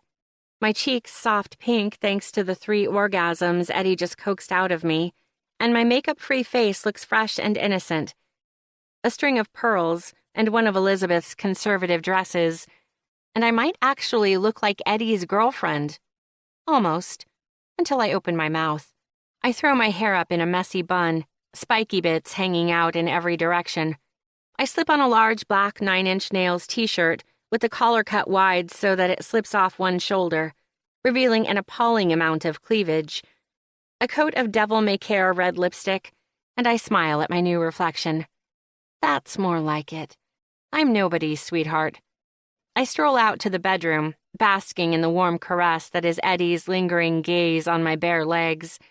I cross the room to my desk with no purpose other than to torture him with the sway of my hips. There's a reason I'm wearing an oversized t-shirt and nothing else. I'm a naughty girl. I sort through the chaos on my desk, pretending to have had a reason to saunter across the room. On top of the normal pile of randomness is a sketch pad. It is the exact same one I have been using for months. But it can't be. That one is in the trash. The pages used up and torn out. I haven't gotten around to replacing it. I just keep doodling in the corners and on the back of old drawings. What's this? I ask Khakis and hold up the mysterious new arrival. A sketch pad? He deadpans, naked in my bed. Thanks, smartass. I mean, what is it doing here? I cock out a hip and furrow my brow. I saw yours was almost empty last week, so I grabbed a new one. Oh, and these. He reaches into his messenger bag, leaning up against my milk crate nightstand, and pulls out a box of Sakura Pigma Micron pins, my absolute favorite. He walks across the room and hands them to me with an innocent smile, despite being naked. I stare down at the small gesture, and I'm overcome with the simple sincerity of it. It's not extravagant, but it is amazingly considerate, which is worth so much more. Not only did he take the time to know me and what I like, he believes in my art enough to make sure I can keep making it. I don't know that anyone has done anything so sweet for me in a long time. I pull my quivering lip into my mouth and bite down to keep from getting choked up. Get a grip, Jackie. It's just a damn sketch pad. They're the right kind, aren't they? Eddie asks, running a hand through his hair. He's mistaking my overwhelmed reaction with disappointment. I thought they were what you use, but if you don't like them... They're perfect. I toss the pad and pins on my desk and throw my arms around this ridiculous man. You're perfect, you colossal dork. The goofy smile on his face tugs at the strings of my heart, hard enough I can feel it down to my toes. I'm in trouble. I'm falling in love with a pair of khakis. I slide my hands down my vintage-style green dress with soft pink polka dots and try not to vomit. Eddie will be here any minute to pick me up. I've known for a month that his mom's dinner party was coming, like a tsunami barreling down and promising to wash away any stupid ideas I have about Eddie and I actually making this work. We're too different. I know it, and deep down he must know it too. This is stupid. I shake my head at the image of myself on my computer screen. You look beautiful. Elizabeth's voice rings through my speakers. Like a young Mae West with attitude. Who the hell is Mae West? Only like the quintessential pinup girl. The inventor of the hourglass figure. I look like a poser. I pick at the cutesy bow cinching in the tiniest part of my waist.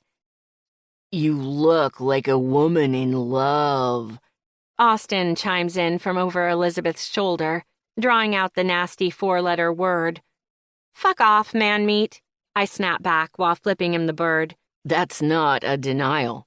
He taps the side of his nose with his index finger like some cliché mafioso in a cheesy mob movie. Jackie! Elizabeth squeals with excitement, ever the optimist. Are you in love? What the hell do you think? I deflect. I think I've never seen you try this hard with anyone else. Yeah, well, He's got a nice cock, I deadpan. Jackie, Elizabeth admonishes me, saying my name with the disappointed tone of a kindergarten teacher catching a kid with a mouthful of paste. I've got to go. He'll be here soon. As if on cue, Eddie's telltale rat-a-tat-tat knock has me crawling out of my skin. Have fun, Elizabeth sings with a sweet smile. Be safe, Austin adds with a lascivious smirk that leaves no doubt he's talking about fucking. Right back at you two, you crazy kids. Don't try any positions I wouldn't. I blow them both a kiss and end the video chat. Holy cow, Eddie exclaims when I open the door. His hungry eyes take in every inch of me. In addition to the dress, my hair is up in a wavy bun, minimizing the in-your-faceness of the red color, and my makeup is all soft, natural colors. Watch it, I warn, holding up a finger. The next words to come out of your mouth will determine if you will ever be able to father children. Eddie shoves his hands into his pockets, shakes his head and chuckles. Apparently my threats have lost their power. You look absolutely stunning, as usual, he answers, dipping to kiss me on the cheek. He offers me his arm like a true gentleman. Shall we? Fuck it. Sure. Eddie's mom's house is only about a half-hour drive, but it might as well be on another planet. Unlike my cozy studio apartment in the heart of downtown, Eddie's mom lives deep in the suburbs. Her house isn't as extravagant as I thought it would be. While the house is the nicest on the block, it isn't exactly a mansion. More upper middle class than the 1%. I side-eye Eddie, my curiosity about what he does for a living rekindled. So, this is home sweet home? I ask, when he parks in the long driveway. Everything about Khakis is bland, meant to blend into the background flawlessly, his beige car included. Would a red convertible kill him? Nah, this is just my mom's house. I didn't grow up here or anything. I've never even spent the night here. Because you lived with your grandma? I ask, bringing up his previous confession about his childhood. Coming around to my side of the car, Eddie takes my hand to help me out. It's a good thing, too, because I'm dangerous in heels on a good day, and the paving stones that lead the way to the house are perilous. Yep, because we used to live with my grandma. I guess I'd call her place home if anything. I bought this place for Mom with my first big bonus. We've made our way up to the front door, but Eddie pauses before walking in, as if he is begging me to ask the question. I won't give him the satisfaction, regardless of how badly I want to know what he does. Asking ruins the game. It's admitting defeat. As a multi-million-dollar home realtor? I ask. He shakes his head, staring at our hands. He gently strokes the back of my hand with his thumb and says, Wrong again, Ignis. I narrow my eyes on him and rub my chin with my free hand. I study him for a quick moment. Fixer for the rich and famous? I tease. You're the guy everyone comes to when they want to leak a sex tape. You got it. Amateur pornography is my calling, Eddie says flatly. He closes his eyes and places a hand on his chest in reverence. My jaw drops and I stare at him. It's unbelievable, but it also makes sense. It's always the quiet ones that keep the biggest secrets. Plus, he's amazing in bed, and he clearly has money and sets his own schedule. Holy cow, my boyfriend is a porn producer. Calm down, that was a joke, Eddie adds quickly with a furrowed brow. He rings the doorbell, a long echoing chime. I knew you weren't that cool, I say under my breath. Only you would be disappointed about that. There's a hint of amusement in his tone. A lifetime of free porn slipped between my fingers. I hold up a fist, pretend to give a blowjob with a tongue in my cheek before slowly opening my palm and blowing away the lost erotica. And because the universe hates me, it is that exact moment that Eddie's mom decides to open the door to greet us, with me talking about porn and miming a blowy. The scandalized look on her face tells me she does not appreciate the conversation. Good evening, Mom. Eddie tries to recover by acting like it didn't happen. I'd like you to meet my girlfriend, Jackie. I unlatch my hand from Eddie's and hold it out to her. She shakes just the tips of my fingers as if she's trying not to touch the soiled girl. Charmed, she drawls. She steps aside, and we enter the lion's den. Everyone is in the drawing room for appetizers and cocktails. Dinner is at 6:30. Eddie, smart man that he is, leads me over to the bar set up in the corner of the large drawing room. She means living room without a television. I see no purpose for this room short of having people standing around in it and gossiping. Seems like a waste. I could set up a sweet game room in here. Big screen on the far wall, 4 or 5 gaming chairs, surround sound, mini fridge, and a wet bar. Now that would be a party. A girl can dream. Here you go. Eddie hands me a whiskey neat, and I'm trying to remember when I mentioned that was my favorite drink. Thanks. I take it from him eagerly. My palms are sweaty and my skin is itchy. I tell myself, again, that what these people think of me doesn't matter. I look up at Eddie and his self-conscious smile and know that what he thinks of me matters. Sorry about my mom.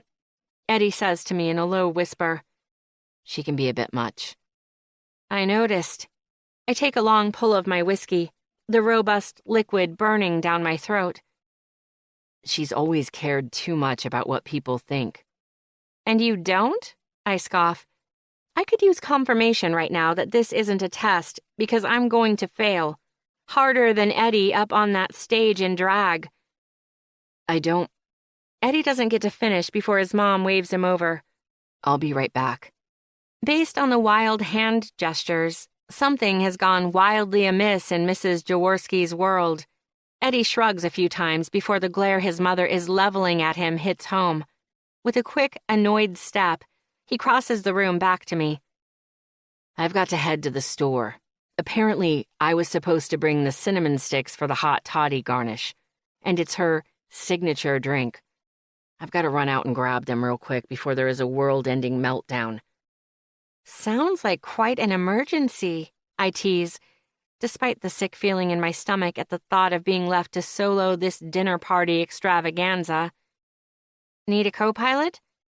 Much as I love having you as my partner in crime, it'll be faster if I go alone. I'll be back as soon as I can, I promise. Eddie gives me a quick kiss on my cheek before heading for the door. I've never wanted to call out after a man so bad in my life. Panic dumps through my body like a poison. I finish my whiskey and remind myself I'm a strong, independent woman who will not be intimidated by a bunch of white-collar stiffs. I stride up to Eddie's mom, her lively chat with a friend coming to a quick end. I wanted to say thank you for the invitation to your party. I plaster on my best fake smile, trying harder than I'd like to admit to get a woman I don't particularly like to approve of me. Of course, dear. Any friend of Eddie's. She trails off. It riles me up something fierce. Girlfriend, I correct her. I've never claimed that title so fervently in all my life. Right, she answers with her own fake smile. The graphic designer? Her friend asks. He is older, probably in his late 60s, rocking a tweed jacket and salt and pepper hair. He looks like a college economics professor. Actually, I'm just a barista in my grandfather's coffee shop. I correct him, too. I'm as much a graphic designer as I am an astronaut. I'd have to get paid for my work at some point to call myself a graphic designer. I thought Eddie said he was dating a graphic designer. My apologies. Being an old man sometimes gets the better of me. Will you excuse me? I croak out. I search the large house for a bathroom and lock myself in. I need to think. Eddie lied about me. Of course he lied. Who would admit to dating a wild red-headed coffee wench? He didn't even invite me here, his grandmother did. And he's too damn polite to ever uninvite me, no matter how ashamed of me he is. The crippling insecurity I usually bury too deep to feel crawls out of the hole I shoved it into and clutches my throat in a suffocating grip. I'm out of here. I don't bother saying goodbye to anyone. I make a mad dash to the front door. I'll call a rideshare when I'm out of here. I just need to get some air first. I skirt around the living room, the growing crowd too distracted with small talk to notice my freakout. In my hurry to escape, I slip on the paving stones without Eddie's help. "Fuck!" I shout as I faceplant into the rocks. "Jackie? Are you all right?" A soft voice calls out across the driveway.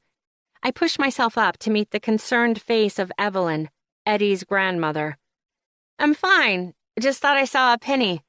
A girl can use any good luck she can find." "Especially facing a night with my daughter," she answers with a knowing smile. "Where's Eddie?" "On the hunt for cinnamon sticks." Evelyn rolls her eyes. "That woman loves her garnishes. If I hadn't carried her for 9 months, I'd swear she wasn't mine." I let out a low laugh. Gingerly standing up, I brush off my dress and give Evelyn a forced smile. "Did she chase you away?" She reaches for my hand and squeezes. "Those marshmallows? Girlie, please." "Kind of. I just need to get back to the shop. Coffee emergency." Yes, that is a lame excuse, and yes, we both know it's bullshit. Still, Evelyn has enough class not to call me out on the lie. "What do you want me to tell Eddie?" Just tell him to have fun. I'm in the back of an Uber heading to the safety of my apartment before I can think twice about how bad it hurts to run away. Chapter 27. Eddie. I am out of breath, practically running through the grocery store and back to the house. My stomach is doing barrel rolls and my head is churning with a million ways the night can go. Most of them quite horrible. Sometimes having an overactive imagination is really unhelpful. Handing off the godforsaken cinnamon sticks, I ask my mom, "Where's Jackie?" I didn't see her on my way in. "I'm not sure. I haven't seen her in a while," she answers while rifling through the shopping bag. "What do you mean you haven't seen her? I asked you to look after her. She doesn't know anyone here." "Really, darling, I'm hosting a party here. I can't babysit your friend at the expense of my other guests." "My girlfriend, and you damn well should have tried." "Language, Edwin." I shoulder past my mother and start my search for Jackie. She's not in the drawing room or the dining room. I check both downstairs bathrooms. Still no luck. My grandmother waves me down when I double back to the drawing room. "Grandma, have you seen Jackie?" I kneel in front of her where she's sitting on the couch. "She left." She tisks with disappointment. "What?" I shout, drawing more than a few concerned looks and a glare from my mom. "When?" "About 20 minutes ago. She said to tell you to have fun. As if this is the time for that sort of nonsense. I have a feeling her leaving had to do with her being abandoned." "I was only gone a few minutes." I raise my voice again, not giving a shit about my mom's party. "Mom had to have her damn garnish." I let out a low growl, not sure who I'm more annoyed with, my mom or my girlfriend. Grandma smacks me on the shoulder. "Priorities, for heaven's sake, child. I told you not to lose that one." She chides, reminding me what she whispered in my ear at my brunch with Jackie a few weeks ago. "I know. I'm trying." She doesn't make it easy. "Good things rarely are." She nods in that older, wiser way grandparents do. "Yes, Grandma." I kiss her on the temple and head back out to my car. I've been playing this game with Jackie for too long for her to balk now. As I climb behind the wheel, my mind races with a million possibilities of what will happen when I find Jackie. I navigate the turns to the shop without a thought, as if driven by a larger fate. The whole drive, I'm consumed by calculating with the best way to handle my hurt and frustration. I'm parked in front of Beans and Dreams before I come up with an answer. I take the steps to her apartment 2 at a time and pound on her door. I'm out of breath and my heart is racing. I'm trying to control my anger at being ghosted without much success. "Where the hell did you go?" I snarl when she opens the door before she even has a chance to say hello. I shove my way into the apartment. She backs away, letting me in, but doesn't take her angry glare off me. She's in ripped black jeans and a loose t-shirt that says, "Video games don't make me violent, lag does." The bright red lipstick I love is back on her luscious lips. She looks like herself again. "Away from you? Thought that was obvious." "I can see that." I slam the door behind me and cross my arms. "Mind telling me why? What did I do this time?" I try not to think about how much I love her and how scared I am that she'll burn our relationship to the ground before it even starts. Again. Let me think. She taps her chin with her index finger ironically before snapping. First you abandoned me, then I find out you lied about me. I'm not ashamed of who I am, and I'm not going to be with someone who is. I was gone all of 10 minutes, and what exactly did I lie about? I'm not ashamed of anything, and I honestly have no idea what you're talking about. You told some old guy that I am a graphic designer.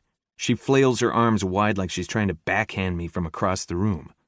You are, I shrug, still not understanding. Funny, because the last time I checked, my pay stub comes from a coffee shop. Slinging coffee is what you do. A graphic designer is what you are. Oh, I get it. You're not lying. You're just using alternative facts that sound more impressive for my sake.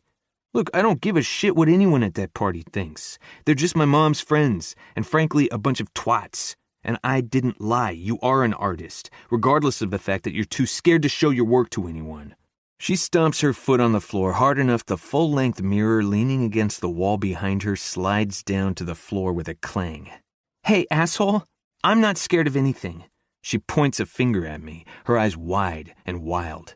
Bullshit. You're terrified of letting someone judge your designs, and you're terrified of letting me get too close. I'll submit my work when I'm good and ready, not when some tight-ass pressures me into it. And please, I eat guys like you for lunch. Then why did you run from a dinner party tonight? Because I'm not this person. She crosses to the bed, swipes her dress off the bed and throws it in my face. I can't be what you want, and I'm not going to try. What are you talking about? I'm not asking you to be anything. Yes, you are. With your button-down shirts and pressed pants, with your brunches and your dinner parties. You're asking me to be this put-together person, and that's not me. I can't wake up one morning and decide to be an adult, like suddenly I'm going to start eating my vegetables, doing my laundry, and paying taxes. Okay, we'll circle back to the paying taxes thing because the federal government isn't asking. But for the rest of it, I don't need you to be anything or anyone. If you want those things for yourself, great. You just have to wake up every morning and try. You're saying I'm not trying? I work my ass off. No, you're hiding from a leap you're too scared to take behind a job you hate. I run my fingers through my hair and tug at the ends. This woman drives me absolutely insane. Life isn't all or nothing. Some days will be shit and you'll have ice cream for dinner. Others, you'll actually iron something. Succeed or fail, trying is what counts. That's the real secret to being an adult. You just keep fucking trying. And if I can't, then you can't. So what? So, one of these days you're going to wake up next to a grown woman in footy pajamas with a taco sauce stain and wonder what the hell you're doing. One day you're going to get sick of it and just stop loving me.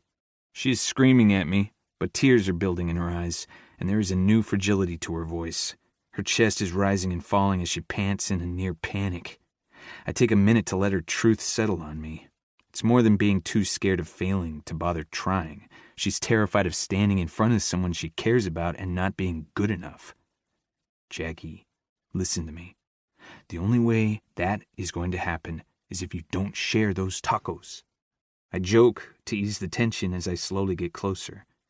Fuck off, tacos are life. She volleys back, a little bit of that ferociousness I love coming back to her. I think you are amazing, exactly as you are. You're smart and funny, loyal and strong, sweet, when you're in the mood to be, and the sexiest woman I've ever been lucky enough to lay my hands on. I'm not saying you don't annoy the hell out of me sometimes, but I promise I will never just walk away. I reach out and pull her into me. She slides her arms around my waist, squeezes me hard, and buries her face in my chest. I rub her back in long, soothing strokes, hoping it's enough to get her past the fear. Besides, who says I'll ever fall in love with you anyway? I tease to bring her back to her snarky comfort zone. Oh, please. You've been in love with me since day one. She scoffs. She throws her head back and smiles up at me. You're right. That espresso garnish was impossible to resist. I took a strand of her soft hair behind her ear, cup her face, and place a gentle kiss on her full lips. I've been busting my ass to chase you away, she admits on a long exhale. I noticed. I hum in acknowledgement. Aw. She coos and pokes me in the ribs. And here I thought you were completely oblivious. Well, in all honesty, I may be a little blind when it comes to you.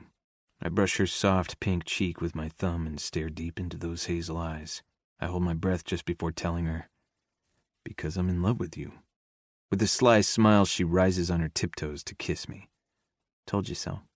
I let out a low groan. She pulls back, looking me in the eyes, when she admits on a soft whisper, I love you too. I claim her mouth in a soul-stealing kiss. I slide my tongue into her eager mouth and taste the victory of being able to call this woman mine. Chapter 28. Eddie. Congrats, man, Ben tells me with a slap on the shoulder. What are you congratulating him for? He's behind his deadline, Darla asks as she stalks into Ben's office with purpose. The woman has never strolled anywhere in her life. The congratulations are a bit out of order since this is supposed to be my writer's intervention. Darla and Ben are not my friends right now, but my agent and my editor. They're going to sit me down and tell me I need to finish my next book, or I'll be in breach of contract and have some steep penalties to pay the publisher. Haven't you heard? Eddie's in love, Ben answers with genuine joy in his voice. Fuck, Darla says with a huff as she collapses into the seat next to me. Well, we're up shit creek. Benji, get me a drink. Sure thing, boss, Ben mocks, but pulls out the bottle of brandy he keeps in his desk anyway and pours her a tall glass. It is usually reserved for celebratory toasts, but it'll be better for all three of us if Darla takes the edge off. It'll be fine. I try to convince the both of them for the millionth time that I can do two things at once. I can be in love with Jackie and meet my deadline, I hope. Oh, really? Good to know. Care to tell me how? I've been writing. Is the book finished? No. Then we're fucked. She downs the brandy in one long swig. Darla. Ben tries to chime in but gets shot down. This is the long-awaited, much-publicized last book in the Percy I. Rivera series. I'm well aware of that. I did write the damn things. I snap. Jackie's attitude is starting to rub off on me. Don't get snippy with me, mister. Right now, I'm the only thing standing between you and a breach of contract lawsuit. The publisher is going to be pissed. A lot of money has gone into prepping for this launch. We can't just turn it off. I get that. I'll make the deadline. Sure you will. She stands, hands Ben the empty glass, and struts to the door. Where are you going? Ben asks. To save our asses and beg for an extension. You're the best, I call to her. I don't have to turn around to know she's wearing her sour face and shaking her head. You're paying for this. Literally, she chides before making her exit. That went better than expected. You're still alive. Ben chuckles and hands me a shot of tequila he keeps around just for me since I hate brandy. We clink glasses and down the liquor. Seriously, though, you need to buckle down and get this done. I know, I will. But instead of plotting my next chapter like my mind usually does in every spare minute while I'm writing a book, my thoughts drift to the soft skin and sharp wit of the woman I can't get enough of. Jackie is both a distraction and an inspiration. If only I could figure out how to balance the two. Ben tilts his head and narrows his eyes at me like he doesn't quite believe me. I don't blame him. I'm not very convinced I can put Jackie on the back burner either. Regardless, he shakes it off and changes the subject. Benji's never been good at being a nag. I paid Darla for that. So how did Jackie react when she found out? That I'm in love with her? I think she knew before I did. I laugh. It's not like I've tried to hide my feelings. It's been pretty obvious I'm fascinated with Jackie since day one. Apparently fascination is a stepping stone to love.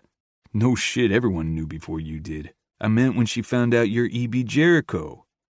I stare down at my shoes, swallow hard, and clear my throat. The guilt of not having come clean to Jackie yet weighs on me like a ton of bricks. Wait, don't tell me she still doesn't know. Ben admonishes me. I don't answer. Edwin Bartlett Jaworski, that poor woman is in love with you. She needs to know the truth. Ben twists the knife of guilt lodged in my heart. I know he's right, and a thick layer of shame coats my guilt in an impenetrable blackness.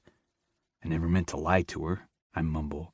It all started out as a game, this stupid bet to see if she could guess what I do. Ben crosses his arms and stares at me, calling me a liar without a word. Okay, yeah, I didn't want to lead with the whole I'm your favorite author thing. You know how people act when they find out. They change. Every relationship turns weirdly transactional. Suddenly it's about what I can do for them rather than who I am. But I was going to tell her. I was just waiting for the right time. Which, for the record, should have been before you fucked her and definitely before she fell in love with you. Benji, I know. Trust me, I know. But it happened so fast. Then we were more than friends, but not really together, and she's skittish. It's like she's always looking for a reason to push me away. I drop my head into my hands in my lap. Now it's so late. Yep. It's going to be a big deal. I whine into my palms, the words garbled. Yep. And she's going to be pissed.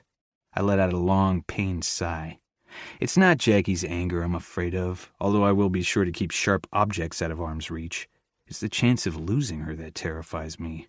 It's taken so long to tear down her walls. I'm just now starting to get glimpses of the real her, and once she finds out I've been keeping a massive secret, she's going to lock away her heart behind barbed wire and a minefield.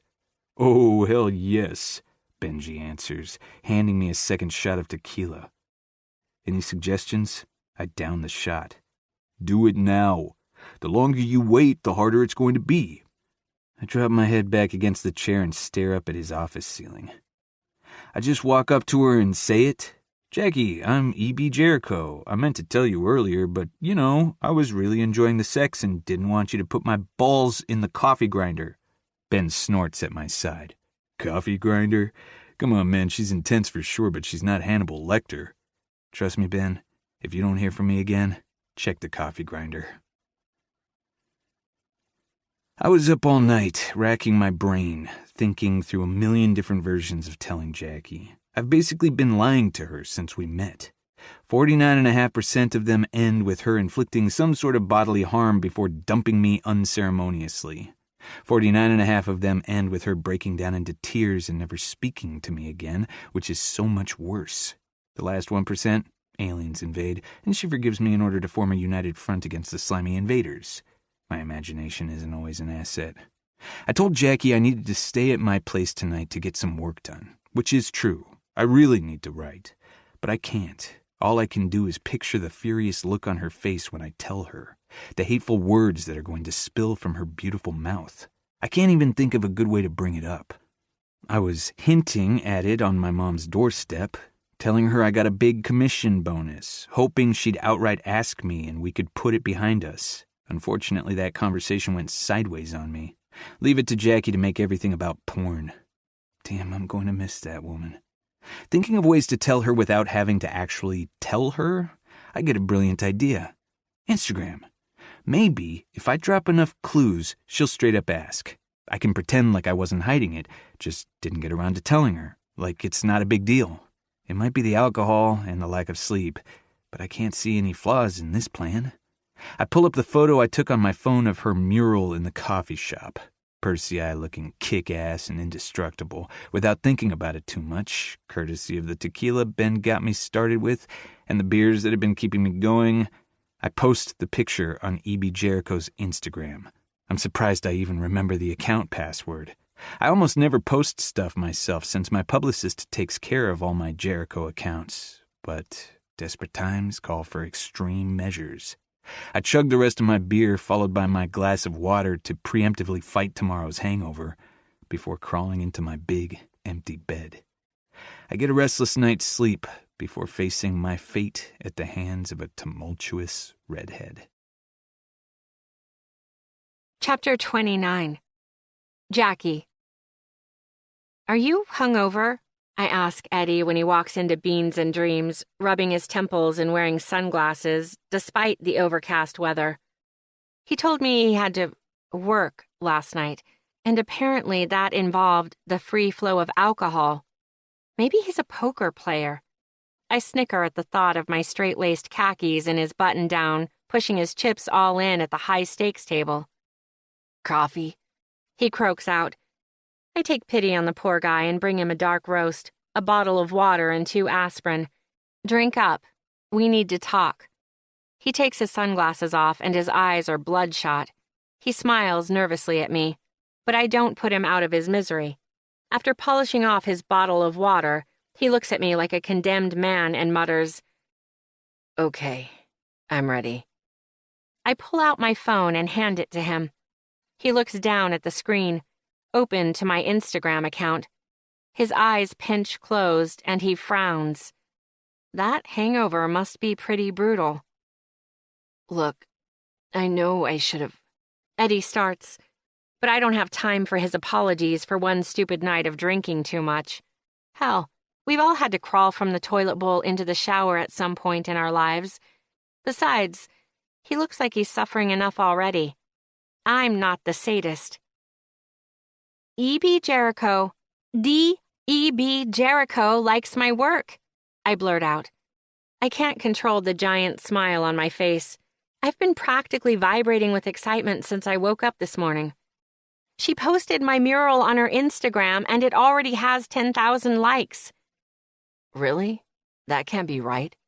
Eddie mutters under his breath and studies the image on my phone. Excuse you.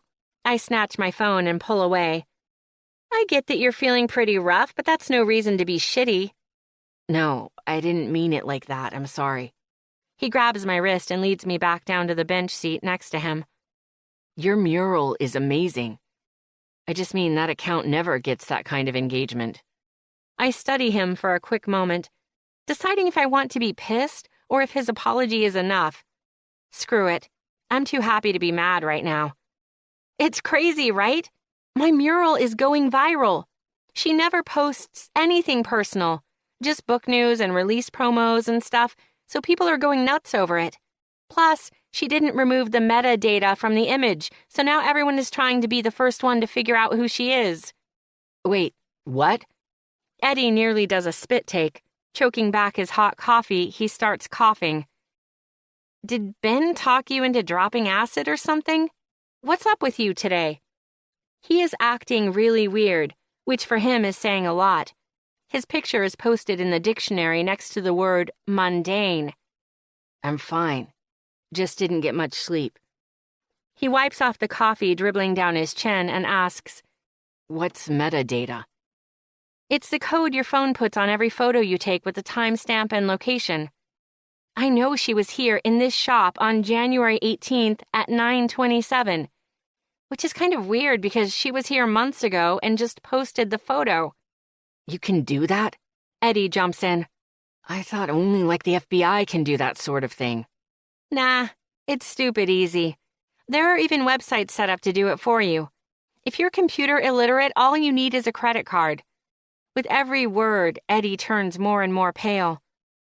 Anyway, the point is, she was here, in my cafe. Coffee shop. He corrects me. I'm too excited to care. Whatever. I must have seen her, and I'm kicking myself that I only remember this obnoxious woman in a pantsuit. It couldn't be her, though, could it? I muse aloud. It's a rhetorical question, but Eddie looks like he's struggling for the right answer.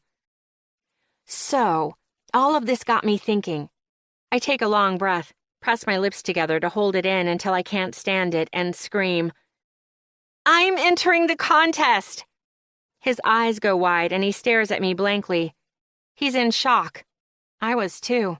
It took me a few hours and a few dozen confirmations from everyone I know to realize that my favorite author posted a picture of my mural. I've been double-checking the post every 15 minutes since I first saw it. But it's real. And this is my moment. I can feel it. Really? Eddie asks, incredulously. Really? I mean it this time. If E.B. Jericho herself likes my mural enough to post it on Instagram, I've got to have at least half a chance, right?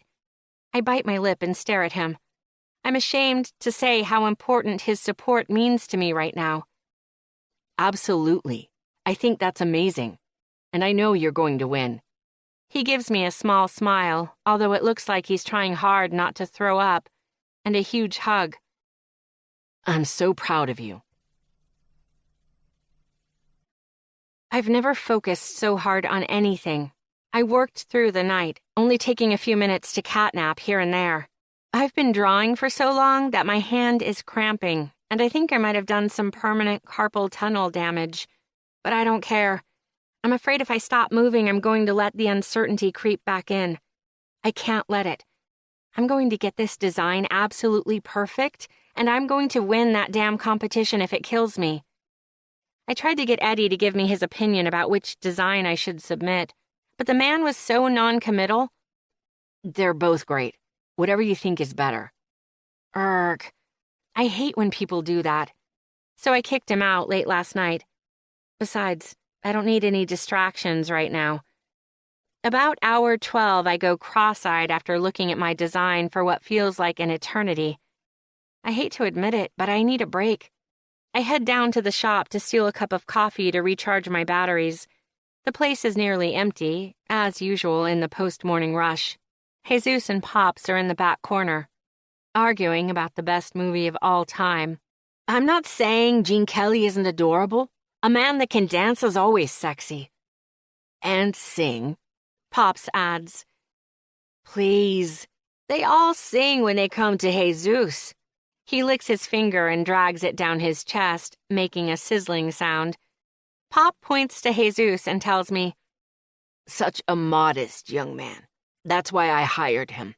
Look who's talking, I shoot back. It's the same debate they've been having for 5 years, and neither will budge an inch. I slip behind the counter and start making my cappuccino. Singin' in the Rain is a good movie, but the best movie of all time? Papi, no. Jesus chides. Young Debbie Reynolds? How can you not love Debbie Reynolds? She was America's sweetheart. Pops counters with a finger wag. Debbie Reynolds is fabulous, but Robin Wright ain't no slouch. You can keep you singing. Princess Bride has princesses, sword fights, and true love. Would you talk some sense into this kid?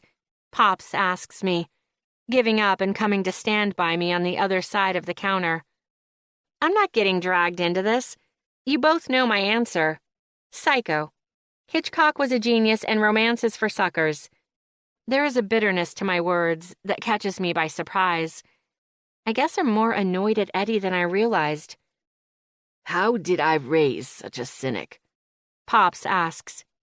Look, I'm not saying love doesn't exist. Of course it does. I skirt around the counter and take a small sip of my warm, frothy breakfast. But people pretend that it's like a tattoo. This permanent mark you'll wear forever. Sure, you can see it that way, but the truth is it's only skin deep. It may leave a mark, but you can always cut it out or cover it up. They both stare at me with wide eyes and horrified expressions. Am I the only person left in the world who doesn't think love solves everything? I replay last night in my head, remembering how easy it was for Eddie to walk away. If you're not going to help, why don't you just leave? I practically growled at Eddie. It was supposed to draw him out, to get him to rise to the challenge like he always has before. Instead, he just shut down. Is that what you want? He asked, with his hands in his pockets. Maybe, yeah. If you can't even be bothered to tell me which design is better. I crossed my arms and glared at him. I told you. I honestly think they're both amazing. Whatever you decide. Enough! I shouted at him and pointed to the door. You want to tell us why Eddie isn't around this morning? Pops asks, drawing me out of my memories. I sent him home, I snap. He was getting on my nerves. It's easy to fall in love with the idea of a man. It's a lot harder to live with them in reality. Jesus laments. He's a hopeless romantic, despite the many relationships that have proven exactly how hopeless it can be. What did Loverboy do this time? He was being weird, treating me with kid gloves and being too nice. Even the best of us have our demons. Pops chimes in. Plus, I needed to focus. Here we go again. Jesus rolls his eyes. Excuse me? Chica, you always do this. Obsess until you drive yourself and the rest of us completely loca. You know, you can try something without having to be absolutely perfect, right? That's bullshit. I'm competitive, sure, but I'm not obsessive. Really? First your game, which you lose countless hours of beauty sleep for. Then, when that went to shit, you jumped right in with Eddie. Now you've kicked him out and it's all about this contest. It's not like that. This is important. Winning this contest is finally going to kickstart my graphic design career. and make me finally feel like a legitimate artist. Kiddo, I say this with nothing but love. Pops looks me square in the eye, places his hand on my forearm, and squeezes. Don't pin all your hopes to a single contest. Not everything good is popular, and not everything popular is good. Love what you do and screw everyone else. So, you don't think I can win? My voice is high-pitched and sharp, giving away that I'm more hurt than angry. I didn't say that. He just means you're amazing, win or lose. You don't need a contest to prove that. Jesus adds. Are you too serious right now? Why is everyone always on me to do something with my life? Then when I try, you all tell me I'm not good enough. That's not what we're saying. I don't need this. You know what? Fuck you both. You're not invited to the launch party when E.B. Jericho unveils my new cover for her book. I storm off back to my room. I pour every ounce of my frustration into my design. I am going to win this if it kills me. Chapter 30. Eddie. Shit. Fuck. God damn it. Son of a bitch. My inner monologue has Tourette's. Eddie, you still there? Benji asks on the other end of the line. Yeah, sorry, I'm here. Just having a panic attack. The earth is shifting under my feet, falling away until there's nothing keeping me from sinking down into the cold, dark emptiness. That's great news. Not like it's a surprise we both knew Jackie's design was going to win. There were a lot of great entries this year, but hers was out of this world. Plus, the publisher loves the free publicity she's already getting us with that Instagram post from last week. My stomach is a churning pit of anxiety and regret. Yes, Jackie's design is amazing, and yes, I knew she would win. I was so sure that I refused to help or give her any feedback, which she's still pissed about despite the profuse apologizing I did the next morning to include surprise delivery from her favorite donut shop.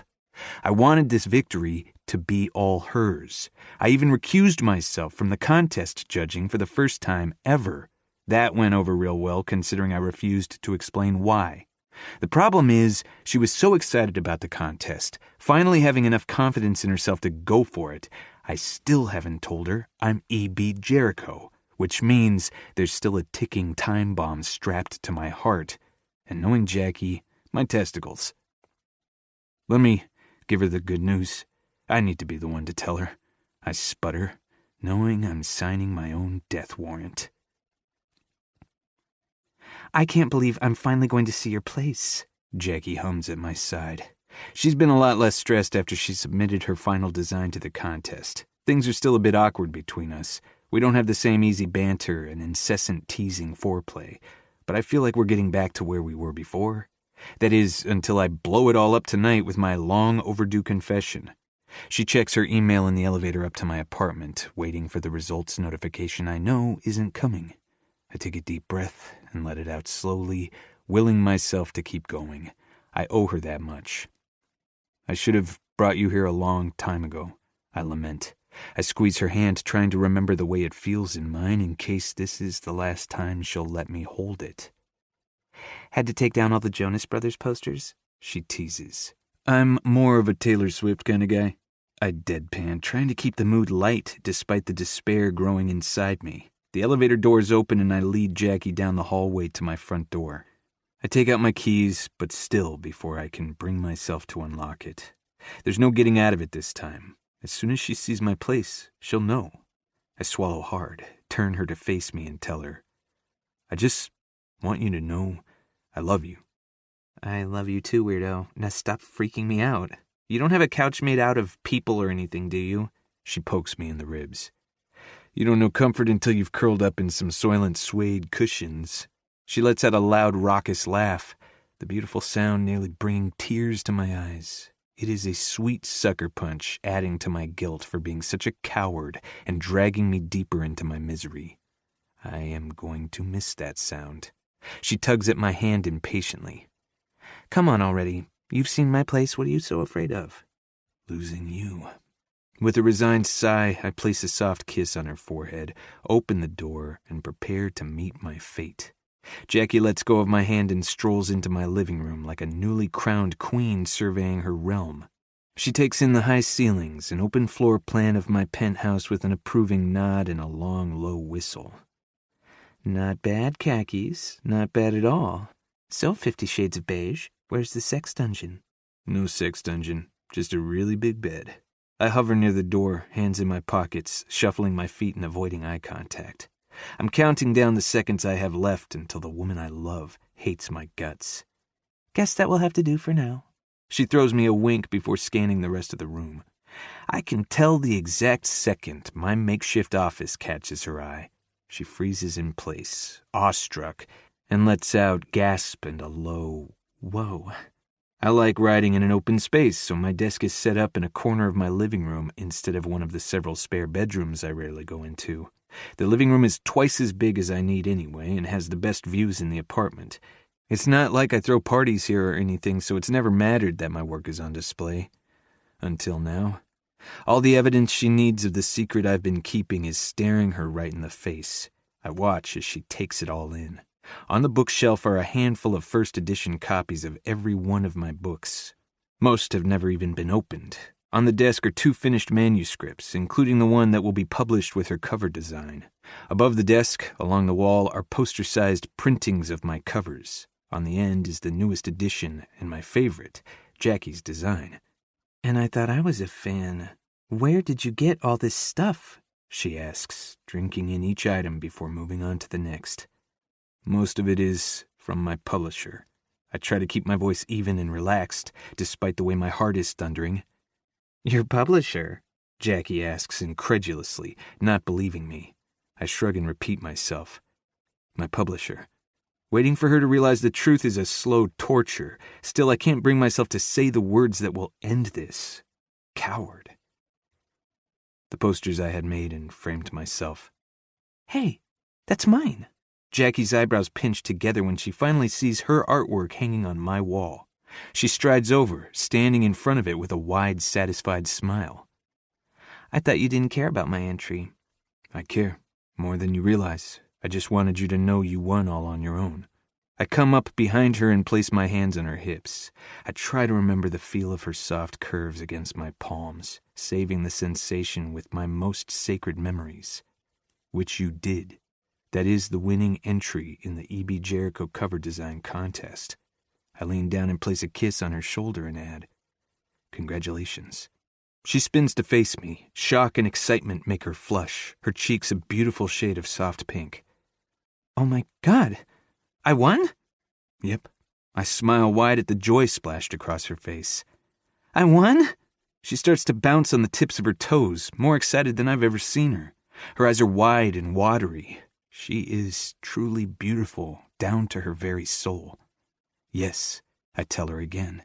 She wraps her arms around me and squeezes harder than I thought possible, squealing into my ear like a teapot about to boil over. I revel in the sheer happiness of this moment. All too quickly it slips through my fingers. Wait, how do you know I won? She pulls back and studies me. I can see the wheels turning in her head, the realization dawning on her expression. Happiness giving way to confusion, confusion to understanding, understanding to sheer rage. Eddie, how do you know I won? She asks, her words sharp as steel and aimed at my heart. I clear my throat and step back. This is the moment. I need to be honest. I need to confess. But the words are stuck in the back of my throat. The further the silence stretches between us, the longer the lie continues, the angrier Jackie becomes. The posters, the books, all those hours typing away at your laptop, making me guess what you do for a living. It was all some sick, twisted game to you. She snarls, prowling towards me. I take a step back for every forward lurch of hers, trying to keep a safe distance. Say something! It wasn't like that. I hold up my hands in defense, but I'm more terrified to lose her than I am scared of her. Oh, really? Then why did you bring me here? I stare at my feet and run my fingers through my hair. My shoulders are slouched forward as if I'm carrying the sins of the world on my back. I open and close my mouth a dozen times trying to find a way to say it. Words are usually my ally, my superpower. But today they have failed me. There are no words to explain to Jackie how sorry I am, how wrong I was, how deeply I love her. Tell me. Her eyes are ice and her heart must have turned to stone. She isn't going to let me hide behind my cowardice any longer. Say it! God damn it! She screams at me. I'm E.B. Jericho.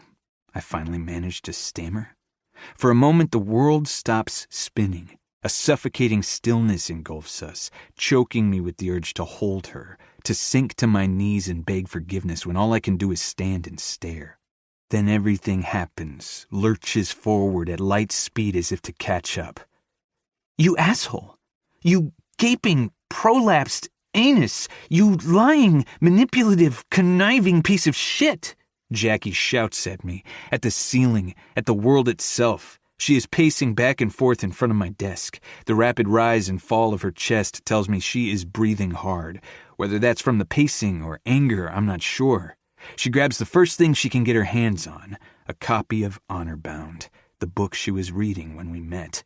I'd be amused by the irony if I weren't too busy being equally heartbroken and terrified. She winds up and launches it at my head. Luckily, books have horrible aerodynamics and I have decent reflexes. The book goes sailing past me and into my kitchen. Undeterred, she continues her assault until she clears a shelf and has run through her entire extensive repertoire of swear words. Exhausted but still angry, she stands stock still and peers right through me. How could you? The betrayal in her voice crushes me. Jackie, I'm so sorry. I didn't mean giving me that sketch pad, pushing me to enter the contest, that damn Instagram post, winning the contest. It was all you? She is connecting dots that aren't related and drawing the worst possible picture of my intentions. She doesn't give me time to answer, to explain. No, you made me think I could... She lets out a long, low growl. God, how could I be so stupid? She slams her palm against her temple 3 times, hard enough to leave an angry red blotch. You're brilliant, I tell her, reaching out to grab her wrist. Fuck you! She snaps and pulls away. You manipulated me into playing your games, entering your stupid contest, caring about you. And for what? To trick me into getting my shit together? To mold me into the woman you want me to be? Sadness and betrayal overtake her anger, and I want to throw myself off the tallest cliff I can find for hurting her, for making her doubt herself when all I ever wanted was for her to see what she is capable of. No, that's not it at all. I don't want you to be anything except what you are right now. Okay, maybe a little less rabid, but I try to lighten the mood with humor and immediately regret it. That was the absolute wrong answer. Rabid? She seethes. I wince at the word. An unsettling calmness overtakes her. She stands up straight, her hands falling to her sides. Her face is wiped blank. I'm about to die. She meanders over to the framed poster of her design hanging on my wall, rips it down, and smashes it against the corner of my desk. Glass shatters across my floor like the broken shards of our relationship. Jackie tosses the frame aside like so much trash. She locks eyes with me, and I freeze in place, like prey too afraid to pick a direction to run. With her head held high and her shoulders back, she struts up to me with an easy confidence. She steps into me until our chests are nearly touching. She is close enough I can smell the caramel scent on her skin. With a simper and a sweet timbre, she tells me, You come anywhere near this rabid bitch again, and I'll rip your throat out. Jackie turns and walks out of my apartment, out of my life, without so much as a backward glance. Chapter 31. Jackie. When I left Eddie's apartment, I thought I would be angry for the rest of my life. I thought he'd managed to flip some switch in my brain where I could only see red. Rage and hate would color my days until the end of time. But by the time I got home, I was too exhausted to be angry. I was too exhausted to think. I fell into bed and wrapped myself up in the darkest despair I've ever experienced. All I can do is stare at my ceiling, cry, and sleep. I'm sick. Sick and tired of being sad, of feeling hurt, of being lost. I've hardly left my bed, much less my apartment, for well over a week. Thank God for delivery drivers, or I would have starved to death by now. Everyone has tried to cheer me up, to get me out of here. Elizabeth tempted me with a trip out to see her and Man meet. I declined. Jesus offered to take me salsa dancing and play wingman. I refused. Pops even tried to bribe me with promises of rainbow sherbet with rainbow unicorn sprinkles. I almost cracked at that one. I may be a strong, independent woman, but who doesn't love rainbow sprinkles? In the end, I told him to bring it to me in bed or fuck off. What's the point of any of it? At the end of the day, I'm still going to crawl back into bed. The same old me with the same old inadequacies. A firm rat-a-tat-tat on my door has me already annoyed. "What now?" I holler, not bothering to get out of bed. To my unending surprise, in walks my mom, put together as always and wearing even more disappointment in her features than usual. Pops has got to be desperate if he called Mom. "I see the extra time you've spent at home hasn't resulted in any cleaning frenzies." She picks up a dirty pair of pajama pants off the floor, revealing a Chinese food carton underneath. That's what happened to the rest of my spring rolls. The look of disgusted horror on my mom's face brings the first smile to my lips in days. She uses the pajamas as makeshift gloves to throw out the carton before tossing them in my laundry hamper. Then she turns her laser focus on me. "I don't have the energy to do this with you, Mom." I plead for her to just let me be for once.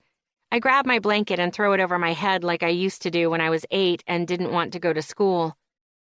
"Too bad.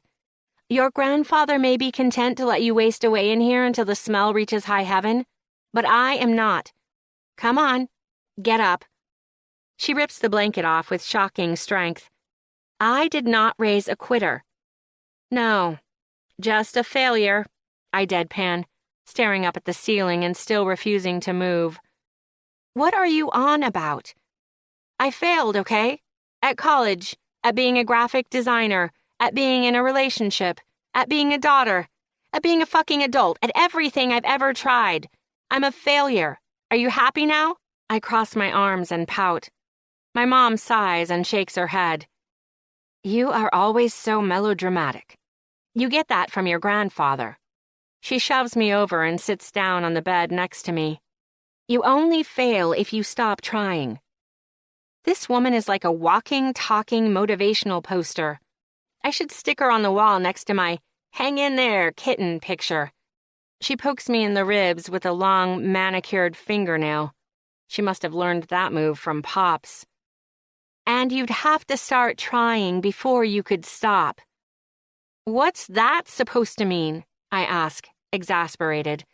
I sit up and study her, wondering for a minute how the apple could fall so far from the tree. Maybe I was switched at birth.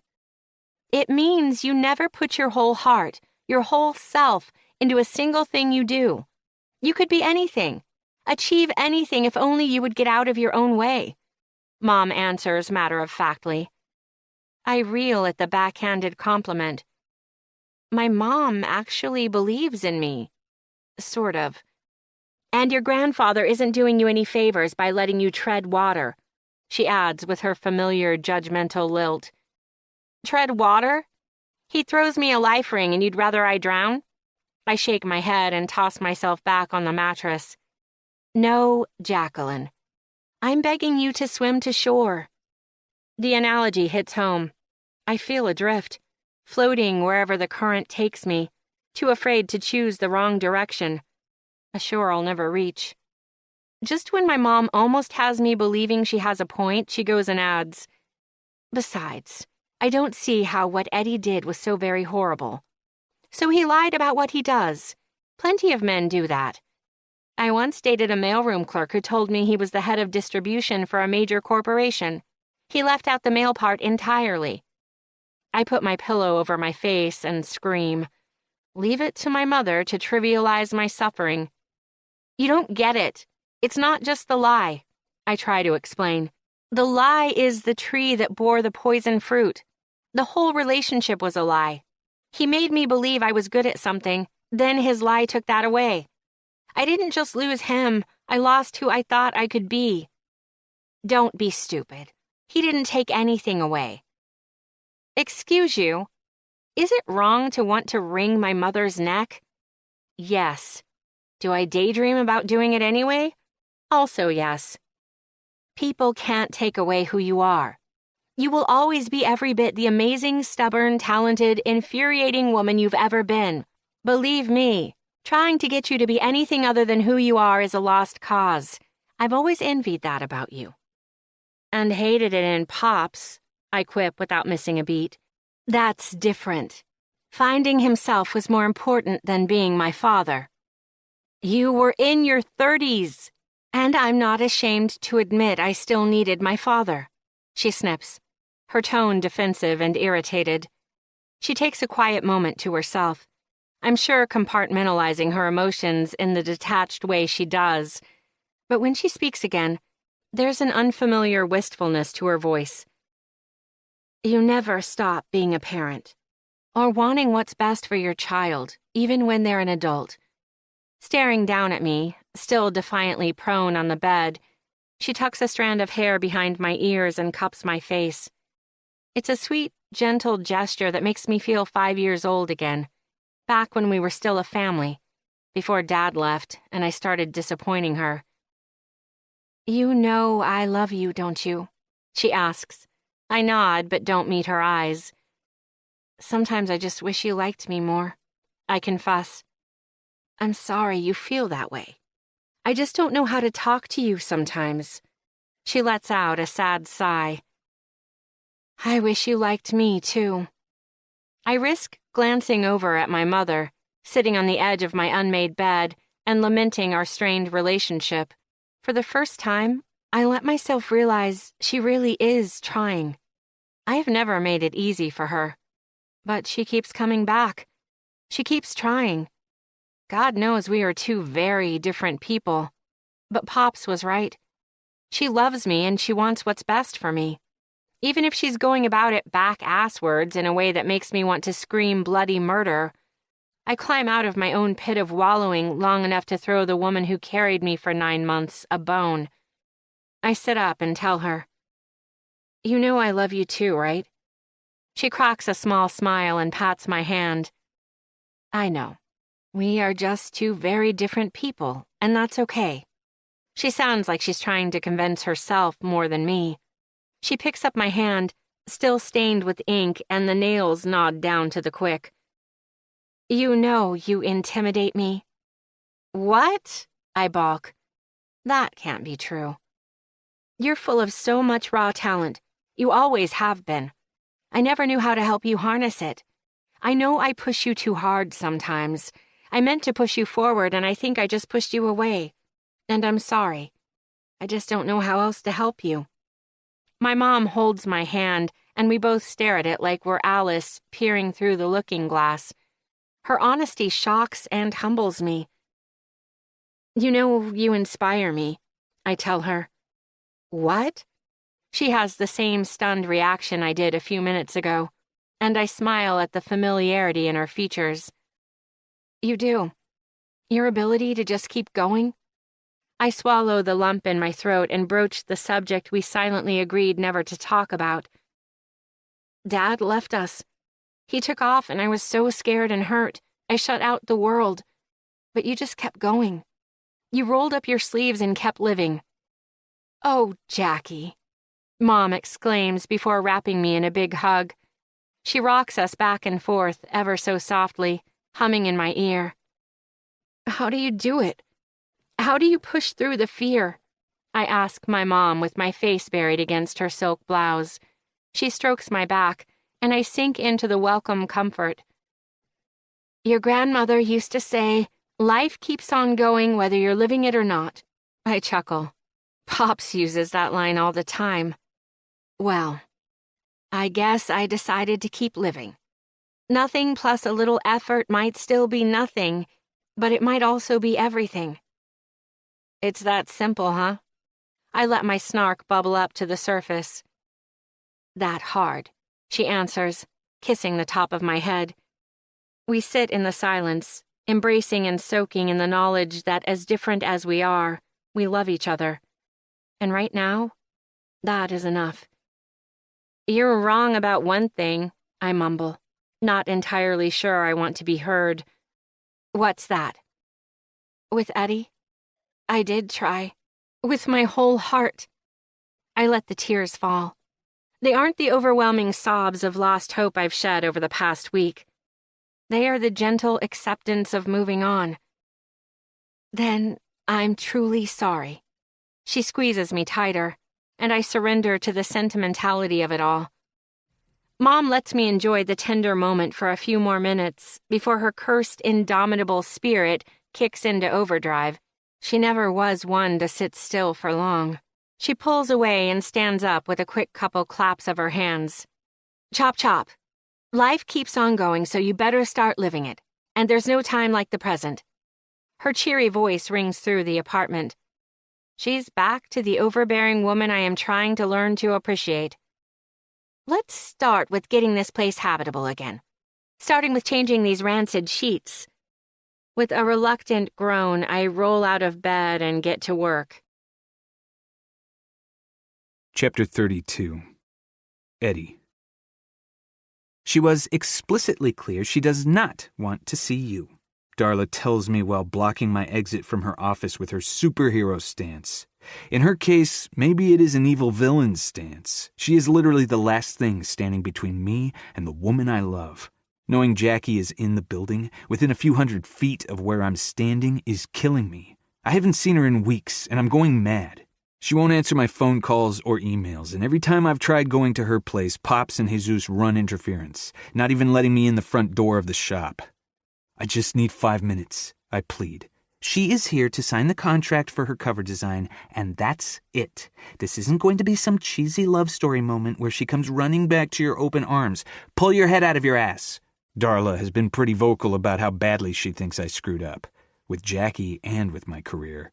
The publisher is pissed. I finally finished the manuscript for Glory's End, the last book in the Sins of Tomorrow series, but we're behind schedule. We had to push the entire production process back a month. Luckily, we'll still make the publication date, but there's less time for publicity now. They tried to force me into a few public appearances to make up for it. One executive even had the audacity to suggest we use my relationship with Jackie as a hook. Star-crossed lovers brought together by a passion for words. A hook. I channeled my inner Jackie and told them to fuck right the hell off. I'd rather be sued for breach of contract. Not that any of that matters to me now. It's hard to care about much of anything when the woman I love hates me more than anything on this earth. If only I could get 2 minutes to talk to her, to explain and apologize. There has to be a way to make this better. But first I have to get past Darla. This is ridiculous. You're my agent, not my jailer. Right now, I'm both. I spent weeks fixing the mess you made. You aren't going to so much as breathe on that woman. Her voice is flat and her gaze is focused. She's not going to willingly let me talk to Jackie. Fine. I give up. I flop down on the couch in the corner, deflated and defeated. Darla isn't buying it. She keeps her post in front of the door, her watchful eyes trained on me. I throw my arm over my face and pretend to wallow. Takes about 15 minutes before Darla lets herself get distracted by her ever-pinging phone. Another 15 minutes before she moves away from the door. Still, the second I stand, she is laser-focused on me again. Where exactly do you think you're going? She leans forward on her desk, imposing and menacing. To the bathroom. I take 3 large steps toward the door. Hold it, Darla tells me, stepping around her desk and in front of me. Darla, I'm a grown man. I'm not going to be told when I can use the restroom. She doesn't budge. I roll my eyes and sigh. I get it. All right. This isn't the time or the place. I'm not going to do anything stupid. The lie rolls off my tongue, and I'd feel guilty if I weren't doing it to get to Jackie. Fine. To the men's room and right back, and I swear you cause any more drama and I will make you regret it. I give her a mock salute and click my heels together. Yes, boss. She opens the door to her office and I make a beeline for the conference room. Sorry, Darla. When I first catch a glimpse of Jackie standing behind the glass wall of the conference room, the sight knocks the wind out of me. She has somehow managed to become more beautiful over the past few weeks. Her fiery red hair is now the deep indigo of the sea during a storm, curling in soft waves over her shoulders. It turns light turquoise at the tips like the sky on a clear summer day. My fingers itch to run through the silky strands. She's wearing a cropped leather jacket and skin-tight black leggings that have all her amazing curves on display. My body aches with how much I've missed her. Underneath the jacket, I can just make out the writing on her black t-shirt. I run a tight shipwreck. I smirk at the very Jackie saying. She makes her way to the door, along with the handful of other people in the room.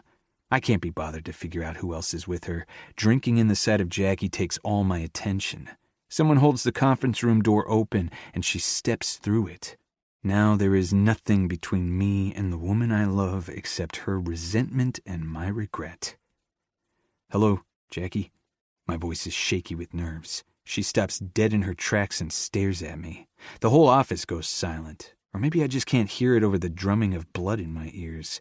She looks me over, from toes to the tip of my head. It reminds me of the first time we met. Being again subjected to her scrutiny makes my palms sweat. "Hello, Edwin," she answers, her voice dry and devoid of emotion. I didn't think she'd call me khakis, but using my full name stings with detached impersonality. I'd prefer she called me asshole or dickhead, or anything that showed she still felt something for me, even anger. "I was wondering if you'd have the balls to crash the party." "You have some nerve." A woman's voice draws my attention away from Jackie for the first time, and I'm surprised to see her mom standing next to her. "Ms. Ryan," I greet her. "Nice to see you again." "Go to hell," she retorts. Jackie cracks a small smile at her mom's answer. "Already there, Ms. Ryan," I admit, catching Jackie's gaze. I stare into her eyes and silently plead for a second chance. "We are leaving." Jackie brushes past me with a frigid indifference. "Jackie, can we talk?" I ask, following after her like a lost puppy. "No." She doesn't bother stopping or even looking at me when she says it. "Eddie!" Darla shouts from across the office like the needle scratching across a vinyl record. Panic wells up inside me as the chance to make things right begins slipping through my fingers. I'm not going to have another chance. In sheer desperation, I grab Jackie's wrist and turn her to face me as the words come pouring out. "Jackie, I'm sorry. I swear to you I didn't mean for it to go this far, but how was I supposed to tell you?" She rips her wrist out of my hand like the touch was searing her skin. "A million different ways. A million different times, you fucking coward!" She screams in my face. Oddly enough, her anger fills me with hope. If she's angry, she still cares. I keep going, ignoring Darla at my back telling me to walk away. "You're right. I'm a coward. I was afraid of losing you, but can you blame me? Every time I got close, you'd find some asinine reason to push me away. I couldn't hand you the excuse to run on a golden platter. Don't you dare turn this back around on me. I'm not the lying, manipulative, backstabbing coward." We are full-on shouting at each other in front of the entire office, and neither one of us gives a damn. In my peripheral vision, I sense Darla and Ms. Ryan hatching a plan to separate us. It may involve a fire hose. "You act like it was so easy. Like I could casually tell you I was this person you'd idolized, that you'd built up to be someone completely different in your head. And you think it's easy to forget that you are a conniving asshole? Forget that you made a fool out of me and thank my lucky stars that you deigned to be with me? No, of course not. But maybe you should admit you'd never have been brave enough to share your work without my push. I shoved you out of the rut you dug yourself into." I'll admit part of me is angry at her too, for pretending like it all meant nothing, for being able to walk away. "Oh, that's rich coming from you, E.B. Jericho." What's that supposed to mean? "It means you're not just a liar, you're a hypocrite." She steps into my space, close enough I could reach out and touch her if I were a braver man. She doesn't bother to lower her voice despite the proximity. "You write these amazing books, but you're too much of a pussy to put your own name on them. If you're so brave, why don't you stand up and tell the world E.B. Jericho is really an obnoxious, uptight, self-righteous jackass?" It's completely different. But for the life of me, I can't think why. "Lots of authors have pen names." "Bullshit," she challenges. She's snarling with her eyes wide and wild. I can't read her mind, but I'd bet the image of murdering me in some outlandish way is playing in her head right now. I keep pushing. I can't help myself. If she's arguing with me, at least she's still talking to me. Maybe there's still hope. At least I'm still putting my work out there. How many notebooks full of sketches do you have squirreled away in your apartment where no one will ever see them? How many times have you been too scared to take a chance on yourself? How many years have you wasted slinging coffee because you're so afraid to fail you don't bother to try? She recoils like I slapped her. Her mouth snaps shut, and she pinches her eyebrows together and stares at me with a tortured wonder. Knowing I'm right doesn't change how much I regret saying those words out loud. A collective gasp fills the sudden silence of the busy office. The crowd I hadn't noticed building around us starts to dissipate with no one willing to make eye contact with me. Eddie, you've said quite enough. Darla places a hand on my forearm and pulls me back. Ms. Ryan leans in and whispers something to Jackie I can't hear. She gives a subtle shake of her head in response and waves her off. Jackie turns away from me and presses the elevator button without a word. I twist out of Darla's grasp and turn back to Jackie. The quiet rage of her locked jaw juxtaposed to the clear devastation in her watery eyes makes me want to claw my own skin off. I did that to her, and it's killing me. I have to fix this. There has to be a way to fix this. I'm sorry. I shouldn't have said any of that. You're right. I'm a liar and a coward. I was scared to lose you, so I lied to you.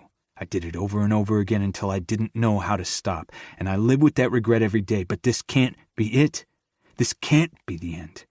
She's staring straight forward, focused on the elevator doors with singular intensity. Jackie, I love you, and I'm so sorry. Just tell me, what can I do to make this right? The elevator dings and Jackie steps into it with her mom at her side. She finally meets my gaze. Her eyes are cold as death and cut me to the core. I've lost her. I can feel it deep in my bones.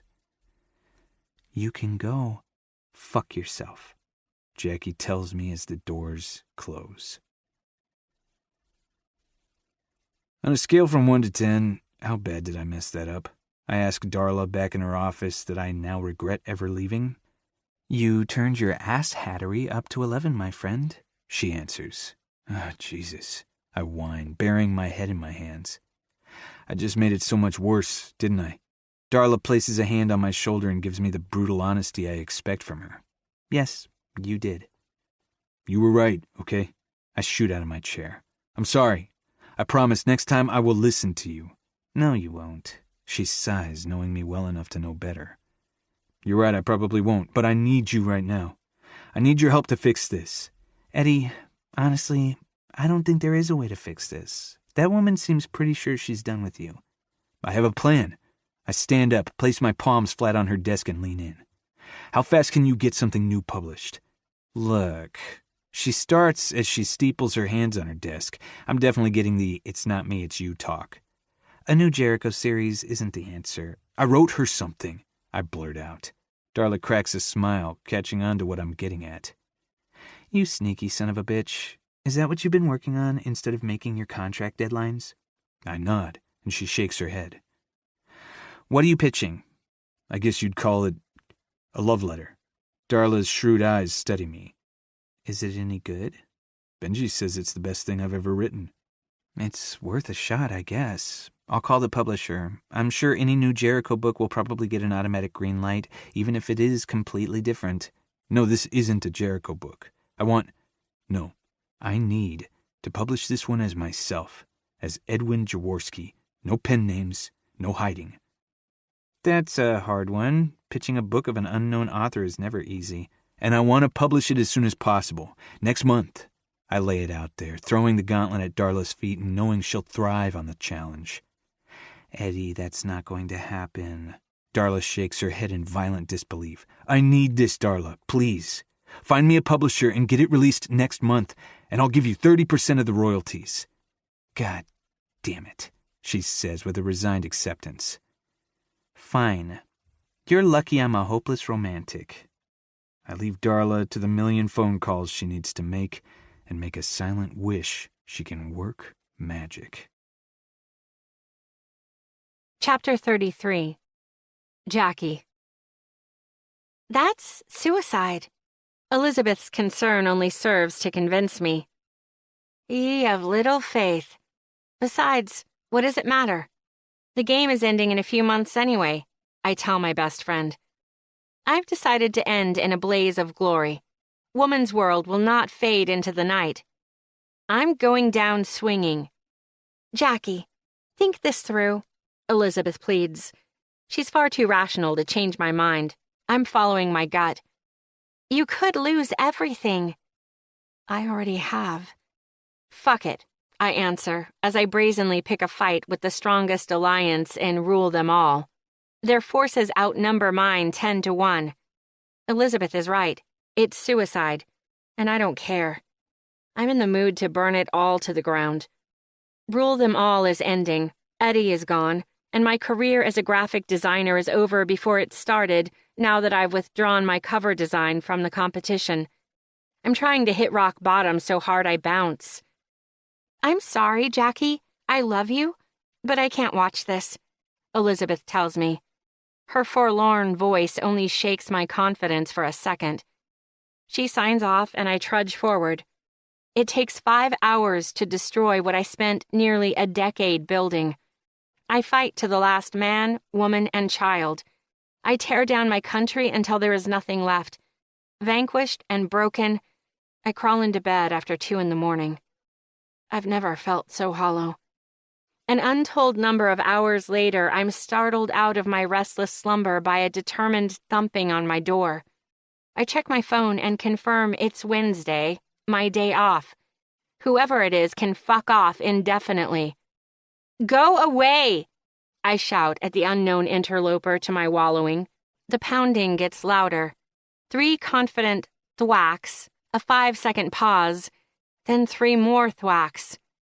I said, go away, I groan and pull the bed sheets up over my head. But the persistent knocking just keeps coming. I stomp over to the door and fling it open with an angry, "What?" "Oh, good. You're awake," a slender woman in classy business attire says with a sarcastic lilt. She steps around me and into the apartment before I can slam the door in her face. I'm Darla Sinclair with the Marai Literary Agency. You're here about the cover design. I slam the door closed and cross my arms. I know Eddie's publisher is pissed about me pulling out, but I haven't heard anything for the past few days. I thought they'd finally given up.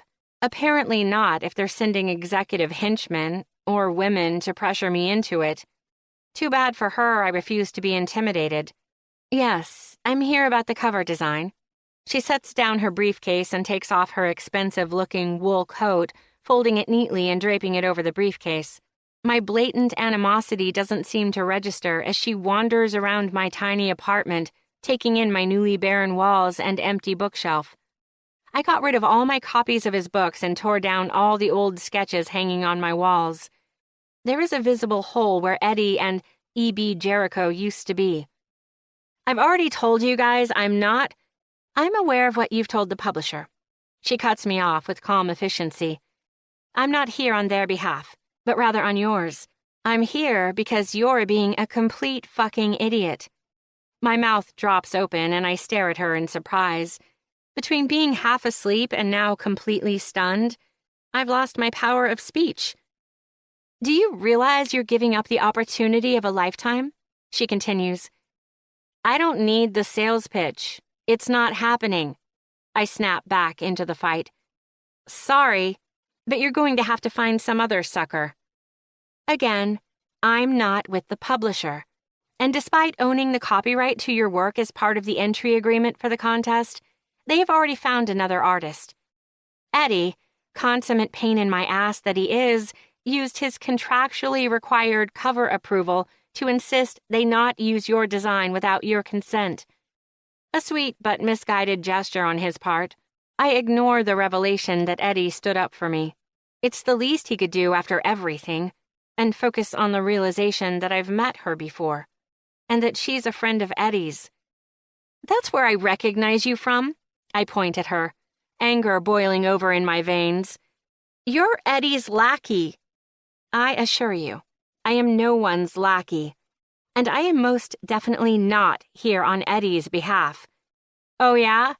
Then what the hell do you care? She pulls out the chair from my desk and sits down. Crossing her legs and folding her hands in her lap, she takes a deep sigh, as if recharging her patience.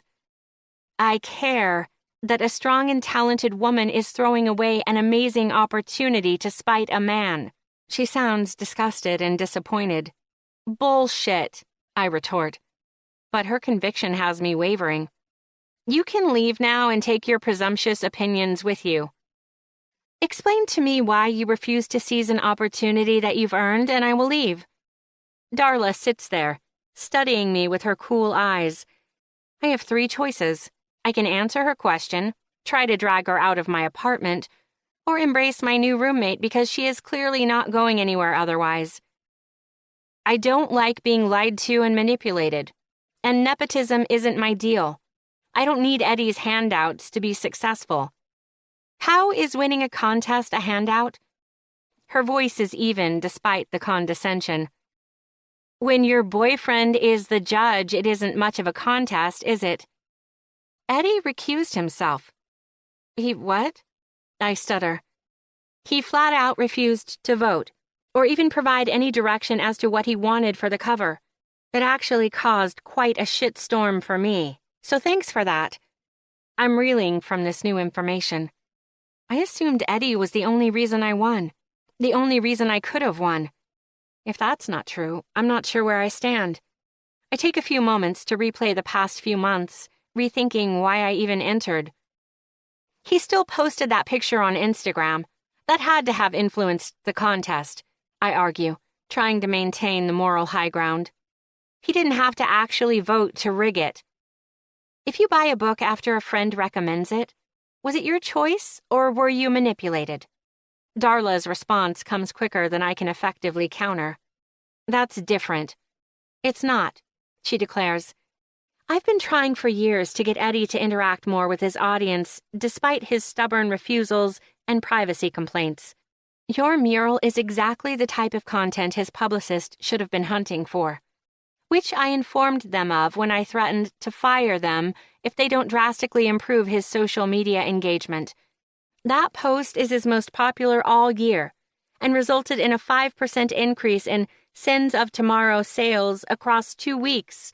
I have no doubt it has done more for his career than yours. I take a moment to absorb her words. I don't want to admit it, but I know she is right. I've followed E.B. Jericho's social media for years, and nothing has ever gotten this much buzz other than release announcements. Still, my nagging insecurity won't let me accept her justification. He still pushed me into the contest. Did he design your entry? Of course not. I recoil from the accusation, but I've been wanting to enter for years. I wouldn't have done it this year without him. I'm embarrassed by the admission, but it's true. Between Eddie's daily support and the shot of confidence from his Instagram post, this year was different. It's not that I couldn't have done it without him. It's just that I know I wouldn't have. He was right. I was comfortable in my rut. So what? It's still your work, Darla shrugs. I keep Eddie focused and on task. Every book he's published has been with me riding him to meet deadlines. Does that make it any less his work? His success? That's your job, I remind her. Isn't being supportive the job of any real partner? If Eddie weren't E.B. Jericho, would it matter that he encouraged you? She counters. Maybe not, but it still feels wrong. I didn't earn it, I tell her honestly. Yes, you did. You just don't think you deserve it. Her words are flat and matter of fact, like she's speaking a truth beyond argument. Maybe she is. The only thing stopping you from being successful is you. Darla stands, puts on her coat, and picks up her briefcase. She pulls out a cream business card with gold-embossed lettering and sets it on my desk. If you get over your imposter syndrome, give me a call. Darla strolls to the door, opening it for herself while I stand around in stunned silence. I feel naked, exposed. You can tell Eddie this doesn't change anything, I lash out, desperately trying to question her motives and undermine her words. I don't care if I'm drowning in graphic design work. I'm not going to forgive him. Eddie doesn't know I'm here, and as far as I'm concerned, he never needs to. I don't care if you ever speak to him again. Darla has a devious smile curling her thin lips, but I'm not sure I believe her. I hope to hear from you, Jacqueline. I stumble back to bed and collapse on the covers. My mind is a churning mess of what-ifs and maybes. What if I won the competition purely on merit? Maybe I should keep the cover design offer. What if I could make it as a graphic designer? Maybe I should call Darla. One thing I don't question, I know I still don't forgive Eddie. Chapter 34. Jackie. If you say one word, I'll cut your balls off and hang them from my rearview mirror like fuzzy dice. I shout at Eddie from across Beans and Dreams while brandishing a plastic knife so he knows I'm serious. It pisses me off that he has the belligerent audacity to show up here after the shit he's pulled. I'm instantly livid at the sight of him. My heart is racing and my mouth is dry. It is rage bubbling inside me, not an insatiable longing to be wrapped up in Eddie's arms, to have him whisper that he loves me and actually be able to forgive him. Nope, definitely just rage. I hate Edwin Jaworski. Eddie stops just inside the door. Our eyes lock and my chest tightens. It's been months since the blow-ups in his apartment and at his office. I thought I was moving on. I'm swamped with graphic design work, as Darla promised I would be. I'm crazy busy and barely have time to think about Eddie. I hardly miss his lips and his hands, his words and his cuddles, the way his warm body felt wrapped around mine in bed. I thought I was forgetting him, but I thought wrong. I force a scowl and glare at him. We're alone in the shop, and I can't help but wonder if he intended it to be that way. I'm only working a few hours these days, filling in when needed, really. Has he been watching and waiting to be able to catch me alone? No witnesses to the crime? That's brave. To my surprise, he doesn't move closer. He doesn't say a word. Instead, with one hand, he pinches his lips shut. I remember doing the same thing to him the first day we met. The tiniest bit of my resentment melts at the sight. He must be able to tell because a small smile curls his pinched lips. I shake off the tenderness welling up inside of me and resume my death stare. If looks could kill, he'd be a dead man. With his free hand, he unclips his messenger bag and blindly rifles through it. He pulls out a small book, holds it to his chest over his heart, lets out a long breath through his nose, and sets it on the table next to him. Then he leaves. He just walks away. I can't believe it. I run to the door, throwing it wide open, but he's already disappeared like a figment of my imagination. I doubt he was ever here at all if it weren't for the small book still sitting on the table. The cover is all black, with simple white lettering that reads, Hurts a Lot Like Love, by Edwin B. Jaworski. Holy fuck, I mutter. He did it. The crazy son of a bitch actually published a book under his own name. Part of me is desperate to run upstairs, lock the door, and devour Eddie's words. But the stronger, more stubborn part of me refuses to give him the satisfaction. I leave the book on the table, forgotten and unnoticed. The minutes tick by, and I avoid looking at the unwelcome addition to the coffee shop. I wander around the room, wiping down tables and straightening chairs. When I get to the table with Eddie's book on it, I'm pissed at myself for leaving it there, for letting it sit on the front table like it deserves a place of honor. It doesn't deserve to exist at all. Not in my world, and certainly not in my coffee shop. I pick up the offensive literature and open it in the middle, determined to tear it in two. My hand still mid-air. You're being ridiculous. Books aren't evil. I chide myself for being so petty. I hate it when someone dog-ears a page, and I was ready to rip this innocent book apart. Shame on me. Still, I can't leave it sitting out. The sight of it will drive me nuts all day. I stick it in my apron pocket and promptly forget about it. Yeah, right. Climbing up the stairs to my apartment, the stiff book in my pocket is an ever-present reminder of the hole in my life where Eddie used to be. I pull the book out and toss it on the near-empty bookshelf. A slip of paper slides out from between the pages, and curiosity gets the better of me. I walk up to the book, cautiously, as if it were a living, feral thing that could attack at any moment. In all honesty, I don't feel entirely safe with it in my home. I fell in love with Eddie's words before I ever met him. They are more dangerous to me than anything else in this world, but I refuse to be intimidated by a man who isn't even here. I pick up the book with an irreverent swipe of my hand and crack it open to the page near the beginning where the paper is sticking out. I purposely stretch the binding of the new book, getting a sick pleasure in hearing the virgin spine crack under the pressure. It is a flyer. Simple black and white like the book cover, for a book signing. It is at the small coffee shop down the street a week from today. I know it is his way of inviting me to talk. I shake my head and hold back a laugh. If someone told me a year ago that E.B. Jericho was going to be doing a book signing less than a mile away, I would have lost my shit. Now, I'd rather throw myself into a vat of acid than go anywhere near that bookstore. Nice try, I tell the small flyer before crumpling it up and throwing it in the trash at my feet. Before I'm able to close the book, I notice it's open to the dedication page. My brain starts reading the words as if by reflex. I can't stop myself. Dedication. For Ignis, an awe-inspiring artist, a poet with profanity, a god-awful barista, and the irrefutable love of my life. I slap the cover closed and throw the book across the room like it's a ticking bomb. My heart is in my throat, and I'm breathing heavier than if I'd tried to deadlift a grand piano. My mind is racing and my stomach is churning. I pace around the room, muttering and groaning to myself. Why did I have to pick it up? I should have shoved it down the garbage disposal. I hate Eddie for writing those words, but I hate myself more for how desperately I want to read them.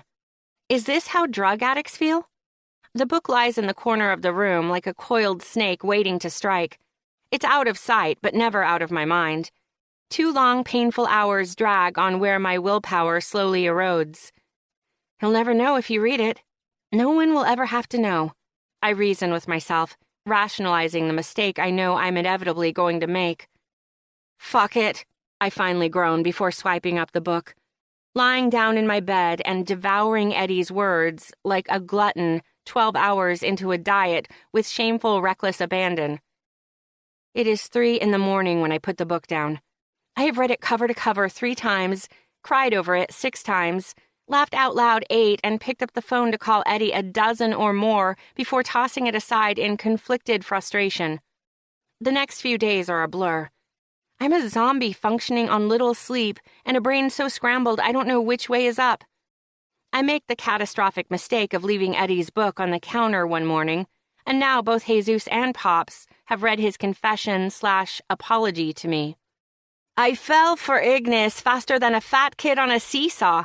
Jesus stands on a chair and bellows out to the patrons of Beans and Dreams as soon as I step through the door. The disgusting, hopeless romantic is taken to dramatic recitation of his favorite passages any time I show my face, as if I didn't have the damn book memorized by now. He keeps a copy of Hurts a Lot Like Love under the counter with his favorite sections highlighted for quick reference. It's a bizarre form of hell I find myself trapped in. It wasn't her stunning beauty, although I could stare into her eyes for an eternity, or her arresting wit, although I would be lucky to quarrel with her until the day I die. It was, quite unironically, her heart that captured mine. She hid the delicate artifact under the cover of disinterestedness and behind the barbed wire of sarcastic hostility. But deep down, Ignis was a gooey marshmallow. Better sleep with one eye open, because this marshmallow is going to murder you in your sleep, JC. I threaten him for the millionth time, knowing it will do me no good. The 5 customers we have give him a subdued round of applause. I beeline it for the cappuccino maker to get my morning fix and get out of Dodge. JC isn't going to let me get away that easy. He sidles up next to me with an obnoxious grin, the book clutched to his chest. He gives me googly eyes like a fucking cartoon character in love. Before that book, he was firmly on my side, ready to curse Eddie's name until the end of time. Now he's 100% Team Eddie. Fuck my life. Pass the sugar, asshole, I tell him without bothering to address the elephant in the room. He does with a dramatic sigh, slamming the glass sugar container on the counter next to me with a loud clunk. I don't know how you can still be mad. The man wrote you a 200-page apology. I can't even get a guy to return a text. I'm not mad. And the truth is, I'm not. Sure, Eddie was a lying jackass, but nothing he did was willfully malicious. I know he never meant to hurt me, he's just an idiot. And while I'd rather trim my nose hair with a weed whacker than admit it to Jesus, I still love him, no matter how hard I try not to. How much I try to forget, it doesn't go away. Every night I go to bed thinking it will be different, and each morning I wake up feeling like something is missing. I am a fucking marshmallow. Then why won't you go to him, fall into his arms, and make beautiful, snarky little babies? Jesus vibrates with excitement, desperate for a happy ever after, even if it's not his own. Because it's over. We're done. Let it go, Casanova. I absent-mindedly dump half a cup of sugar in my coffee, stir it with more force than I need to, and try to ignore the devil in me that desperately wants to grab Eddie by the collar and kiss him until it's all okay again. But I can't see how to get there from here. I don't know how to make that leap. He's not done, chica. Jesus flips to the end of the book, to the part I know by memory because it's carved into my heart. I wish I could tell you, reader, that this story has a happy ending, but that isn't up to me. It's up to her. Every day I'll sit and wait and hope she can forgive me, because without my flame, I'm drifting in the dark. I shut my eyes tight and focus all my energy on keeping my lip from quivering. You will not cry in the middle of this shop. Jesus, that is enough. Pops calls from the back table. He gives me a sympathetic smile and waves me over to sit with him. How are you doing, kiddo? I shrug and stare into my coffee. It'll get easier, right? I ask, eager for some reassurance. Time heals a broken heart and all that bullshit? Oh, sweetheart. Nothing heals a broken heart. Time just lets you get used to the pain until one day it feels normal to ache. Great. I wipe away a stray tear and stare up at the ceiling, annoyed and embarrassed. You still love him, don't you? Pops asks, already knowing the answer. I nod, not willing to admit it out loud. Then why are you torturing yourself? The both of you from the sound of that book. I can't. Too much has happened. I try to convince myself more than Pops. Darling, you don't burn your house down to avoid fixing a broken window. He reaches across the table and places his thin, wrinkled fingers on my forearm with a gentle squeeze. And you don't give up on love because it gets a little hard. Kick and scream if you need to, but just don't give up. What would I even say to him? The truth. I think he deserves that much. The truth? I'm not even sure what that is. I drop my head in my hands and wallow in my anxious uncertainty. Once you're standing in front of him, I have a feeling it will come to you. Chapter 35. Eddie. Smile. You look like you're at a funeral instead of a book signing, Benji says, giving me a good shake with his hands on my shoulders. Funerals are more relaxing. At least you know the ending. I never do public appearances. I hate being in front of people. I hate being the center of attention. A book reading and signing is pretty much my nightmare. The only thing distracting me from how much I don't want to be here is the idiotic hope that Jackie will show up. I have been living in a perpetual state of agitated desperation since I dropped off a copy of my book to her last week. I don't know if she read it, or if she got the flyer for this reading. For all I know, she ceremoniously burned it in the bathtub of her apartment to excise me from her life completely, or fed it to the coffee grinder, or created some weird literary voodoo doll with it to curse me with bad grammar for the rest of my life. I want to believe she read it. I have to hope it makes a difference, that she sees I'd do anything to make this right, even stand up in front of a room full of strangers and basically read my journal to them. The intimate details of how I fell in love with a fierce and feisty woman who changed my world. It's time, buddy. Benji has to practically drag me up on stage. It's not a stage so much as a podium in front of a few rows of chairs. I forbid Darla from publicizing this reading other than handing out some low-grade flyers around the neighborhood, so the crowd is mercifully small. I searched the small space for Jackie, my heart racing at the thought of seeing her again. But she's not here. Panic and despair overwhelm me. She didn't come. I turned to walk off stage. There is no point in subjecting myself to any of this if she's not here. As if he's read my thoughts, or maybe just my body language, Benji is blocking my exit, glaring at me. I know he and Darla moved heaven and earth to get this book published so fast. I owe it to them at least to follow through. I steel my nerves, clear my throat, and begin reading the few prepared sections I chose from my book. The sick truth of falling in love is when you find someone absolutely amazing, you can't believe you're worthy of being with them. Love preys on your insecurities until you hate yourself for not being what they deserve, and you talk yourself into walking away from what you love, who you love. That's bullshit, a familiar voice shouts from the crowd. My face splits open with the weirdest smile of my entire life. I could cry from joy when I look up and spot Jackie standing in the back, a well-worn copy of Hurts a Lot Like Love clutched in her raised fist. The horrified bookshop owner steps in front of me and tuts.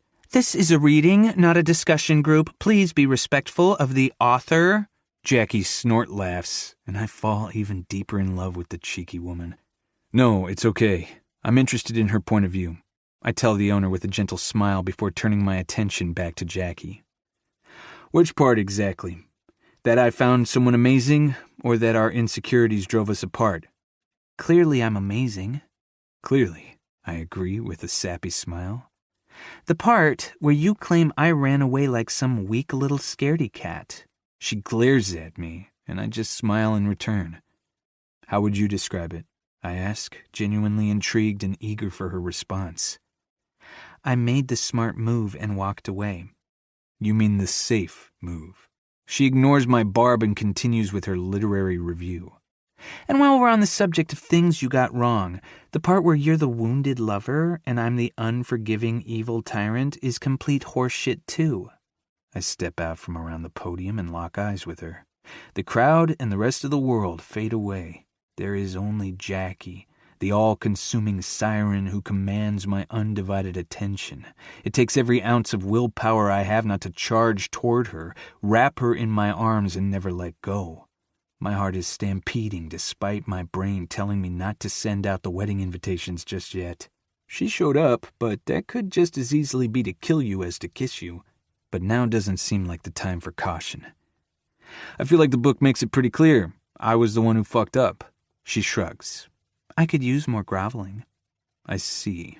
That can be arranged. Is there any part of the book you think isn't some form of animal feces?" Jackie struts up the aisle to me, crisscrossing her long legs with each step as if walking a tightrope and torturing me with the curve of her hips. She's sexy and she knows it. The tightness in my slacks makes me painfully aware of all the parts of her I've been missing. "I thought the dedication was cool, if a bit sappy." She's only 3 feet away now, just out of arm's reach.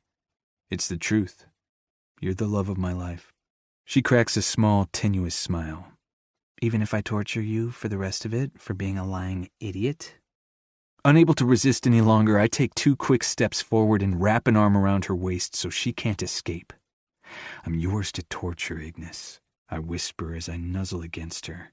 She doesn't pull away. Instead, she lets out a soft moan that undoes me. I claim her lips with all the pent-up passion that's been churning in my stomach since she walked away. The small room erupts with applause and a few hoots and hollers. 5, 10, 30-minute break, everyone. Then we'll start the book signings," Benji announces to the crowd as I drag Jackie back to the corner of the store. "I love you," I sputter, breaking the kiss when we're finally alone. "I know. You wrote a book about it," she teases. She grabs my shirt and pulls me down for another breathtaking kiss. "I'm so sorry," I say, pulling away again and staring down at those beautiful eyes. "I know. Again, I read the fucking book." "Jackie, Would you shut the fuck up and kiss me already? I'm trying to give you your happy ending here." She shouts at me, and I can't help but laugh. I oblige and kiss her until we're both panting and clawing at each other. She has wrapped both her legs around my waist, and I have her pinned against the classics section. Sorry, Tolstoy. So when you say happy ending, I rock my hips into her, asking how far she wants this to go. I'm so in love with this woman, I'd take her in the middle of Times Square if she'd let me. No, although I like where your head is at. She reaches between us and palms my heart on with a brilliant smile. Pun intended.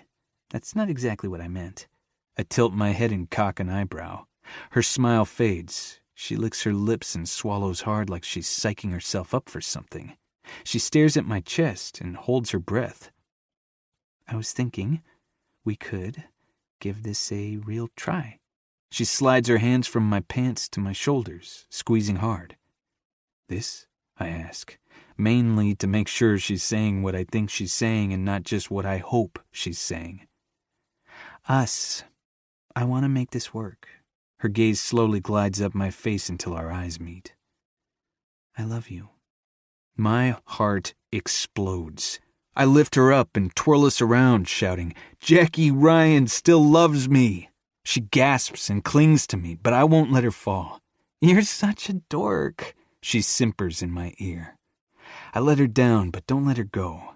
I've got a giant, goofy smile on my face. I lean down and kiss her softly. And you love me. You're never gonna let me live this down, are you? Nope. Not for the rest of our very long, very happy lives together. Epilogue. Jackie. 4 months later. The delicious smell of dark roast and the low hum of customers brings a smile to my face. Stepping into Beans and Dreams after nearly 2 months of not being here, I can honestly say I missed the place. Just a tiny bit. I have zero regrets about quitting, and I think Pops was overjoyed when I gave him my notice, but between moving in with Eddie and all the hours spent getting my graphic design business going, I haven't even had the time to stop in and say hello. I talk to Pops every day on the phone, and Jesus sends me updates of his growing flirtation with Benji. But there is something different about not being here all day, every day. Much as it felt like a prison sentence at times, this place will always feel like home. Somehow both comforting and oppressive. There's our guest of honor, Pop shouts across the shop. Fashionably late as usual. Anticipation heightens the pleasure. Eddie calls back from behind me, his voice full of teasing mischief. He slides his hand into mine and gives it a knowing squeeze. Touché, Pops answers with a smile. What has happened to my sweet, innocent khakis? I turn to Eddie and simper. He's been corrupted by a deliciously naughty woman. He leans down and kisses me. It's soft and reverent, in juxtaposition to his sumptuous words. Unsatisfied, I grab a fistful of shirt and launch myself at him. My NSFW kiss involves tongue and groping. It's hard and hot and completely inappropriate. And perfect. When I pull back, Eddie's hair is sticking up in all directions thanks to my roving hands, and he has dark lipstick smeared across his wide grin. See? He whispers. My virtue never stood a chance against Ignis. And you love it, I quip before walking away. The sound of his deep laugh at my back still makes my heart go all warm and squishy. I meet Pops halfway through the shop and wrap him in a big hug. We've missed you around here. Of course you have. Well, to be honest, Jesus and I have missed you. The customers actually seem rather pleased, even relieved. I poke him in the ribs. Bite me. I'm fucking charming. He laughs, more at me than with me, I think. And that's why we're all here to celebrate you. At Glory's End, E.B. Jericho's, or rather Eddie's, last book in the Sins of Tomorrow series is releasing today. My cover design has been plastered on billboards and in shop windows for weeks now. I'm still not used to seeing it out in the wild. I still can't believe I won. No one knows Eddie is E.B. Jericho. Well, no one except our small group of trusted friends. So today is about me more than him, which seems a bit odd. But Eddie doesn't seem to mind. In fact, I think he prefers it this way. He'd much rather be the man behind the woman, which somehow makes me love him even more. Shall we? Pop offers me his arm in a gallant gesture to escort me over to our little party to begin the celebrations. Instead, I balk. I'm going to grab a quick cappuccino first. I'll be right there. Audrey can bring it to you. Pops moves to flag down the new girl, or should I say woman. She's in her early 40s, newly divorced and desperate to find herself. Pops has an affinity for the lost and confused. I smile at the sweet, but mostly clueless woman and feel a pang of kinship with her. And not just because we both make horrible coffee. Nah, no thanks. I kind of want to make it myself, I tell Pops, letting my nostalgia show through. He kisses me on the cheek, gives me a knowing smile, and returns to our group. I slip behind the counter and get to work. The movements are second nature to me. The pressing of the grounds, the steaming of the milk. There's a certain satisfaction in the monotonous routine. I can understand why I let myself get too comfortable with it. I peek over the coffee machine and take in our eclectic little group in the corner of the shop. My mom is here in her standard pencil skirt and blazer, $1,000,000 smile in place. She's chatting with Benji, who looks fabulous whether he's in a bespoke suit or a sequin ball gown. Today he's casual in jeans and a button-down. Eddie's grandma is also here, and a bit surprisingly so is his mom. Unsurprisingly, she checks her watch twice in the 2 minutes I'm watching her. My shabby chic coffee shop isn't exactly her idea of a good time. Pops and Eddie's grandma are thick as thieves, and I make a mental note to ensure they aren't getting up to anything too nefarious. With their powers combined, I shudder to think of the havoc they could cause. Elizabeth and Austin even flew in for a few days to celebrate.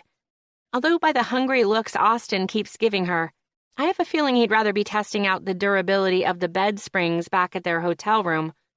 Seeing as how they are newly engaged, I can't say I blame him. Better get all the sex he can now. Everyone knows marriage is the end of the line for the orgasm train. Despite being a horn dog, Austin is indulging Jesus' 1,000,001 questions about being a football player, which, let's be honest, is just an excuse to spend time ogling Austin. There's a reason I nicknamed him Man-Meat. I wouldn't have thought Benji to be the jealous type, but the way he's staring daggers at Austin proves otherwise.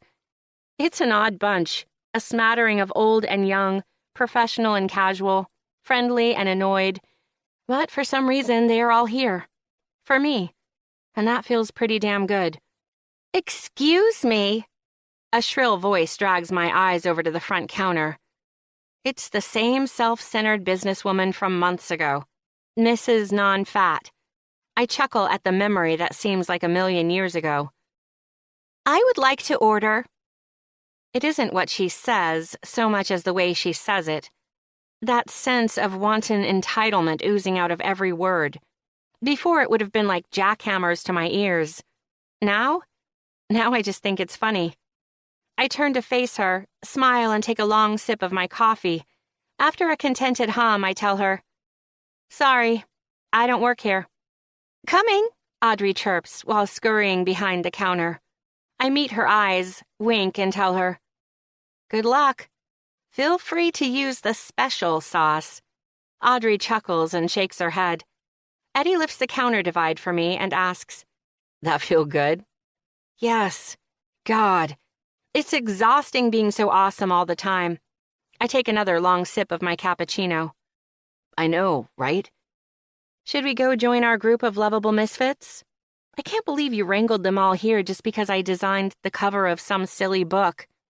He side-eyes me, the corner of his mouth lifting in that playful smile of his.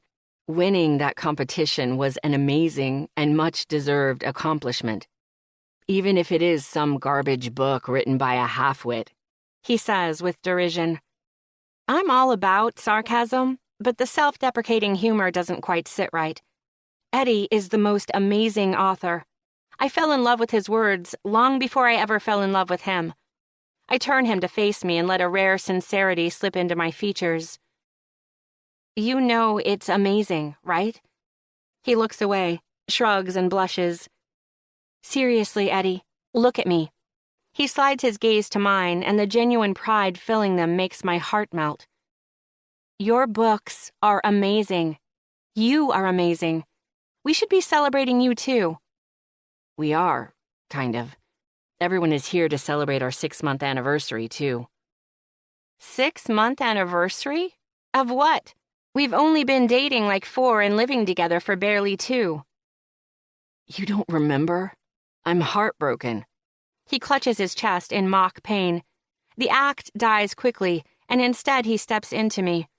He tucks a strand of my hair behind my ear and cups my cheek. His focus is intense and inescapable. It was 6 months ago today that I walked into this coffee shop for the first time and found the love of my life in a snarky, sarcastic... "Oh, shit. You're not proposing, are you?" I mutter without thinking. I love this man. I mean, L-O-V-E, love this man. But I sure as fuck am not ready for any I-dos. He stiffens, his entire body tensing while his face goes completely blank. Fuck. I just ruined it. Again. I'm mid-freak-out, debating if I'd rather be engaged to Eddie or lose him, which isn't much of a choice. I'd put a ring on it in a heartbeat. When he cracks up laughing. Not with that attitude, I'm not. He manages to sputter out between fits of hysterical laughter. You're an asshole. I slap him on the shoulder when he doubles over in amusement. Sorry, I couldn't help it. No, this is not a marriage proposal, which I've now decided will be a very private affair. Thank fuck. I breathe out a sigh of relief, but also, if I'm honest, a tiny bit of disappointment. I'd never tell him, but I know I'm going to marry Eddie one day. Just not quite yet. I barely feel like I'm getting my shit together. I do not need one more thing I can fuck up at the moment. Don't worry. You're safe from any impending nuptials. He interlaces our fingers and brings my left hand up to his oh-so-soft lips. Keeping his eyes locked on mine, he kisses my ring finger and adds, "For now." To my complete bewilderment, Eddie talking about proposing does unbelievable things to my lady bits. I clear my throat and try to empty my filthy mind so I don't ravage Eddie like he's the last male and I'm trying to save an endangered species. And just so you know, celebrating a 6-month anniversary is like having a graduation from 2nd grade. You can do it, but it's idiotic, I tell him. I think that might be your epitaph. Fuck off. Also a valid option. Why do I even bother with you, khakis? Because you're madly in love with me. Duh. He wraps both arms around my waist and pulls me against him. Good thing, too, because otherwise you'd be so annoying. You're so not my type. The love and the sex, those are the only reasons I keep you around. Oh, you're already writing your wedding vows. He leans down and kisses me on the tip of my nose. It's nauseatingly sweet, and I love it. If we're writing our own vows, yours better be so sappy and adorable they bring tears to my eyes. And I mean the good kind of tears. I poke him in the chest. I've been looking for a new writing challenge. But if I'm pouring my heart and soul out in front of everyone we know, I want you to paint a mural for our altar. Something that I'll remember forever. I could do that. The request puts a smile on my face. All right then, it's a deal. He plants a soft kiss on my forehead. Deal, I answer. He pulls back and looks at me. Wait, did we just get engaged? Absolutely not. He quirks an eyebrow in challenge. We merely agreed to the stipulations of a future wedding. Which is different how exactly? I tilt my head and think about it. No jewelry is involved. He laughs and shakes his head before telling me, Don't ever change, Ignis. You're exactly my type. This concludes So Not My Type by Amelia Kingston. Narrated by Elizabeth Hart and Teddy Hamilton. Copyright 2021 by Amelia Kingston. This unabridged audiobook is published by arrangement with Totally Entwined Group Limited and was produced in the year 2022 by Tantor Media Incorporated, a division of Recorded Books, which holds the copyright thereto. Please visit tantor.com for more information on our growing library of unabridged audiobooks. Audible hopes you have enjoyed this program.